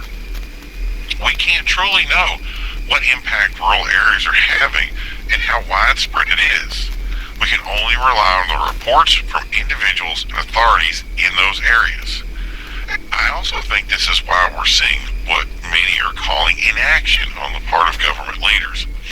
On the one hand, if you are in one of these areas, you may see a great deal of activity and wonder why you're not getting more support. Speak with anyone that knows, and you'll hear that military response is out of the question. What we are seeing is private sector businesses, pharmaceutical companies, and personal security firms that are being called into these areas by high-profile individuals. Events at major venues have been canceled indefinitely, and for many, this shows that they are expecting to hold out for much longer than is expected. The question is, are we talking days, weeks, months? How long before we see a resolution of these events? And if inactivity continues, if local law enforcement and healthcare officials are left to their own devices, we may see something more severe. But how severe? We don't know. So I have to say, this is one of the most confusing news cycles to ever be involved in. On the one hand, we have too much news to report, and on the other hand, we haven't received a lot of answers to that news. A great example is, how do you deal with someone who is sick? Better yet, how do we know if they are sick? The simple response has been to avoid and contact authorities, but that entire statement is clinically vague. It's like saying, to not get wet, stay away from liquid. Is there an expectation of a spill? We don't know. We don't even know if there's water. The biggest concern that some local officials have is that people may take actions into their own hands. Concerns about what actions can be taken to cure a loved one who has fallen to these effects. One mother said that even if her child was ill, that she wouldn't take them to the hospital, make sure to restrain them until some sort of treatment is available. Instead, we're hearing that police have killed numerous sick people, and the outcry has simply gone ignored. These kinds of contradictory reports and statements have made covering these events not just difficult, but impossible in any rational, and dare I say, sane way. I simply threw out the book this morning before the sun even came up, and I think I'm not the only one. It's like saying, go on the air, no script, no notes, just wing it. So I wish I had better information from our listeners and for the people that depend on us every day to get their news. I feel like we've been rambling for 12 hours now, and that we've had said little or nothing to assist people. I want to say I feel your ambivalence. It's a shared boat that I'm just eager to disembark from, as I hope you are. Could this all be nothing? Could we be overreacting? Could this be a real version of the War of Worlds, and the truth is this is a localized and minor thing that is happening, and it'll all just blow over? Absolutely. In fact, there are some officials that are telling us just that exact same thing. We could be worried about something that none of us, or at least in true cases, a very select few, will experience. That's the other concern that many news stations and commentators are truly fearful of. On the one hand, we've received a great deal of information, a great deal of confirmations. Social media exploded with some very terrifying pictures, but this is simply what we call the fog of war. It's hard to see a clear and concise picture of what's going on, especially when you don't fully understand it and are lambasted with tons of imagery that is made to move your senses or to incite fear. Imagine as a reporter handing off information to people that later results in loss of life to someone who is just having a cold that day. So it's important that you take all this information exactly how we see it. I don't want to say with a grain of salt, but maybe with a grain of speculation. Some reports have said run out and start stockpiling, and the results have been empty store shelves in areas that have had nothing occur within them. A similar incident of someone running from an area crashed and taking out power to a major hospital may have ended in innocent people that passed away. Clogged arteries running from cities could block police and first responders from getting necessary tools they need to an area that actually is affected. I do believe from this reporting that we are dealing with a dynamic event, one we can't truly measure in scope, and it's going to take a great deal of powerful minds to overcome, but one that, like anything else, we will deal with. We will overcome it. It is as bad as you think, but nowhere as near as you realize. It's a manageable event, clearly. And I know that doesn't give you solace if you're locked in a building in Atlanta right now, but there are people out there that are working for you and are going to clear this up as soon as they possibly can. And that seems to be the one thing that we hear consistently over and over again. So the goal for everyone is to stay calm, keep a level head, work with the information we have, and we'll continue to collect data from any source that will give it to us. We'll go through that information, and I give you my solemn word that we'll verify everything we can, and we won't give you inaccurate information. I think that's all any of us can do right now. We stay the course, we use credible information, and all we ask in return is you give us the best information you have. If you're a source and understand something, pass it along. The hope is that this will save lives. And if not, it will only confirm what we feel. Maybe that will bypass our fears, or maybe that'll take away the true fog that we're dealing with right now. We've heard that amateur radio operators are in these areas, and they have enacted emergency communications to assist local and civil defense in how best to tackle certain areas. And we'll probably have a radio channel that people can tune into so they were able to follow them in their discussion. Remember that anything you hear there is raw information and may not have been filtered. We're going to tap into that chain ourselves to see if there is anything we can relate to you, as well as we continue to verify anything that is stated from any source. That's the good news that we have.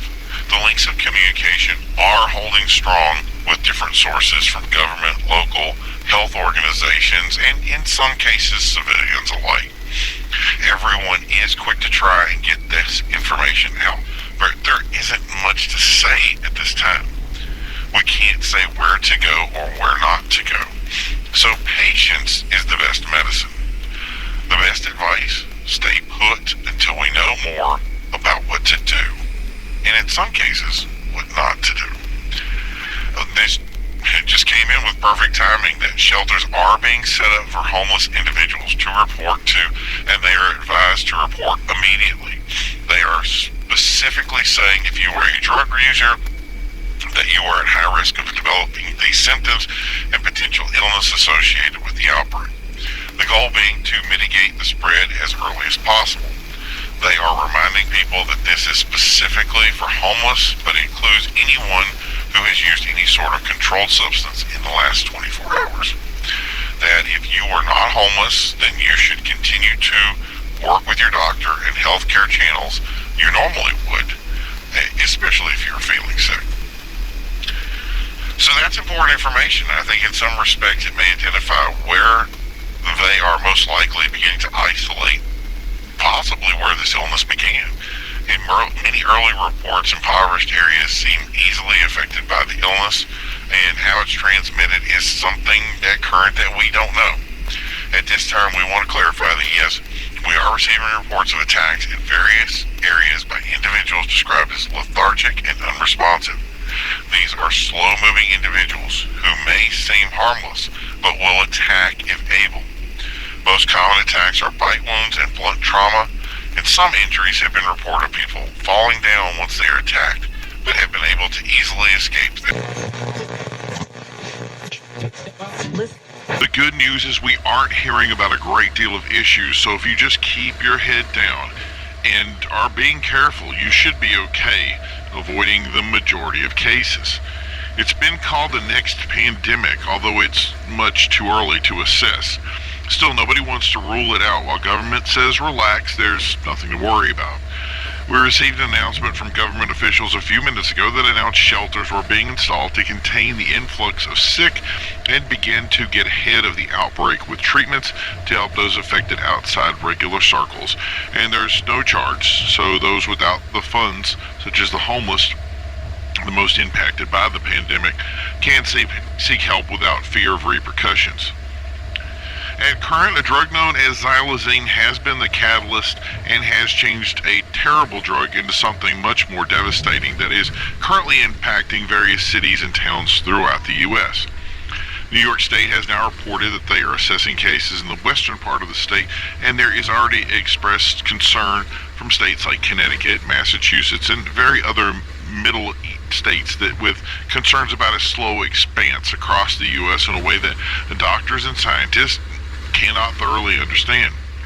The CDC wasn't clear on any answers, but did assume that the heat wave we're currently experiencing could have effects on the clear spread, indicating that climate change could be a part of this pandemic.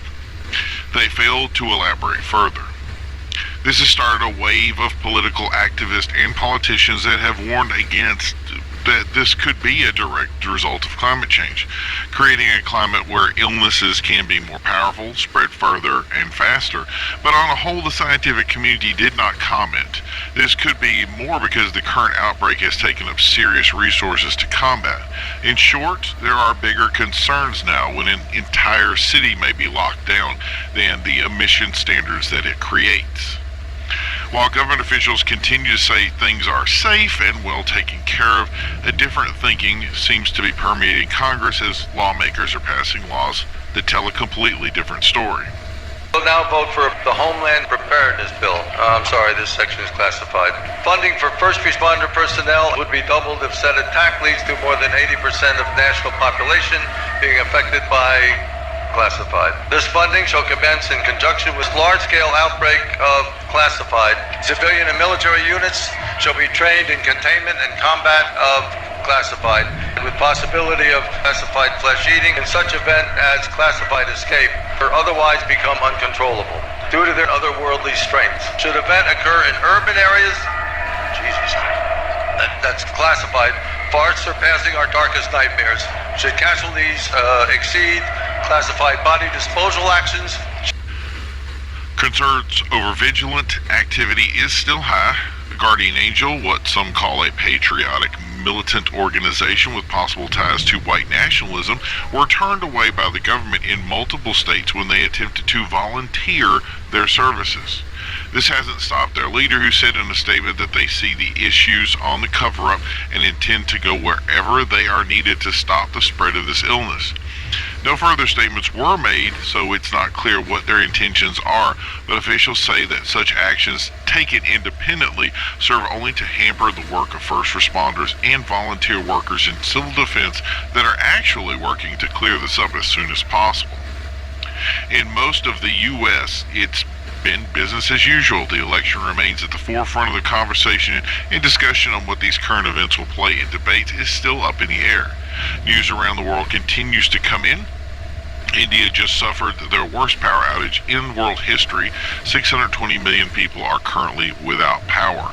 The last major outage they had was in 2001, and it's believed that some sort of parasitic drug caused the issue and dropped their power levels to below 9%. We do have a report from the street, so let's head over there now. Hey everybody, I'm here in the streets of Philadelphia, and what normally would be a busy street is almost silent.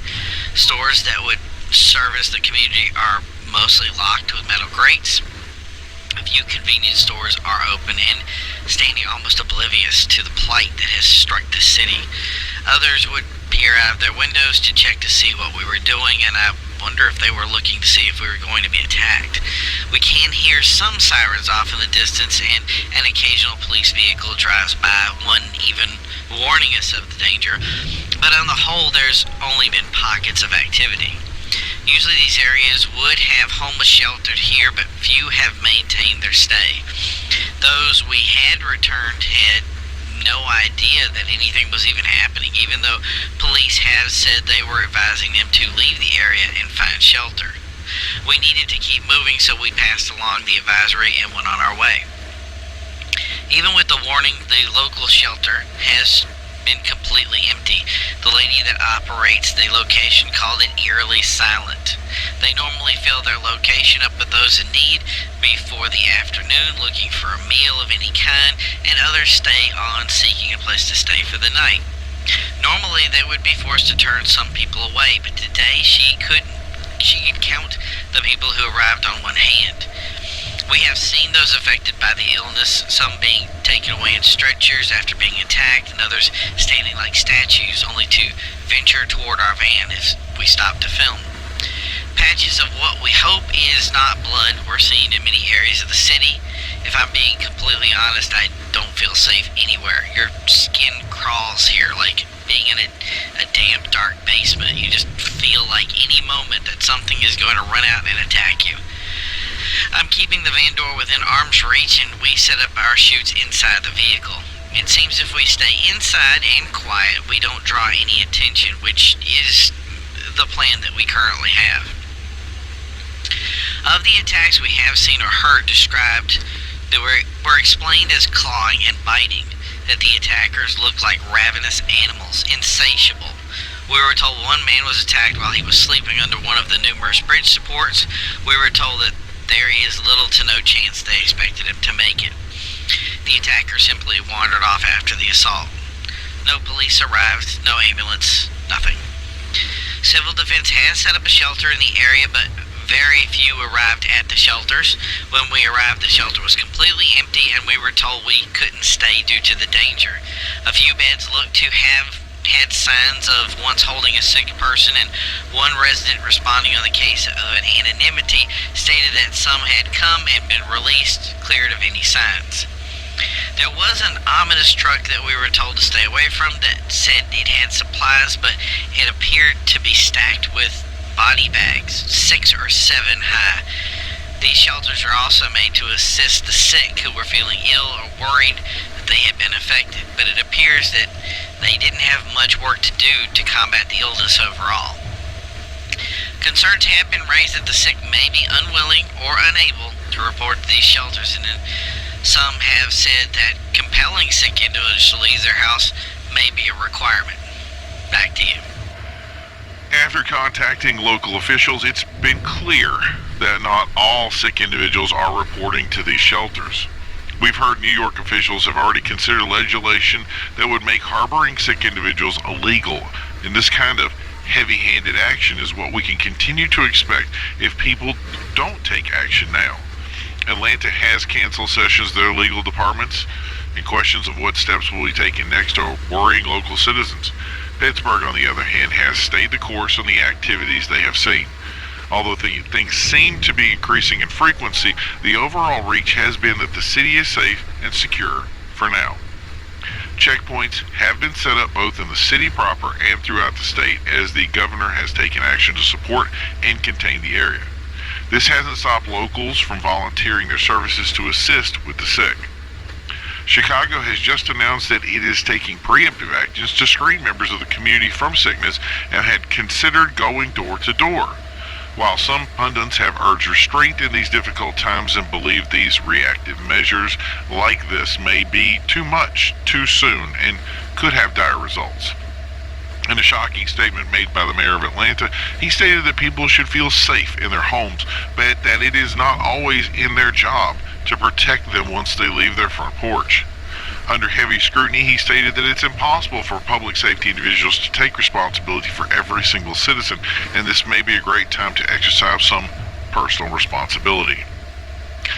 We wonder if that thinking hasn't permeated into other mayors and governors throughout the country. We're sure they would deny that at this time, but down the road, once things get worse, could that all change? Are we on our own once this thing moves in? Can it be stopped? Stay tuned to this channel for more to find out. What can best be described as mindless attackers? Although we have little or no understanding of the illness, it's not the first time we've seen these effects, and the CDC has repeatedly blamed it on xylazine, what's being called the zombie drug, and it's spreading quickly and indiscriminately. It has seemed to spread most frequently in the homeless and drug users, which has given it a perception of being a dirty illness. But more and more, we're seeing regular citizens being infected by this. To help clear up these issues, we have Dr. Megan Tinso on our show to hopefully clear things up. Thanks for coming on, Megan. Thank you. I'm happy to be here. So you specialize in infectious diseases, am I correct? Yes. I specialize in many different kinds of diseases. Great. So if we get off script here a little bit, you'll be able to answer any of those questions, right? I can certainly try.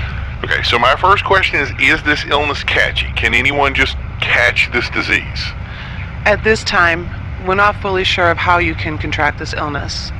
We're not quick to call it a disease because we're not completely sure it is one. There have been people who have come into contact with sick people. On a whole, they aren't reporting any signs or symptoms, but we are aware that there are cases where people have been in physical altercations and have developed symptoms and eventually succumbed to the illness. So the best course of action is to really just stay away from someone you believe is sick, right? Absolutely. If you think someone is sick, you should avoid them completely and seek shelter. If you do have any kind of physical contact, you should report to your nearest shelter immediately for treatment. Also, if you know someone is sick, you should have them report to the shelter where they can get treatment. So there is treatment for this? I'm not aware of the full details of treatment or prevention. They haven't been addressed, but we're told by the CDC that there is a way to slow the effects or prevent them entirely if caught soon enough. These treatments are in short supply, and due to the influx at hospitals, they're only available at the shelters. So if one doesn't get this treatment, what is the survivability rate? It's difficult to answer this question. You don't effectively die from the illness in the traditional sense. The effects are unfortunately debilitating. Those who are sick develop high fever, sweats, and eventually their brain succumbs to the illness and they lose all mental faculty. Some people slump over and become motionless, while others lumber from place to place. When they encounter another person, they become violent, and in some cases attempt to eat what they overcome. Once the person has lost their brain function, they will not recover, and it is unknown how long they could live in this condition. Some have suspected 3 days, but if they're able to feed effectively, this time could be prolonged almost indefinitely. Oh wow, so they are effectively trapped in this state? Yes, we can only confine them. Hopefully in the future we can find a treatment, or at worst, they'll pass away from the effects of the illness, but there isn't much hope for someone who is infected. What we're trying to determine is what level the damage to the brain has occurred to potentially reverse the effects, but we need to first understand the illness and how it functions, because if we don't, the person could regain conscious control of their body and just slip right back into their prior state. This illness seems almost nefarious in nature. Yeah, it's pretty scary.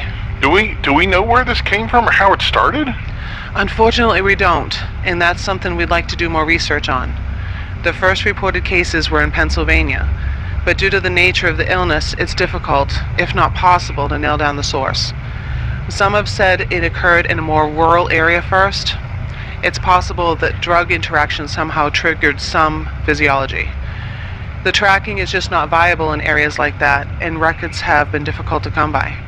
Add in the perception that police and doctors are not trusted fully, and we have a very difficult time ahead of us trying to find the answers we need.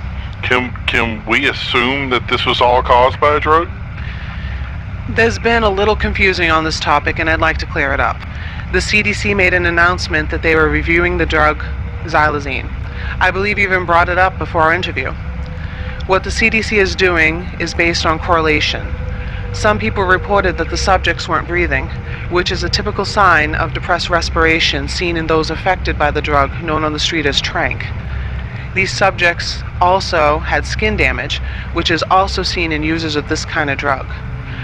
but the drug itself is only symptomatic of the underlying cause, meaning that someone could have taken something they believed was a drug and it was mixed with tranq. The main effect of getting high became something more sinister, while the secondary effects on the tranq are only perceptible link we could find. It's clear that drug dealers are unscrupulous in what they will give their clients with the title drug on it, and they believe this is truly the cause of the illness. We've seen similar mistakes made in the past where individuals tried to create a new drug looking for a greater high and instead created what we're experiencing. Again, that's just hypothetical based on the evidence and also the locations which we've seen the outbreaks.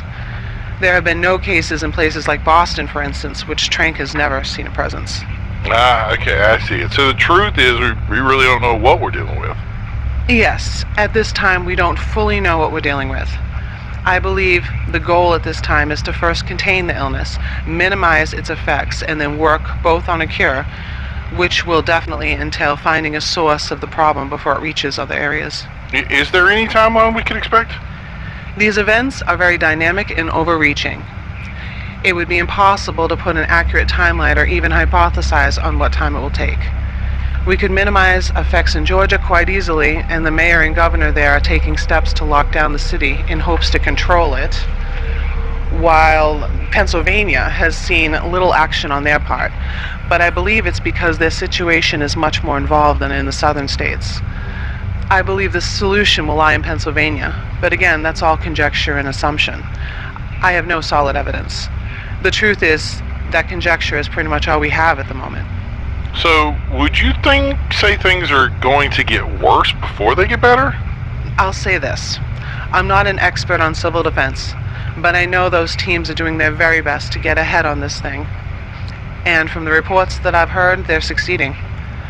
I also know infectious diseases, and though they're able to stop the most destructive parts of these events, I'm not 100% sure we'll ever get rid of it without some sort of inoculation.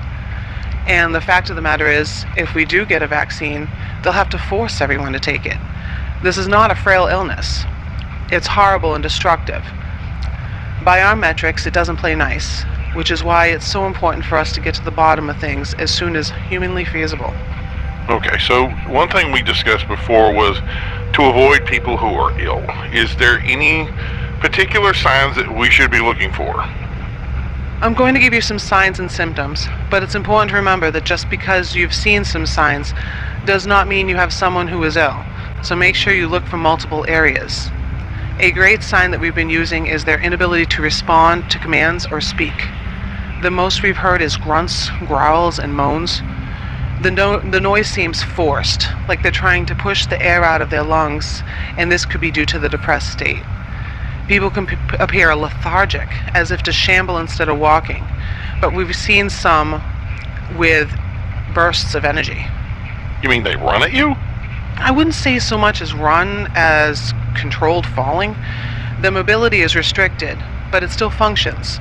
Think of it like someone who is drunk trying to run at you. So it's not the most coordinated, but it can happen. For the most part, you would only see that in a young, healthy subject. Okay, good. So you described some interaction cues. Do they look any different physically? That's a big concern. Everyone we've seen looks homeless or unkept, which makes it very difficult to differentiate without engaging directly with someone who you believe is sick. But something we're trying to nail down is whitening or reddening of the eyes. We can't seem to disseminate why some people have one and others have the other. It could be some sort of bursting of blood vessels in the eyes, but it's not something that's common. If someone was attacked and was infected, they would be bloodied, show signs of injury. If you see someone that has an injury that you would describe as extremely painful, and at most they're only moaning, you probably have a sick person on your hands. Okay, I see now why you said to make sure that you have multiple things to look out for. This seems very confusing and difficult to keep up with. What can make it more troublesome is imagine if you have a loved one that's infected. You're hugging and consoling them, and suddenly they attack you. We've heard multiple times, and it's very distressing to know that a person helping someone is suddenly now infected themselves, and there's little or nothing that can be done to help them. That That's horrible. That's exactly why it is so important not to harbor anyone that is sick. I can imagine. I don't think you're imagining enough. One sick person can attack everyone in a dwelling and infect everyone else. Now they're trapped in a building, ready to infect the next person that comes into contact with them. Oh my God, that's horrifying.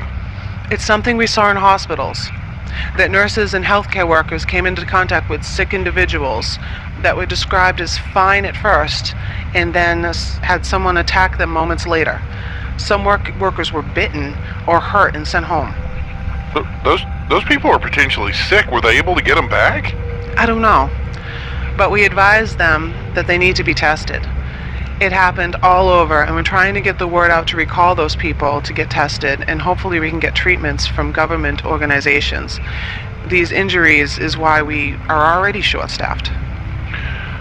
From what I'm hearing you saying, there is a potential for problematic healthcare here. You shouldn't be concerned.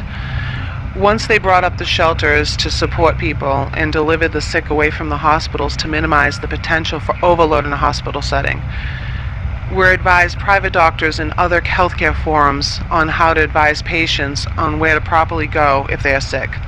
I don't foresee any hospitals having problems at this moment. It may seem like a lot, but with quick mitigation of illness, you'll see the amount of sick people decline and will be a lot more controllable overall. Sounds to me like the CDC and Civil Defense have at least the direction well under control. Should people be concerned at all? Being completely transparent, hysteria is never a good thing. In this case, even more so, because even in the short time that this problem has reared its ugly head, the CDC has been able to target the areas that this could have emerged. They have a good general idea of what caused it and already advised on how to slow the spread. The simple thing for people is to not come into contact with a sick person and then they have nothing to worry about. Even if you do pass someone that is sick, avoiding physical contact is your only real worry. No data has shown that this is airborne or transmissible without direct contact, and there is a potential that the only way to get infected is via contact with blood or saliva. I see little reason that avoidance isn't the cure for this illness, and even in areas where there aren't lockdowns, most people have decided to self-quarantine. So I think we're 75% through this in just over 12 hours since the first report. I have to admit that prior to this interview, I was worried about what we were up against, and after this short interview with you, I feel much better, and I hope our listeners out there feel the same way. Thank you, Doctor. My pleasure. I feel it's also important to say that if you're a drug user, it's time to quit. I think that's great advice. To all our listeners out there, simply put, avoid the sick and you will be fine. Leaving this to the professionals who will already on the job to make sure that you are safe from whatever we're dealing with. Those who are sick, if you have a drug affliction, head to those shelters and get the treatment you need to be better.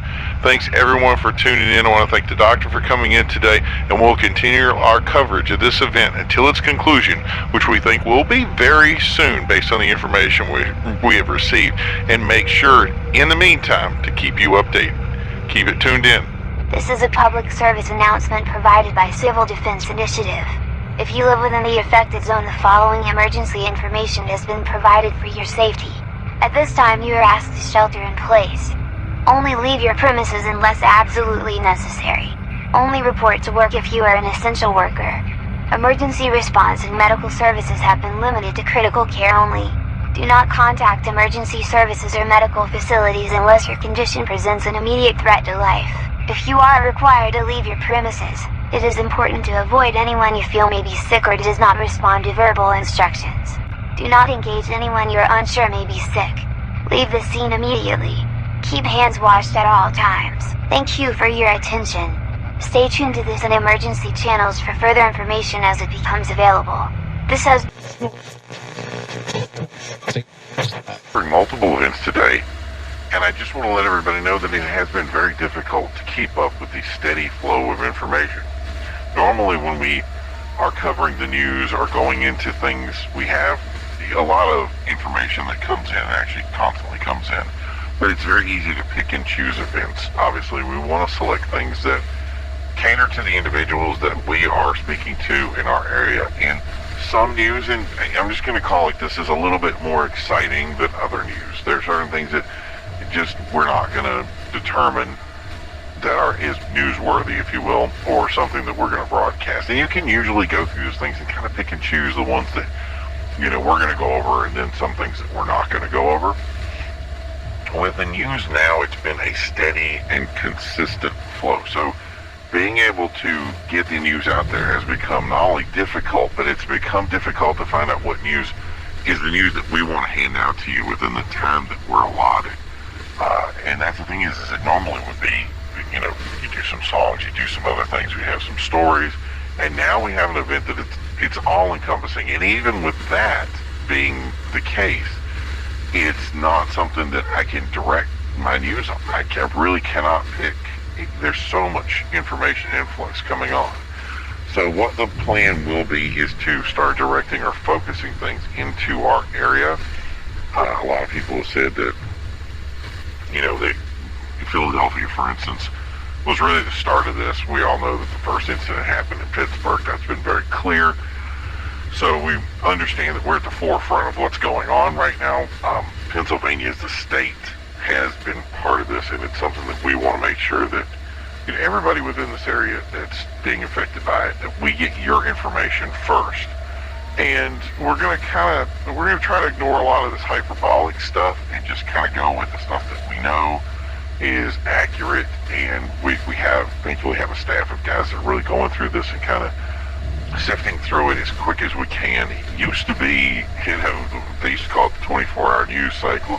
The news cycles are now getting down into minutes. Like, information that we get is, some of it's actually getting old before we even broadcasting it. And I think that's kind of the problem, is we want to make sure that the information that we get you is important, relevant to you, and something that you can, if you need to act on, you can act on. So one of the big things that came up today was, there was an individual in a wheelchair today during an event that was shot. What happened was he fell as an infected person had invaded the area, and it caused a lot of problems. People ran. They were trying to escape the area, at which point they knocked him over. He was unable to stand, and I guess the way they explained it was he was putting his hand up to try to get help, and someone believed that he was one of the infected people and shot him, and he did not make it. He was deceased on the scene. So the real person that caused the problem, which was whoever it was that was infected, was captured and transported by officers who arrived shortly after. One officer was injured during the altercation, but the perpetrator who shot this individual did escape and has not been identified. So they're asking you if you have any information. You are asked to contact local authorities about this. Now, I think the thing that we need to say about this too is it's so important not to be, I'm going to say vigilant, but not to be a vigilante in cases like this.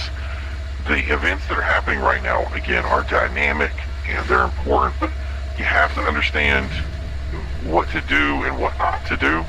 And taking matters into your own hands, it requires a certain amount of education, understanding of events. And I don't believe that we do have all the information, especially on the civilian side, to really make the calls that we need to make to engage a threat. It's one of the reasons why they're telling people to stay home, is because it's not a safe area to be in, for one. And then we have events like this that are happening. I understand that some people, a lot of people are not staying home. They're not listening to the advice. They're going out anyway. They're, trying to get food, supplies, whatever they have to get, because, everybody does everything last minute. I know I'm the kind of guy that does the same thing. But what you're doing is you're going out into these things and you're causing yourself bigger problems. And if this infection spreads to all those that are going out and doing this, we're going to have a bigger problem on our hands. And not just the idea of people getting infected, but the idea of people like this, where somebody gets shot, they get injured, and now what do? We're very short-staffed to be able to do any kind of research, and it really falls back on the public who, should be home staying around. So if you can stay home, stay home. If you can't, we get it, but take the necessary steps to understand to avoid the conflict versus being part of a conflict. In other words, large areas, any of that kind of stuff. Do the minimal things you have to do when you're out, and just get involved with it that way. So that way you're going to make more safety for yourself and others, and that's important. So the other thing that I think we just got this news in just now was one of our largest hospitals here in Pittsburgh. The Presbyterian has closed its doors, and we have not been given a word of why. One of the big things was people had come by and they were saying that they were being turned away. We got the news separately. What we heard was is that the move was made by Civil Defense in cooperation with the CDC, but they were not given any instructions. Now, this could be because they're short-staffed or other problems of that nature. We believe that it's possible that the power outage in the initial attacks had caused some sort of damage to important equipment, and with the lax in staffing right now due to the illness, that these issues had compounded, and it's just better to turn people away. So they were saying that they weren't doing any kind of testing today, that you had testing scheduled to redo it, to find another time to do something and reschedule. But for now, I don't know how they're going to do that, because at this point, I think if you have something that needs to be done, it's going to be one of those things to stay at home. But again, some of these people had some important stuff that they needed to do, and we've been hearing that they have taken other actions to go outside the city and in other areas, and this has caused congestion and clogging of major areas and arteries to basically get in and out of the city to do what these other emergency responders need to do. So whether that's been in a compound of a problem or not, that's something that we're going to have to look at later. This is, like I said, this is a very ongoing. I guess now you see the information problems is that it's become difficult to keep up with things, because as soon as one problem occurs, we're so inundated by other issues that one problem, no matter how small, becomes a bigger problem, and now it's on to something bigger. And now we forgot the first problem, we're on to this next problem, and the next problem, and the next problem. So it's become very difficult for first responders, police, individuals, especially in government, to get involved with this and get things fixed the way they need to be. But this is our job, is to get with the news, and we're going to give it to you. So, and that was the thing is on the heels of the current pandemic that continues, it's expanding beyond its roots in Pittsburgh. One local homeowner did call the police asking for a wellness check on her neighbor, at which point the police had not arrived some hours afterwards. So this homeowner took it upon themselves to go over and visit their neighbor to find out what was going on. And in the process of doing the research, they found the room was filled with blood, that it looked as if the occupancy had been ransacked. She was unable to find any occupants in the household. She did find one firearm, which appeared to be discharged, but at this time, police have still not arrived on scene. And that was a big concern, because here's something that's going on that they don't have an individual, and they're unable to take the necessary action to really do any research with it. We don't know if this person's hurt. We don't know if they're injured. Again, they're looking for help, but it's very difficult to find any kind of help in these areas. So the one thing that I was saying with these communities, and I love the idea that these communities are very tight-knit. They work together. A lot of neighborhood watch programs that get involved with it, and people are taking this upon themselves to go visit other places. That might not be a good idea.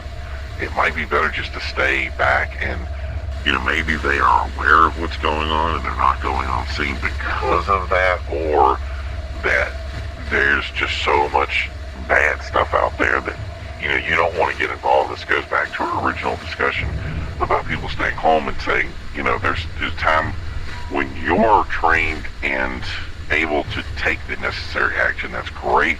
If you're not, what would you have done if you walked in there and there was a sick person there that's attacking, and you're by yourself, you have no ability to defend yourself?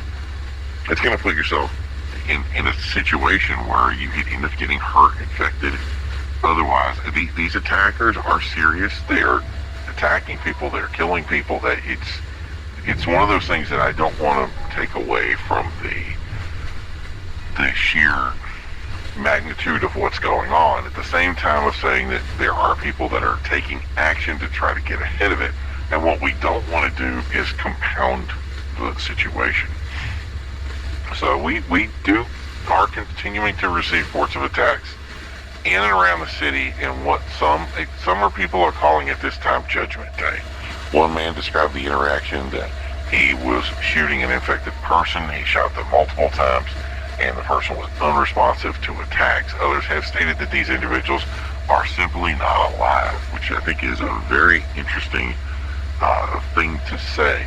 But he stated that his friend had been attacked. When they checked him, he was deceased and not breathing, but moments later stood up on his own and attacked his friend. So at that point, we actually took some time to contact the CDC for a response. And we were, instead, self-defense got in touch with us, which we appreciated. And they stated that individuals that are under the effects of depressants, such as drug interactions, can feign injury, they can be immune to pain, and may appear to be lifeless or breathing so shallow that it's imperceptible to see their breathing. So just because you think someone is down or hurt or, possibly whatever, there's a good chance that that might not be true. So, and I want to quote here from them, being clear that we don't know the full details of how this nefarious illness strikes. It's important not to engage with anyone that has come into contact with the sick. And if you have come into contact with a sick person, that you should self-quarantine, unquote. So there's a lot of stuff going on with that.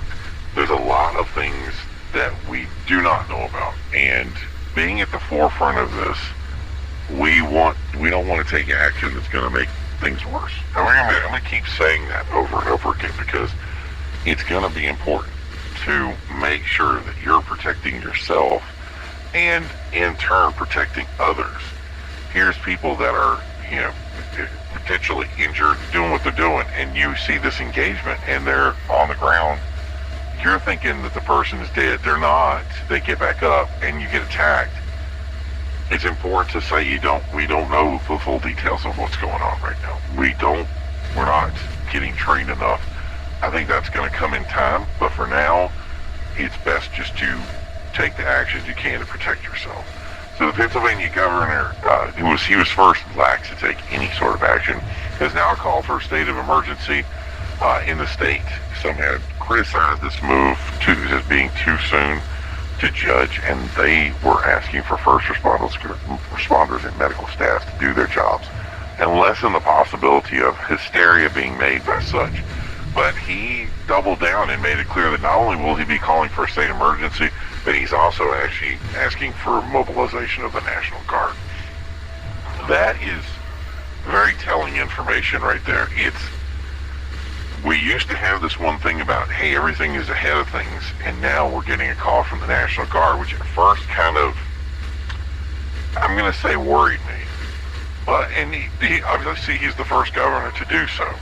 But one pundit was quick to criticize him for this move, stating that the 15,000-member National Guard are not going to be mobilized to places like Philadelphia and Pittsburgh, but they're being mobilized to Harrisburg, which currently is not reporting a great deal of problems.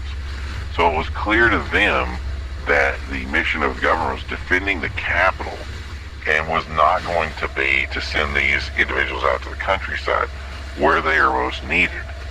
So we've asked for further comment on this. No further comment has been made. We're going to have to determine what those actions are down the road.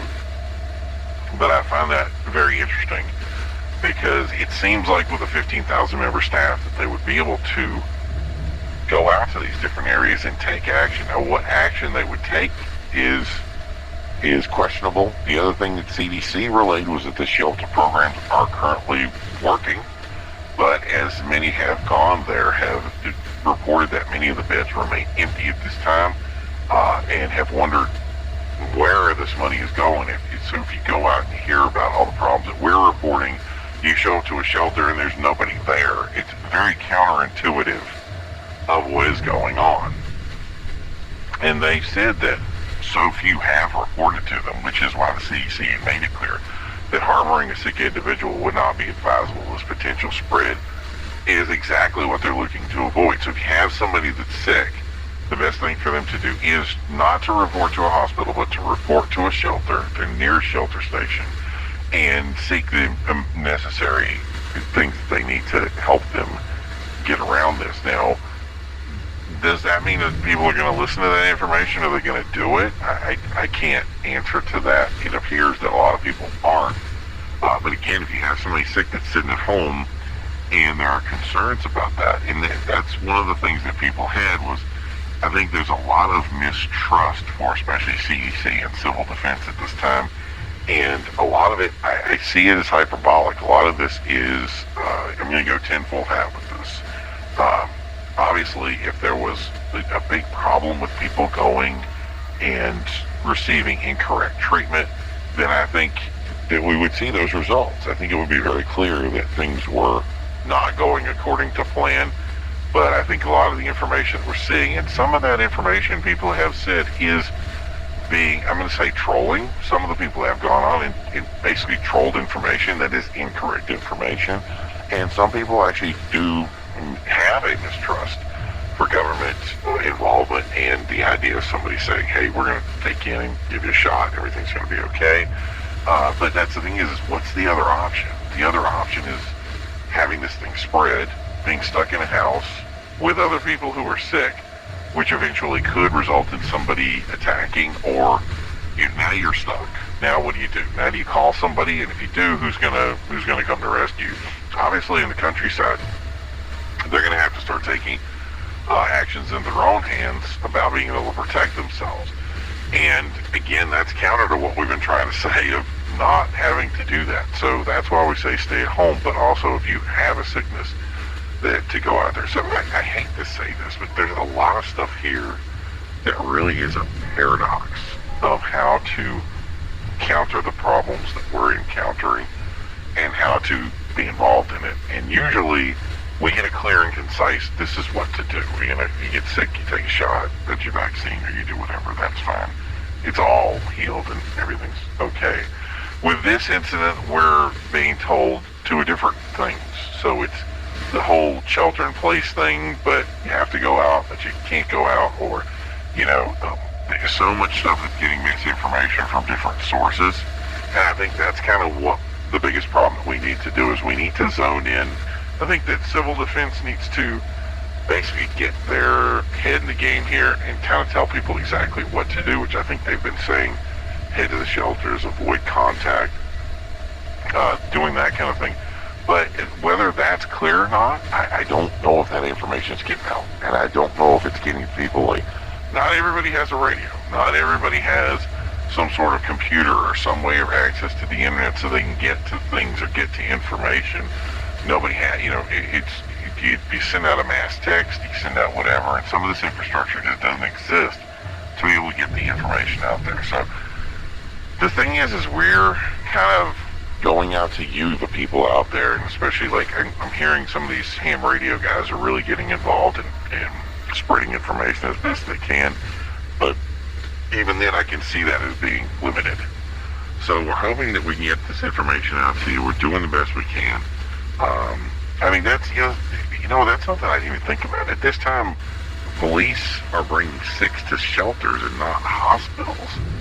But if they're being brought to these shelters, where are the sick that the police are bringing there? Everybody we hear is still saying that these shelters are empty, but sure, there's some, I'm sure, that are clear, but to be completely empty is counter to the information we're seeing. And anyway, and then the other thing is that it brings up the personal protection of the police, fire, and EMS. So a lot of these guys have gone in, nurses, other things have been injured. We know that. We've never heard of a PPE or a plan to avoid getting sick, but these guys are diving in head first to get this stuff going. And it's something that we need to go back to civil defense and say, or CDC or whoever, and just say, look, there's going to be questions that we have, and we need to have those actions, especially if you have somebody in your house that's sick. How long do you have before somebody trips over themselves and has a bigger issue. So those are going to be things that we need to address down the road. But for now, I get it. We're going to cut to a break real quick, and we're going to be back soon to discuss try to get to the bottom of what's going on, try to do some of this deduction of our own, and we'll be right back. So make sure you tune in, stay here as we continue to give more information about the illness. I'm going to start calling it the pandemic, or some people are going to call it the apocalypse. Continuing to follow the efforts of law enforcement, and as it appears, they are getting ahead of the situation. National Guard has been dispatched to Harrisburg and continues to guard important infrastructure at this time. But word is the area has been quiet. A detachment did head from the base in Cranberry Township and has been helping locals distribute food and supplies, but they have not been assisting police in their efforts. Local law enforcement in some areas are requesting assistance from the public in combating this illness. Many police and first responders have been injured during the activities, and it has caused a depletion of resources in many rural areas in places like Pennsylvania. Union and other authorities warn against the action of swearing in unknown and untrained individuals to take on activities they are not suited for undertaking, citing potential civil actions as new laws have been passed to protect the sick from attacks that have been pushed by Democratic leadership both on local and federal levels. Indeed, it's been clear that many people have lost their lives in engagements both with people who are sick and those presumed ill, and the results are still under investigation. These results are not readily clear at this time and could require a great deal of investigation as events continue to compound over time. One representative who asked not to be named said, "It's important that well and sick people have the same rights and that their rights to be safe is in their person and activities as they heal from this sickness." End quote. With questions of violence looming both in cities and small towns, it is clear police are becoming more important now more than ever. But the question union leaders have asked is, where will they get these additional officers and resources, and how will they be compensated appropriately for their efforts like extended overtime? Currently, police are working beyond 12-hour shifts in some cases to cover the sick or injured. This all comes at a time when reports show illness may finally be getting under control. Attacks in Pittsburgh and Philadelphia have decreased. Georgia, and specifically Atlanta, have been working more closely with CDC and government officials and have been lax to relay information to the press. When pressed for information, a spokesman stated these events are dynamic in nature and require a great deal of clarity before we can make any foundational announcements. It's important that the media understand that hyperbole can lead to hysteria, and maintaining an organized response is key. This was said as National Guard was being rolled into the Capitol and a state of emergency was declared.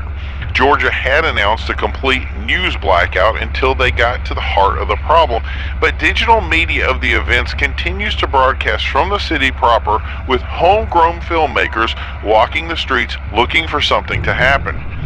Most received police and National Guard intervention, but some media has slipped through. And this is something we just got in just right now. How much longer can we expect these events to continue? It's been hard to say, but one doctor in Pennsylvania is warning of a greater danger as a video surfacing from the Pittsburgh regional area surmised in an interview we captured earlier today. I know what they're telling you. It's not true. This isn't over. It's just the beginning. And I think it's important for the people to understand we're being told to keep quiet. But it's too far gone right now. It's too far.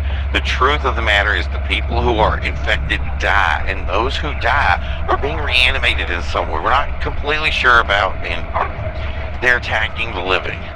I'm not being extravagant. This is not a fabricated story. I've spent the majority of my day today trying to save people, and instead I'm seeing people for lack of a better word, turn.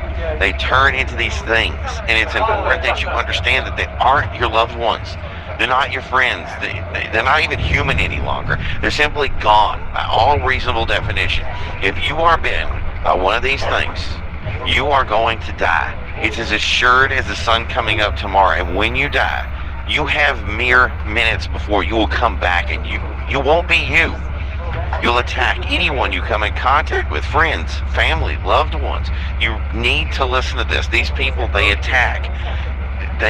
Anyone they attack, they'll get back up, and they'll attack someone else, the next person. And I don't know what they're doing at these shelters, but it's not curing people, because you can't be cured. Look, I gotta go. Is this true? I'm on? Okay. We were lax to display that video, and we were even warned not to share it by many different sources. This video has been going viral for the last few hours and is spurning definitively a call to action. The CDC called the statement preposterous, and military called the information delusional at best. But this has been fact-checked. My producer is confirming this is accurate. That the dead are being animated by some unknown force that drives them to attack and devour the living. I can't believe I'm even saying this, folks. It's impossible to believe, and everyone here is with you in understanding if you can't believe it.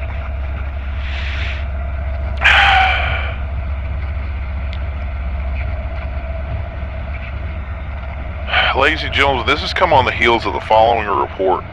We now have word of attacks in Chicago, Illinois, and New York City proper.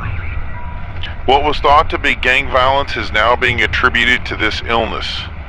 In the case of New York, infected trapped in a building were somehow released and attacked others also staying in the building. At one point, the doors are open and they were released, attacking anyone that they came in contact with. New York mayor followed up with the assessment and a statement that housing sick individuals is now a crime, and anyone not reporting to shelters will be subject to arrest. In the statement, they say they have not ruled out going building to building in an attempt to clear out anyone that is sick. So I'm going to go off script a little here.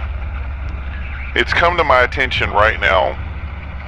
Recently, the federal government has passed a resolution on expenditures should a biological attack of this nature occur, stating that if 80% of the population were to be affected, the response would be mustered. The question is did they have an idea that this was going to happen? Now, I think that's too early to tell right now, and very difficult to make an assessment like that so early, but as many have said in the past, it's best to follow the rats when the ship is sinking. There is no doubt as the sun goes down tonight that we're going to see more statements of state and potentially even national emergencies. And I think it's time we start questioning these shelters. In fact, let's just get someone out there right now. I think we have some people down there. Maybe they need to ask some hard questions. I know a lot of people have just heard some difficult information, and I know it's hard to believe. And we hope, actually we pray, that it's not true. We hope that what we've experienced today was just somehow some fluke and it's wrong. But the truth is we're facing, regardless of this information, a difficult situation. And no matter how we spin it, I think it's time to start understanding. It's time to get some clear answers. Okay, so I think we all need a break right now, and when we come back, we'll see if we can get some more answers about the compelling questions that have been brought before us, and try to clear up some of this information. We'll be back shortly. This message is from Civil Defense. Your area remains under high alert. It's important to stay in your home at this time. Avoid contact with anyone you believe may be sick or ill. Avoid anyone that is unresponsive. If you encounter an individual you believe to be sick, contact Civil Defense. Do not contact emergency services as these lines need to remain open at all times. If you are sick, it's important that you submit yourself to a local shelter for processing and treatment. This has been a message from Civil Defense.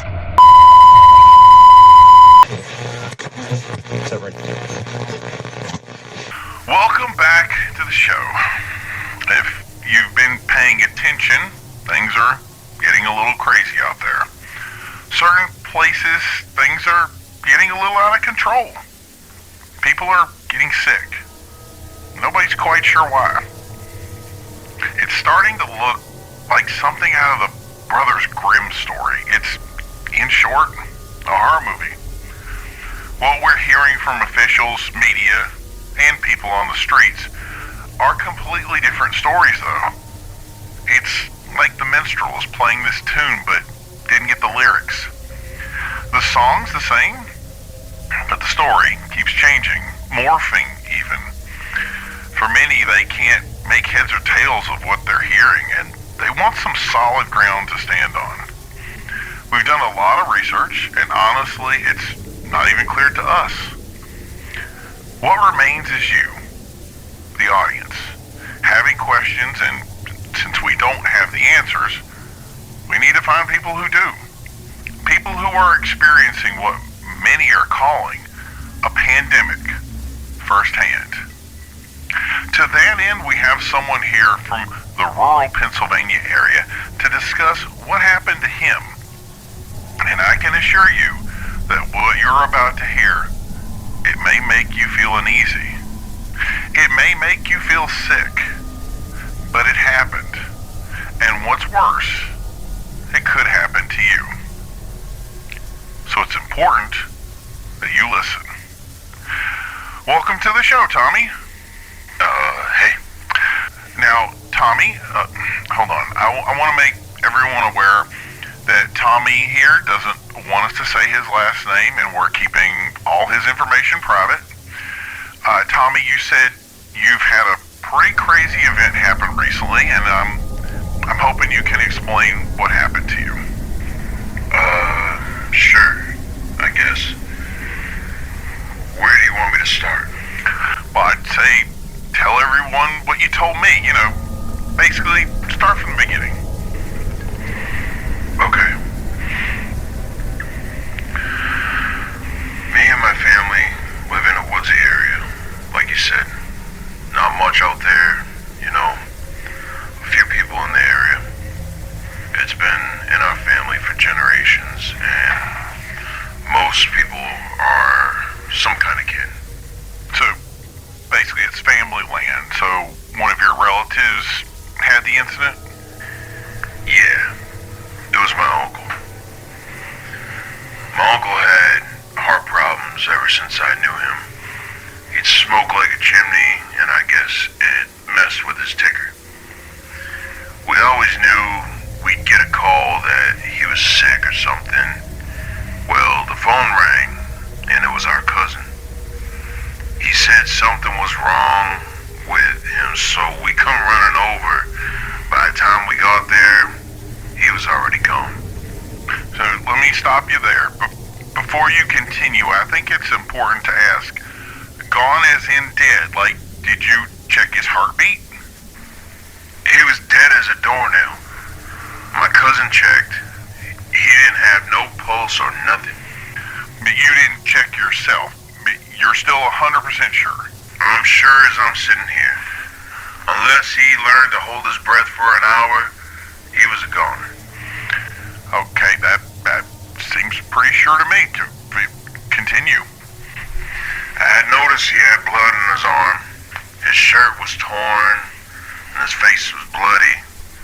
My cousin said that he had been out in the field seeing a stranger walking around, and he had attacked my uncle, and my cousin said the strain must have caused him to have a heart attack. We called the emergency number, but we couldn't get through. We tried, and a couple of times the line went bad. We couldn't even get a ringer. Me and my cousin gave up and just sat down on the couch downstairs and just drank a beer. little time passed, and we heard somebody moving. We thought it was coming from outside. Maybe that stranger had come back, but no. It was coming from upstairs. It was like someone just kind of walking around up there. We're both worried, so my cousin got the shotgun from the hanger on the door, and I got the 22, and we both went upstairs. My cousin turned the corner, and there was our uncle. He looked confused, and his eyes were white as Mom's Christmas tiles. It was like he was just wandering around the room like he was nervous.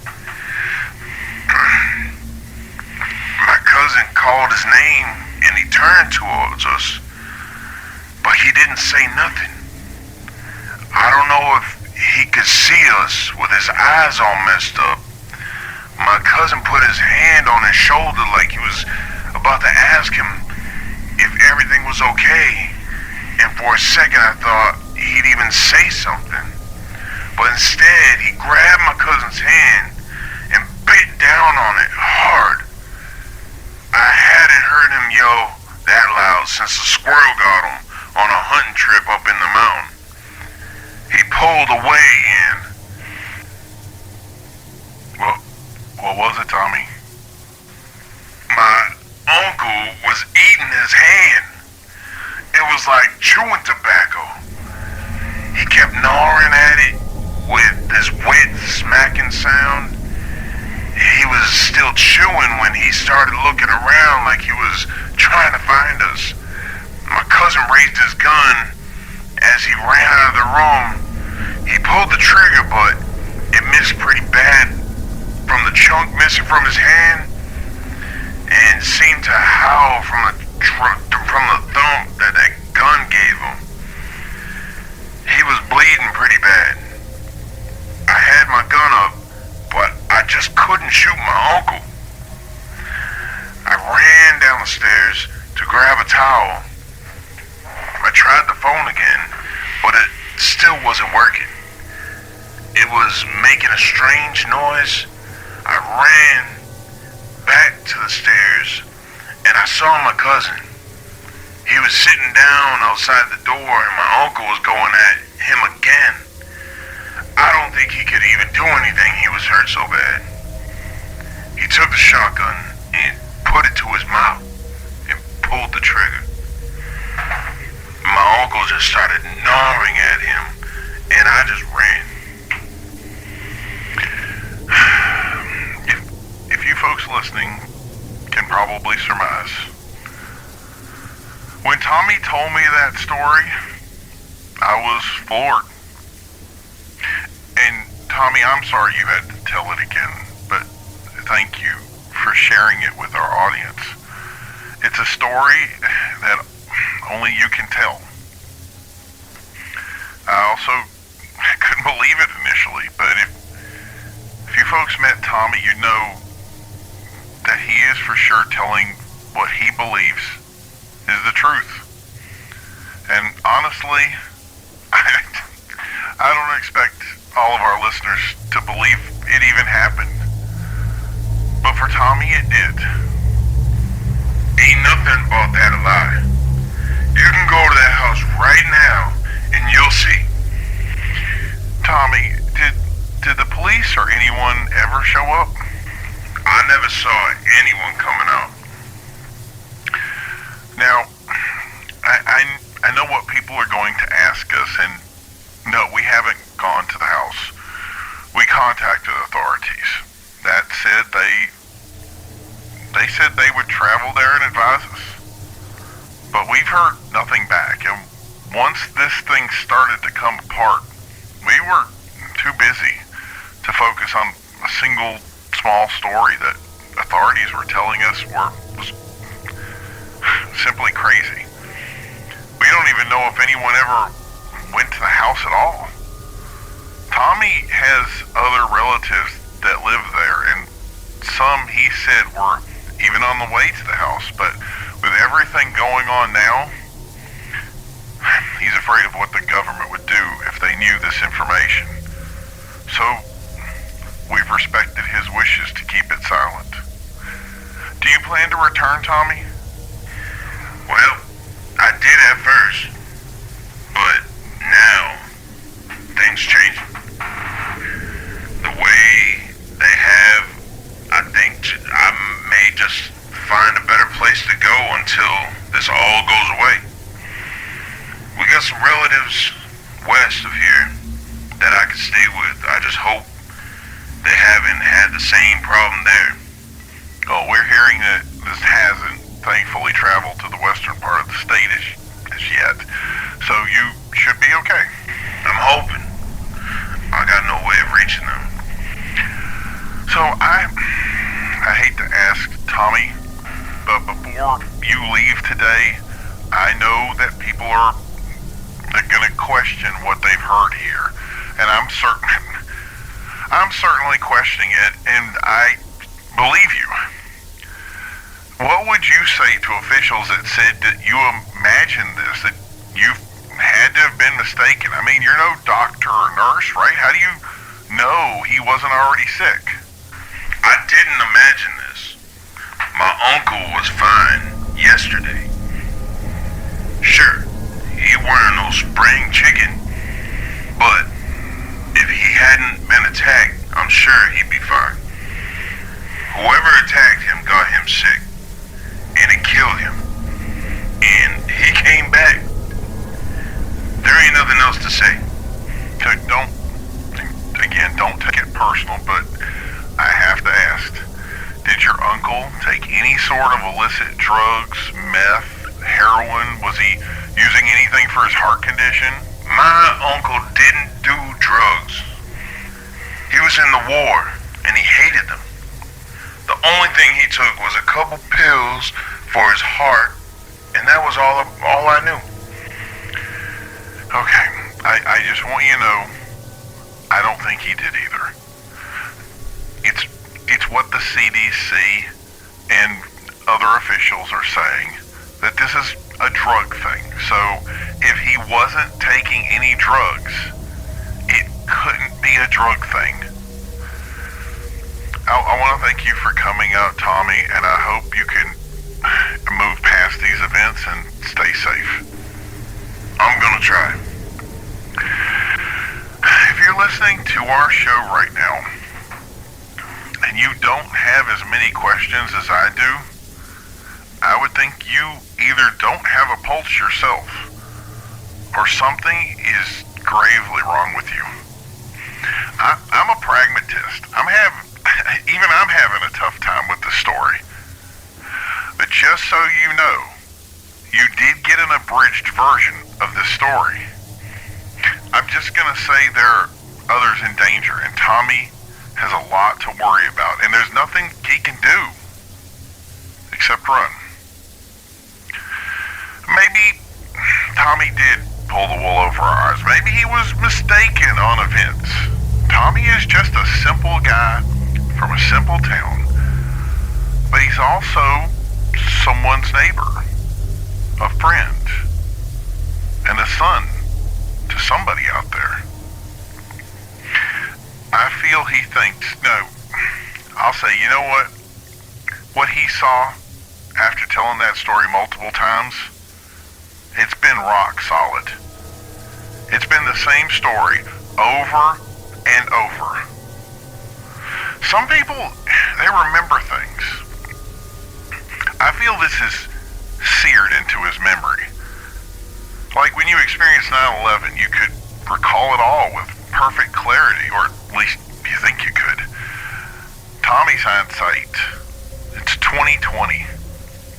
He's literally reliving that event when he tells that story. And even though I don't know what he experienced personally, I do feel bad for him, because this is going to stay with him for the rest of his life. And what's worse is I feel right now that this is happening in many places all over the East Coast, potentially the U.S., maybe even the world.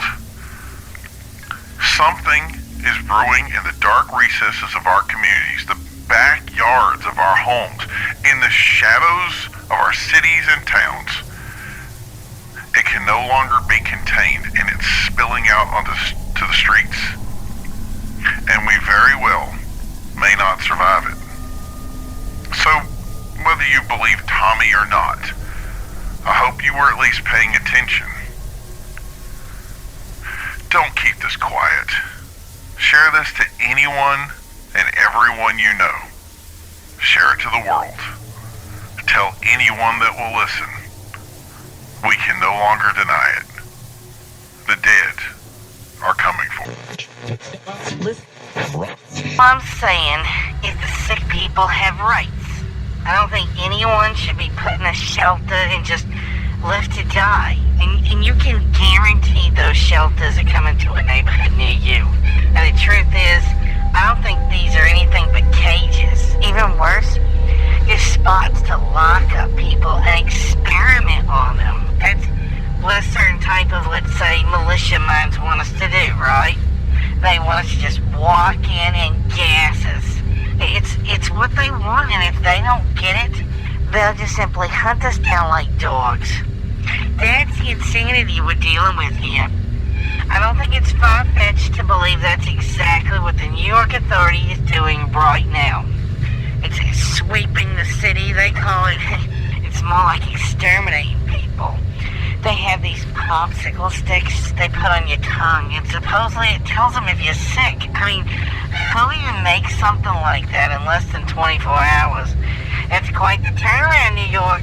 I mean, it's no secret that Pittsburgh and Philadelphia were both suffering from, homeless problems. So why is it so far-fetched? The leadership is just taking on the role of, say, Vlad the Impaler and rolling all the people up into a little room somewhere because they're poor with the promise of a perfect little cure and lighting the whole place on fire. Did you see how fast the CDC doubled back in their treatment options once the question was put to them? Suddenly it was, we give them vitamins and medicine, and that way they'll be around longer. We don't know where you got the word cure from. We got it from you, you idiot. They're switching things up.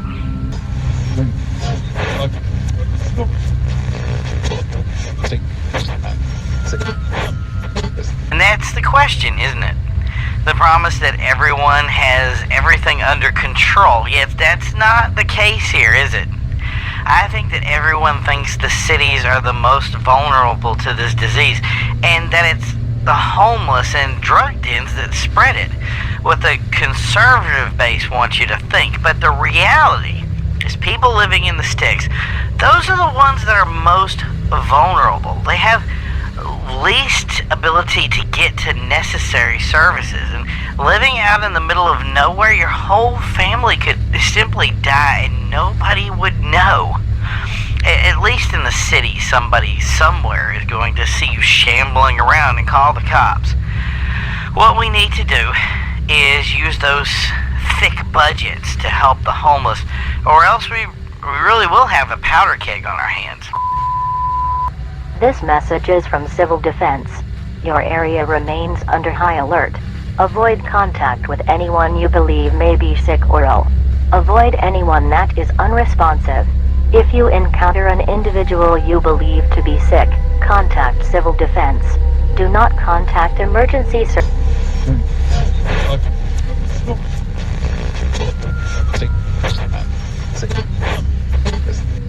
So it seems here we do have a name for this disease now. Pathogenic ataxic cerebrovascular encephalopathy disease. It appears that the short term at this time is being used is called PACE, P-A-C-E, and a doctor from the military was the one responsible for this naming convention, a Dr. Robert Hodge of the Infectious Diseases Department located in Washington. We did try to reach out to Dr. Hodge, but he was unavailable for comment, and I'm sure it's because he's been hard at work finding a treatment at this time and hopefully a cure for what we're undergoing right now. So we're hoping to hear back from him As soon as he is available, maybe we'll have him as a guest on the show. In a landmark case today, the Attorney General was forced to drop the case and will not be prosecuting a New York City peace officer for shooting an unarmed man he reported was suffering from what is now being called the pace disease. Earlier, the assault appeared to be an unprovoked attack by the officer who opened fire, killing the man. An outcry from local citizens forced the chief of police to put the officer on unpaid suspension, and after reviewing the body-worn camera, the judge refused to try the case, stating that it was difficult, if not impossible, to prove that the individual was not affected by an external illness or pathogen, and reviewing the conditions of the illness, deemed the officer clear of any wrongdoing. This forced the Attorney General to simply drop the case in its entirety, and the officer is currently back on the streets. In other news, the mayor has advised that harboring anyone sick with pace will be considered negligent behavior, and has once again threatened to enact something along the lines of a door-to-door search and arrest of anyone caught harboring a sick individual. In the meantime, the Board of Health has set up a hotline to report anyone you suspect of being ill to the authorities, who can perform a wellness check but have refused to enact a lockdown at this time. This has prompted cries of outrage from activist groups that say it is their right to stay protected inside their homes, and say these activities disproportionately affect minorities. Unlike other areas that have shelters, New York has not had such a luxury as yet. Civil Defense has been hard at work to train Port Authority volunteers to implement a shelter system and effectively spotting a sick person and providing a test to do so. With the influx of migrants and other people that flood into the state, it's important to stay ahead of the situation. Fire Chief Ed Gaines stated, "It's slow going at this time, but we're assured that we will have functional shelter systems going up all around the city by tomorrow to help with anyone that is sick or in distress. It is the job of our brave men and women, first responders, to ensure the safety and security of citizens of this fine city, and we take that responsibility very seriously." End quote. What is clear at this time is that New Yorkers are being even more unfriendly, if that's possible. If you are sick or injured, you are now officially on your own. One individual who reported having a heart attack in Central Square said he was there for over 10 minutes prior to someone offering assistance and calling paramedics. Thankfully, they were able to provide him the necessary aid, but should this disease continue to spread, it's unknown how unfriendly the population could actually become. Deliveries and working from home were up 70% across the city, but it just goes to show that our state doesn't slow down, and it definitely doesn't sleep, and maybe that is our strength. On the other hand, cab companies have seen a steady decline in work, but still call it a very busy city that needs a lift on a regular basis. A ticker was added to this evening to the bottom of all public advertising, stating the importance to stay ahead of this illness and recommended reporting it, but many residents stated they were not aware that the ticker even took place, that it was available. So in the news elsewhere, police and other officials are ramping up a response to find the true impact of the illness on the East Coast. Although Pennsylvania and Georgia are most affected and have seen the most activity from civil defense, areas like Chicago have seen reports with little or no activity. Although the federal government has stated that now is the best time to get ahead of the response, some areas report they simply don't have the manpower or budgets to fund the man hours required to take on extra tasks, and advise that a grant may be in order. If this was an activity that expanded throughout the U.S., it's estimated that it could cost the taxpayer $50 million in investments nationwide. In world news, China has seen a great deal of increased police activity in Hong Kong and Wuhan as civil unrest grips part of the city. Officials have reported that a disagreement from rival gaming groups has turned violent, and have reported that they have the situation well in hand. China has had issues with stay-at-home youth that refuse to get a job and live on state money. These groups have a propensity for violent clashes. All the police forces in Pennsylvania were instructed to go to work. Still, the governor states they are short on manpower while reiterating that everything is under control. Yet, standing here on the streets tells a different story. Multiple civil defense shelters went down during the night, and we're being instructed not to send individuals to those sites. Still, we have not received an updated active list. At this time, you are advised not to report to a civil defense shelter until we can get an accurate list of locations that are up and running. Hospitals are currently overburdened, and many are simply locked down, leaving the sick to fend for themselves.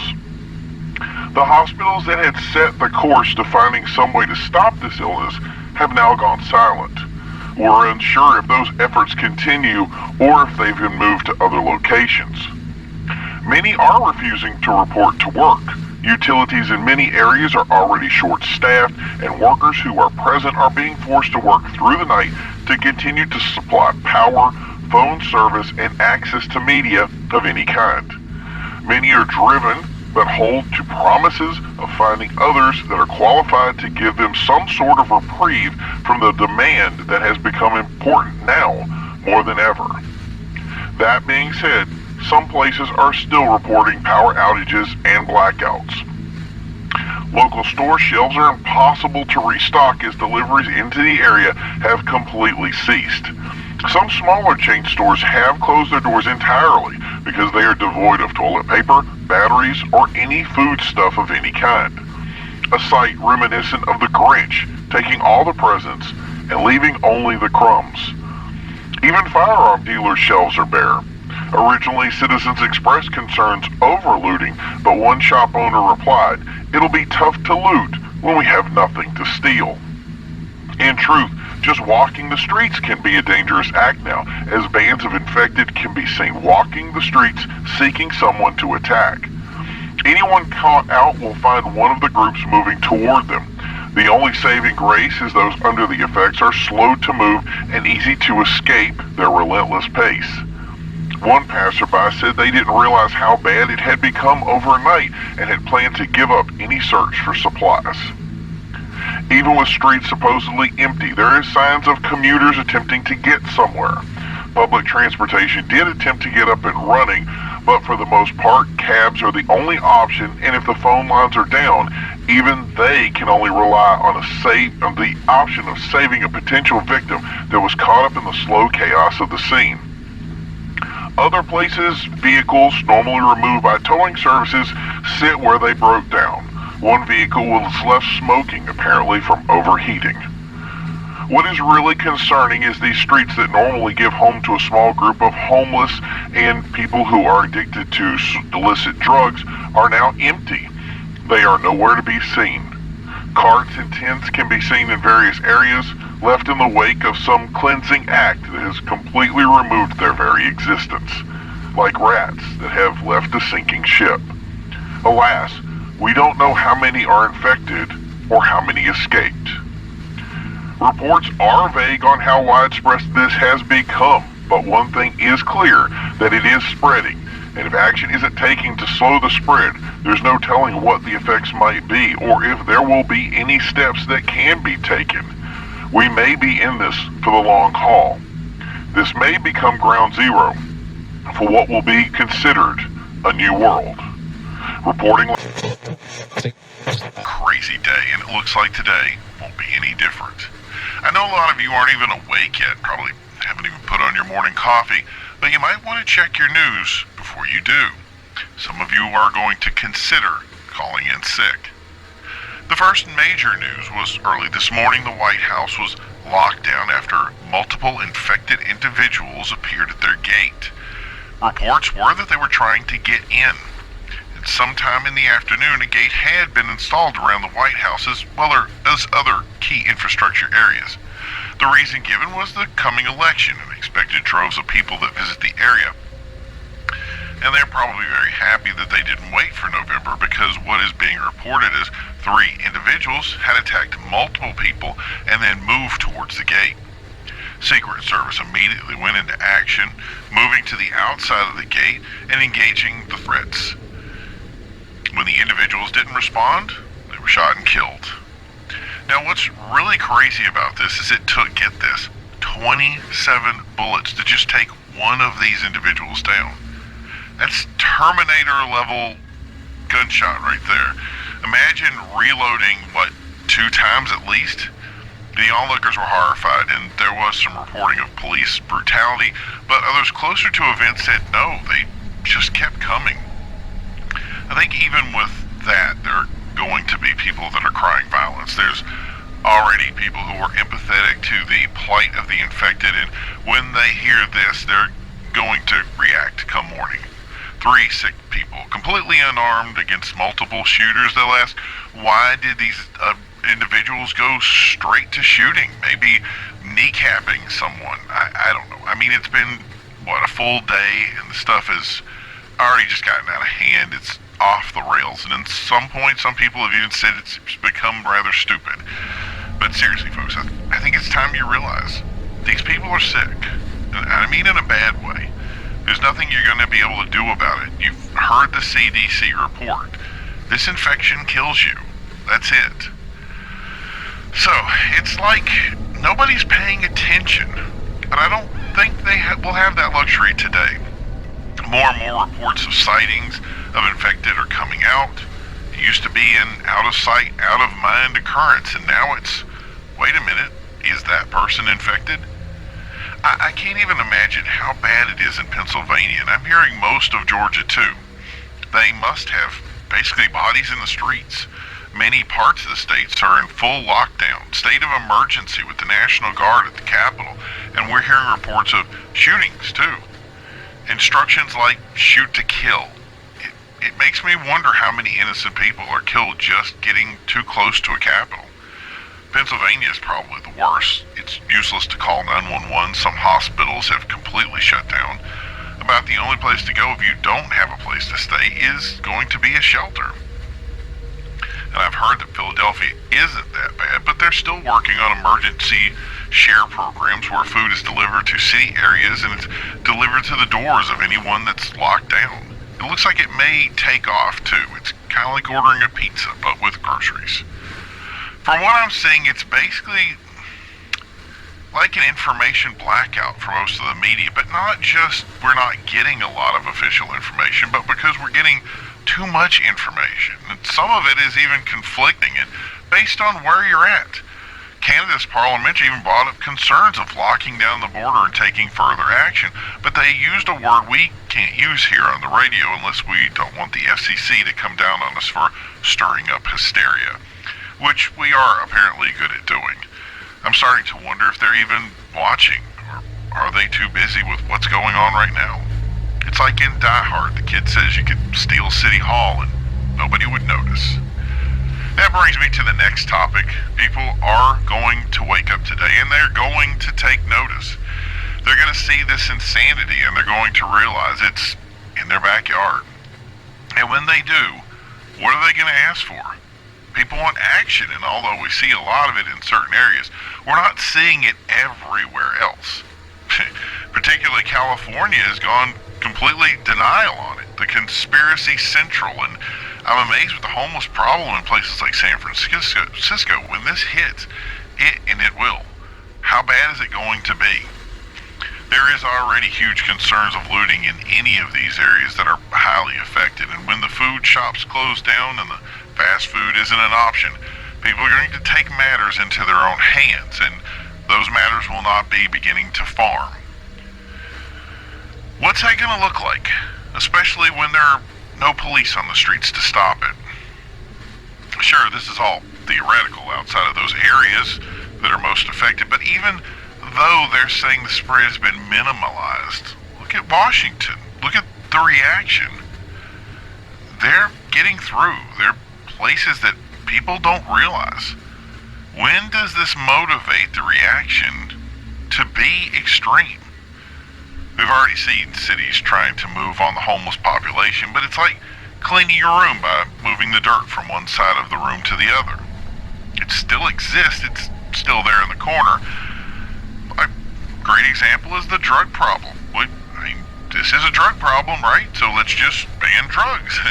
I'm joking, obviously, but seriously, stopping the flow, taking extra action, maybe start locking people up that you know are promoting this stuff. I mean, come on, this is basic stuff. We're in a serious situation, and maybe that takes serious activity. This is the kind of thing that people are going to start asking for, and already people are asking, where's the military? And I'm not talking National Guard, I'm talking Army, Navy, Marines, Air Force. I mean, what gives? They haven't even been mobilized. When do they get called in?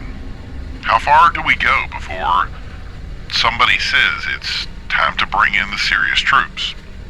And that's not to diminish the National Guard, it's their job to do what they do, but I don't think they've been utilized correctly. They've simply been put in capital areas and they're defending government, which I think is some respects their job. But if they're going to be outside of those areas, you're effectively left to your own devices, am I right?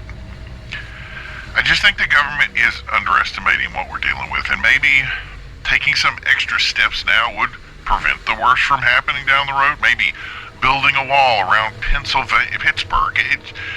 These are options we haven't considered, and maybe they should have been considered from the beginning. A blockade, at least, instead of a bunch of shelters that really nobody even comes out to.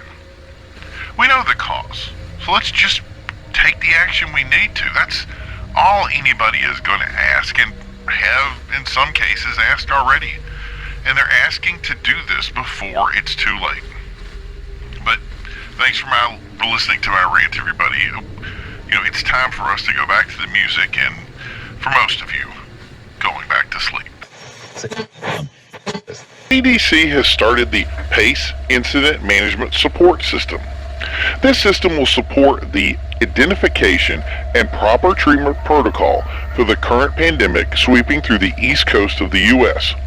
The World Health Organization has offered its support, stating, addressing a forward-thinking program that will identify and assess key needs for those within affected areas will be the linchpin to properly containing the disease and preventing its spread, as well as providing information to those within these areas which can only assist in that goal. Members of the CDC team are already on the ground in Atlanta, Georgia, and it's presumed they will also be arriving in the northern states within the next 12 hours in key areas and begin to share information with the public on proper protocol and treatment. At this time, they repeat that avoidance is the primary method to prevent the illness, that avoiding anyone who is sick is the only real way to deal with this outbreak at this time. Many critics have stated that what was originally thought as a quick solution has created a lackluster response, and that the rulebook has officially been thrown out. This could clarify that the situation is more dire than first surmised.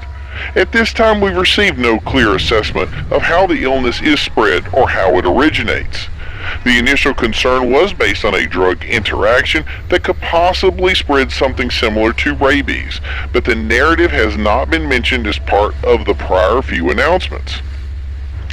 One of the biggest concerns to news and media sources is the sheer amount of information that has been submitted regarding the events now headed into their first 24 hours. From citizens being warned to avoid public water systems, over-the-counter medications, to extremes such as fentanyl and heroin interactions, or the concept that the infected are dead and have been reanimated in some unknown way. The CDC has stressed the need to deter spread of possible misinformation, and media platforms have taken some action, but they admit they cannot contain all of it. It has also been difficult for news, political representatives, and health officials to address all the information being received. What originally resulted in power and phone outages in some areas was quickly reconciled as power returned with a flood of new reports that quickly became overwhelming and difficult to verify. There is also the concern by those living in affected areas that these problems could return or persist, further hampering the knowledge about what to do next. Simple instructions of using small radios has been insufficient in the eyes of the populace. We've seen in the last few hours a mobilization of National Guard forces to capital centers in Atlanta proper and Harrisburg, Pennsylvania, to attempt to create a uniformed response. While these areas are escalating, areas like New York and Chicago are informing residents that they have the situation well in hand and that concerns are more minor than what the news sources have reported, and the citizens should not overreact. Psychologists have risen concerns over what they're calling toxic reactions fueled by hyperbolic reports that could lead to hysteria, that the situation is not as high priority as it's being reported. They explain this as hearing similar news over and over and prescribing it to different areas could present a narrative of larger scale. We've seen this many times in media, one professor at Harvard stated, like War of the Worlds, information is repeated by many sources, and there is an assumption that the scenario is all-encompassing, when in reality the situation is localized, he said. This concept of hysteria is not far-fetched, and unlike an attack by a single known attacker, multiple infected could potentially force repeated reports of attacks that could, for many, seem to be encompassing without linking back to the original story, making it seem much more serious. With some channels now saying they intend to cover these events 24/7 until they are resolved, it could only serve to exacerbate an already tumultuous situation. This hyperbolic thinking would seem to be endorsed by on-scene reporters who have conveyed they've seen little or no activity, shelters empty, and some have never even seen an infected person, questioning why the need for any lockdown. They added that the more intense an event is, the more opportunity for it to become hysteric. The need to avoid the illness becomes paramount. In truth, a viral response is more concerning than the infection itself. This could lead to an increase in calls to first responders that leave them stretched beyond the staff capabilities and responses to events that simply don't exist. This has also explained the increase of security in some areas to deter vandalism and looting, where citizens have been asked to close their doors and stay home to avoid possible danger. Break-ins and alarms across Pittsburgh have increased. Citizens are already asking to lift any stay-at-home orders, which could identify that people are seeing little activity and would like to go back to work protecting their livelihood. Officials say that even with this information that they should take each step slowly and calculated to limit risk to citizens. That even if these reports are hyperbolic, that the reaction could still be a concern. Citizens in many areas have gone to arming themselves, to defending against would-be attackers, and are not well trained to identify sick persons with symptoms mimicking other illnesses, creating a potentially problematic reaction.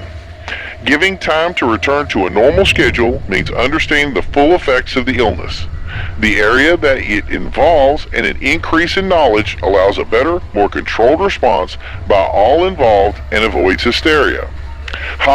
Hotlines in these areas have been set up to help those that have been affected by anxiety or stress by providing psychological support while reinforcing that information will be relayed to the news stations as it becomes available. This is why it's so important to make sure you are kept up to date on any news, official or otherwise, with the goal to verify anything we receive to make sure that you are made aware of the accurate information. After receiving this report, we plan to be more vigilant on the news we share with our audience to make sure we don't pass any misinformation. We hope that others will follow us in that. Now we move on to a story that is what I would call stunning. If you've been paying attention to the news lately, you'll have seen a growing pandemic on the East Coast, which has potential to spread throughout the world.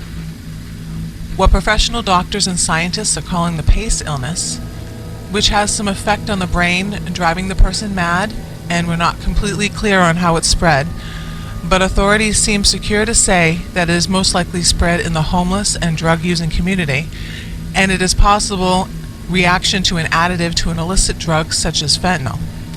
Our scientific community has asked for calm and patience while they begin their research. Civil defense and first responders make it clear that they have things well under control, while National Guard has been assigned to various areas to support efforts. They have simply asked that some people shelter in place in areas most affected so that they can continue to stay ahead of this problematic issue. Still, a minority of fringe researchers have stated what many would conceive as impossible and potentially hyperbolic. They state that a person becomes sick and then expire, meaning they die from the effects of the illness, while something restarts their body and now drives them to attack those around them in what we can assume a way to spread illness further. In short, they say the sick are already dead. Somehow these individuals are effectively reanimated in a fantastical or frankly unbelievable way. Today we have Dr. Karn from the Atlantic School of Medicine, who says he believes this information to be true and has kindly accepted our invite to discuss this unbelievable claim. Thanks for coming on, Dr. Karn. It's nice to meet you. Thanks for having me on. First thing we want to make clear, are you claiming that people are getting sick and dying and coming back to life? Or is it simply some sort of reanimation, like in a horror movie? Well, there's a lot of nuance in what you just said, but to sum it up in the shortest form possible, a person gets sick from what is being called PACE, and due to its aggressive nature, the infected pass away, and through the process of the illness, simulates life, or, as some have said, animates the body, using our natural physical systems. Once they are ambulatory, they attack anyone they come in contact in hopes to pass this illness along by attacking others. I have so many questions from what you just said, and I have to be honest, I don't know where to start. But I'll start and just ask, how did this happen? And where did it come from? Well, right now, if we're honest, we don't really know. We believe that it isn't effectively new, that it may have been around since the dawn of life. It possibly could be older than human existence, but it's far too early to nail that down now. And we have, obviously, bigger concerns, such as how to stop it. What's more important is to figure out if this is associated with a parasite or fungal or bacterial, etc., and find a way to stop it. The only thing we have is what is produced by the body, similar to how a sick person creates mucus in the nose with, say, a flu. We are at a very early stage, speaking in the last 16 hours of research or so, and it's been difficult to find, not to be coarse, infected individuals to continue our research. So this is all just assumption? There's not real proof to what you're saying? Got it. I'm not sure what you mean by proof. We obviously have people out there that are sick and walking around in public, and I should say the preliminary tests have been very conclusive. Which I think you called infected individuals to do research on, correct? So test subjects is what you need? If I'm being frank, it sounds offensive. With all due respect, people, especially the homeless that are most affected, aren't test subjects, doctor. And that's been made clear by civil defense. They are taking every action to organize groups to fight this illness, to create a vaccine or cure, not lab rats. And therein lies the problem. Similar illnesses like rabies or prion disease, there isn't a way to cure something at a DNA level, and I'm not really sure why our fellow scientists in the CDC, or any other branch for that matter, are even assuming they could. Frankly, they know better, so I think you're simply reading my statement incorrectly. So you're on here on national radio saying that CDC and civil defense, some of the greatest minds of our time, are lying about their results? No, I'm not going to assume that they are attempting to be malicious or that there's some ulterior motive, but it's either that or they're just being hopeful. So it's possible they could already be working on a cure? I'd say it was highly unlikely. That would also be saying there's a chance. Sure, I guess, but they'd have to have some information that no one in the scientific community has been privy to since forever. Okay, well then let's move on. Once a person is considered, by your terms, dead, one thing that's horrified me since this idea was brought up is once a person comes back to life, can't they just recognize a loved one? Why, as you wrote here, are they in uncontrollable state? I'm going to summarize this answer, but the basics of this is the upper part of the brain contains what makes you you. Once the infection has taken its course, the identity of the person it's gone. They have no memory of loved ones, no feelings of remorse or sadness. They're simply a machine whose sole purpose, by our research, is to feed, which is how they spread this illness. You can't reason with them, you can't negotiate or plead for mercy, and they are resilient to harm, so very little can stop them once they've turned into this thing. So effectively, the person you know is dead, and their identity, if I were to speak religiously, their soul has left their body. So once a person is sick, they are effectively no longer a person? That sounds rather cold, Doctor. Well, it has to be. The people you know, once they have turned, aren't the people you know anymore. While you're dealing with that emotion of a dead relative, that relative is out to kill you. And let me make this clear. There is no cure for death. The only option is to get away. These things are very, very resilient. Doctor, are you aware of what this sounds like?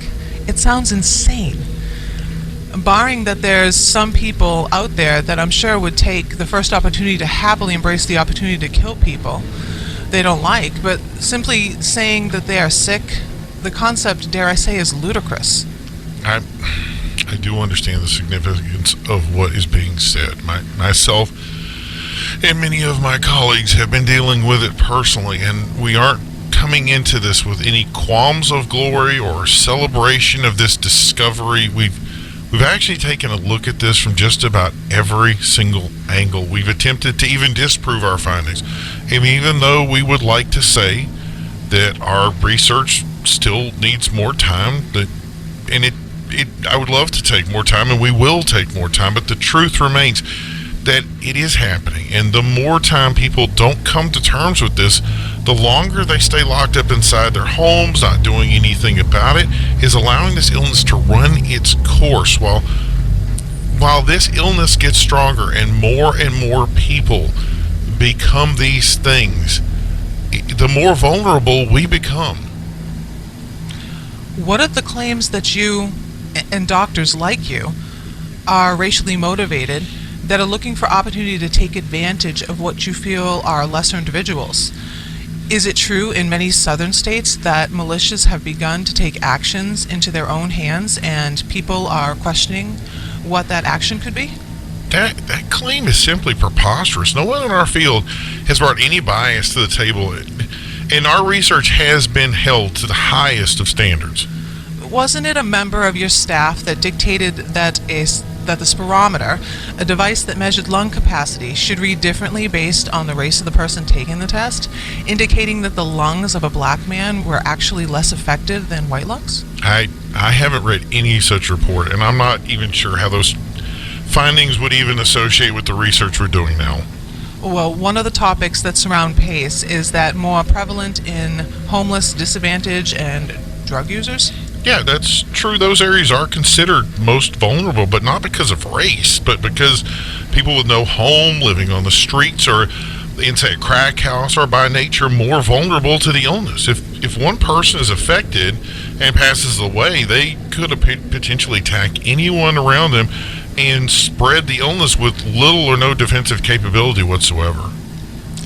What you're saying is if someone there were to ingest an infected drug, they could potentially pass it along to anyone around them?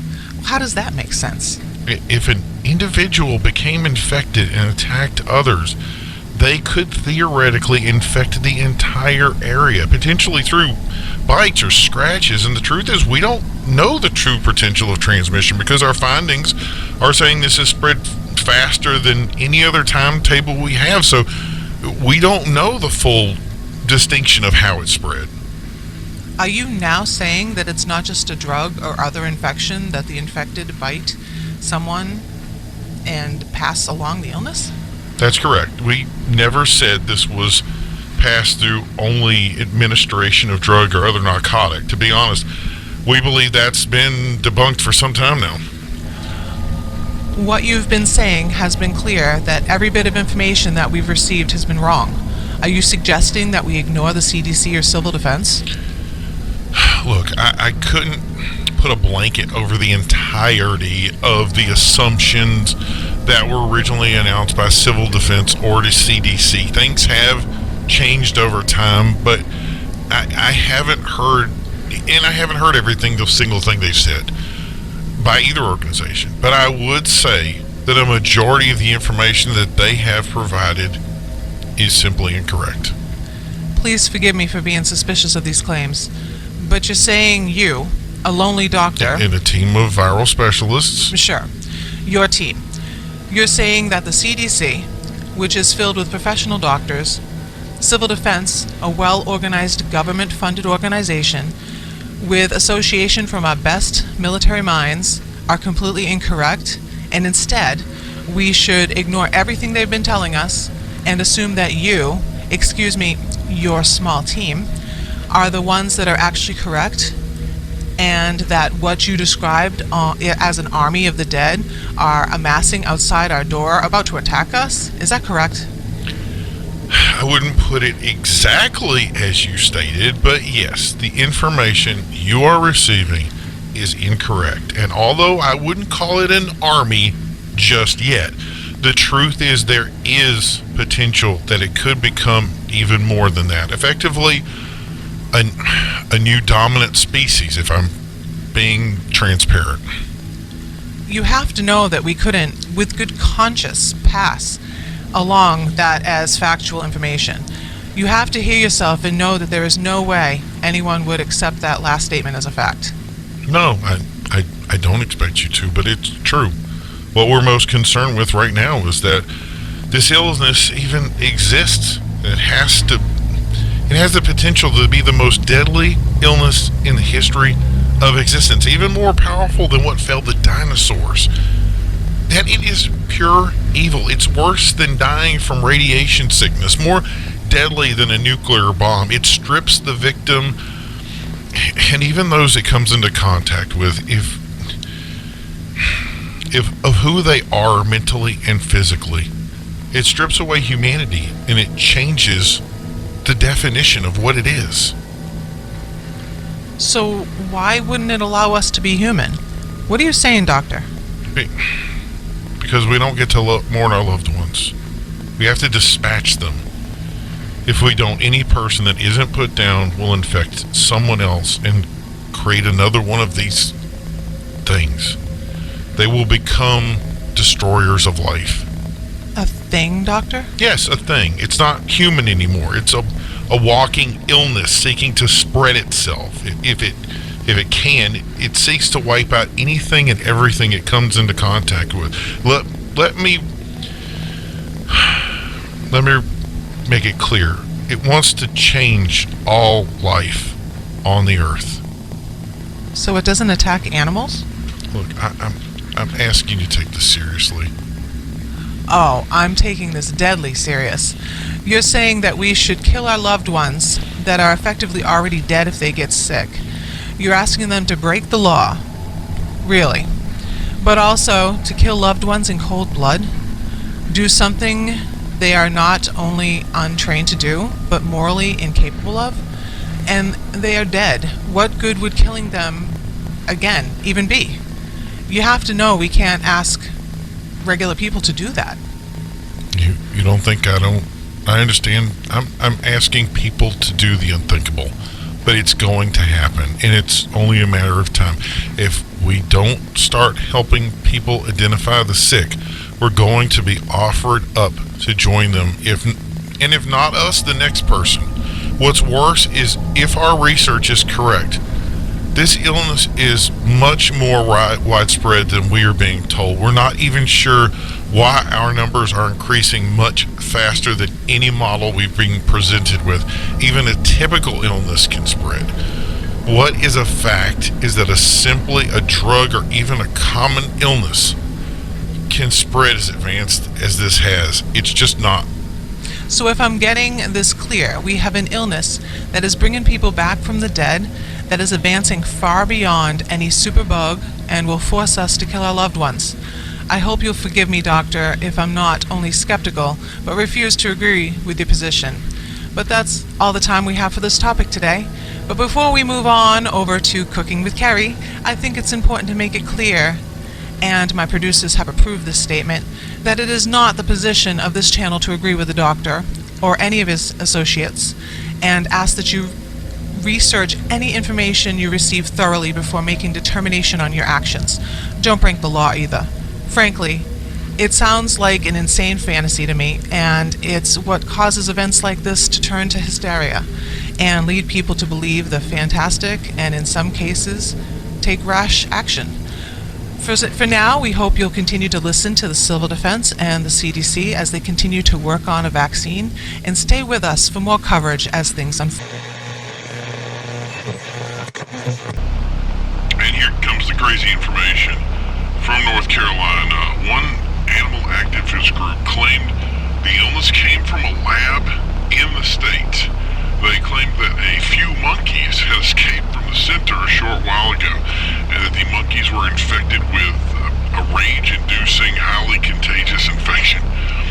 This mimicked a similar activist group in London a short time ago that claimed the same story, except in their description they had themselves helped the animals to escape and had they themselves were infected. In both cases, the scientific community scoffed as no such testing would have been allowed, especially in those areas. The monkeys in the NC area were recovered and returned to the facility a short time ago, which I think in this case another crisis averted, I guess. We were saying, could you imagine if we had two of these illnesses running around? Wouldn't that be something?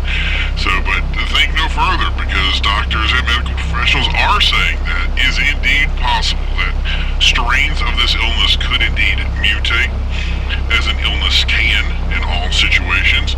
And they're trying to force this issue because the scientific community right now has been hamstringed from actually doing any research on the PACE virus in general. Only 3 scientific viral research centers can even take a swing at it. And that's a big concern for pharmaceutical companies that say it's important to be able to research the illness to create a cure for it. 3 big pharma groups were clear that they had received little to no information to be able to work on any sort of inoculation for this, and have done no research so far. And the counter by military figure had been that this was a highly weaponizable illness, and that they've seen it used in other countries as a weapon, and don't want to have a way for it to be used further with things like U.S. research. So we don't want to create research that is later going to be used against us or against our allies, which in some respects I can't understand, but in others I am very confused. So like I said, it sounds very confusing to me, but that's where we stand with that. So stateside, the problem right now has been that those who reported to shelters are facing huge problems that they are overcoming. In cities that have been the worst hit by the pathogen, they have realized that these shelters are not at the level that they need to be. Makeshift shelters put up in football stadiums and other enclosed spaces are facing adversity such as shortages of water, food, sewage clogs, and little trash removal. It's clear that these places were not made as places to stay for long periods of time. They're made for short intervals. There are few places for individuals to sleep. Some people are sleeping on concrete or grass surfaces. Some boards of health have basically condemned multiple shelters in southern areas, and the concern is that people are taking their own action to deal with anyone in the shelter that they believe could be infected. So it's not just an idea that there could be more sickness, but that people who do come down with some sort of sickness are becoming targets for other people within the shelter. Murder rates in these shelters have been higher than anywhere in the world right now. and there is no resolution in sight. The only thing the government seems to be focused on is maintaining infrastructure, so as power communications are maintained, while military groups go home to home clearing out areas. And it is clear that some sort of structure is very needed in these spaces, but where that energy is being deployed is another question entirely. National Guard forces in every state have reported success in their clearing out efforts. There is no question that in larger cities like New York and Boston, these efforts will be successful. But there has been pushback from rural communities stating that even after National Guard moves through, that they will still find sick and afflicted in their community centers, which requires specialty equipment and other things to remove. And it's become quite a burden for those local communities, even in the case of where things are considered successful. So that's something that we're going to want to look into in the future. Another concern is that National Guard has been allowed to condemn residences, forcing people living in them to leave because there are concerns of infection. And the question is do they have the ability to do that? Can they condemn a structure? We don't know the full situation. We don't know exactly what the structures look like, how they're condemning them. The full story to this is something that we need to figure out and bring forward. The truth is, if we're going to be honest here, we're not in a martial law situation. We're not at a place where military can simply make rules on the fly and subjugate humans for that purpose. And so that's something that we're going to have to address down the road. It's something we want to follow up with later. But as a channel here, we are paid for by advertising, so there are priorities here. So we're going to move on to the next topic, which has been the priority. Let me get this together for me today. So, what originally was described as a passing illness has clearly been upgraded to an ongoing illness. There has been civil concern over a shooting, which is at, again, we said before, an all-time high. This has been perpetrated at the point of record gun sales, which have been reported across the United States. Nobody has had any place of not seeing some sort of sales go up. What is now clear is that is causing a shortage. There is no way for manufacturers nationwide. They say they will be unable to keep up with the demand in all sectors, and it's clear that some deliveries will just not be made into certain areas. Some areas that have most said that they needed these firearms will not have access to them because there's no way to get those supplies to them. Concerns over the formation of black markets has risen, and ATF has asked for civil assistance in finding any of these distributed illegal firearms or any sort of backyard sales event that would result in people not having background checks when they're purchasing firearms. So that's something that has been a big concern, and again, we're telling people to keep an eye out for it, but it's also one that is going to be very hard to police at any level. But what is really going to be the thing that we're going to see is going to be continued efforts for people in survival situations. That's why we see the sales go up in these areas. And what began as smaller shelter building businesses that began to spring up not long ago has now changed over to a highly desired demand-based mobile or a pop-up shelter system. These are things such as rigid tent structures that can house one or multiple people. Items that are quick, they're cheaper and easier to construct than, say, the internal or ground-based structures that most people are more concerned with. And many companies right now are working to develop something that is easy to sell, easy to deliver, and easy to purchase. So one thing we have right here, we have a commercial from one of these that I want to take a moment for you to listen to, and we're going to discuss that. Ultralight, the top-tier pop-up shelter system, is your next solution in survival equipment and personal protection. Easily stored and moved in a lightweight carry case it can take on the most inhospitable environment. Larger trailer-based systems are also available for those that want to bug out fast. Ultralight is your answer for bugging out fast. If you want to check out Ultralight today. So systems like this are the new rage, and it's not just among survivalists, but as many come to be displaced in some of the situations we discussed before, they cannot count on being in overloaded shelters. People who are leaving shelters need a place to go, and if they're going to have a place to go, they're going to need some sort of shelter system to set up outside of a National Guard. These have become pretty much the only option, and the demand for them has been huge. It's something that these companies are definitely getting on board with. It's not just this. There's multiple variations out there. Again, this is a company we know and trust. We did a lot of research to make sure that, that they were ones that were doing something right. So that was something that we had looked into. But the next hot sale item has become solar generators. One of the big concerns has been with noise of these standard generators, which has seen complaint after complaint with little way of really deterring them. And these solar generators, on the other hand, have become one of the bigger options. Obviously, price points are increased when it comes to the solar ones, but many people who are saying that it is worth the cost because of the noise that the regular generators make.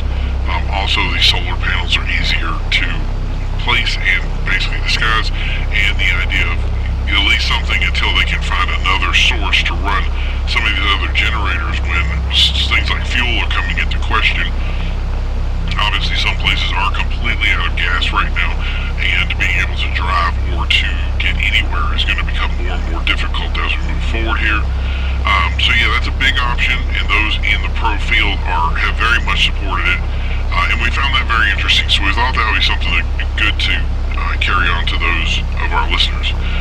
Many professionals on the social media area are offering their trainings in specialty offerings such as stealth camping, which has really blown up. Social media channels themselves have seen an increase in viewership far beyond anything else.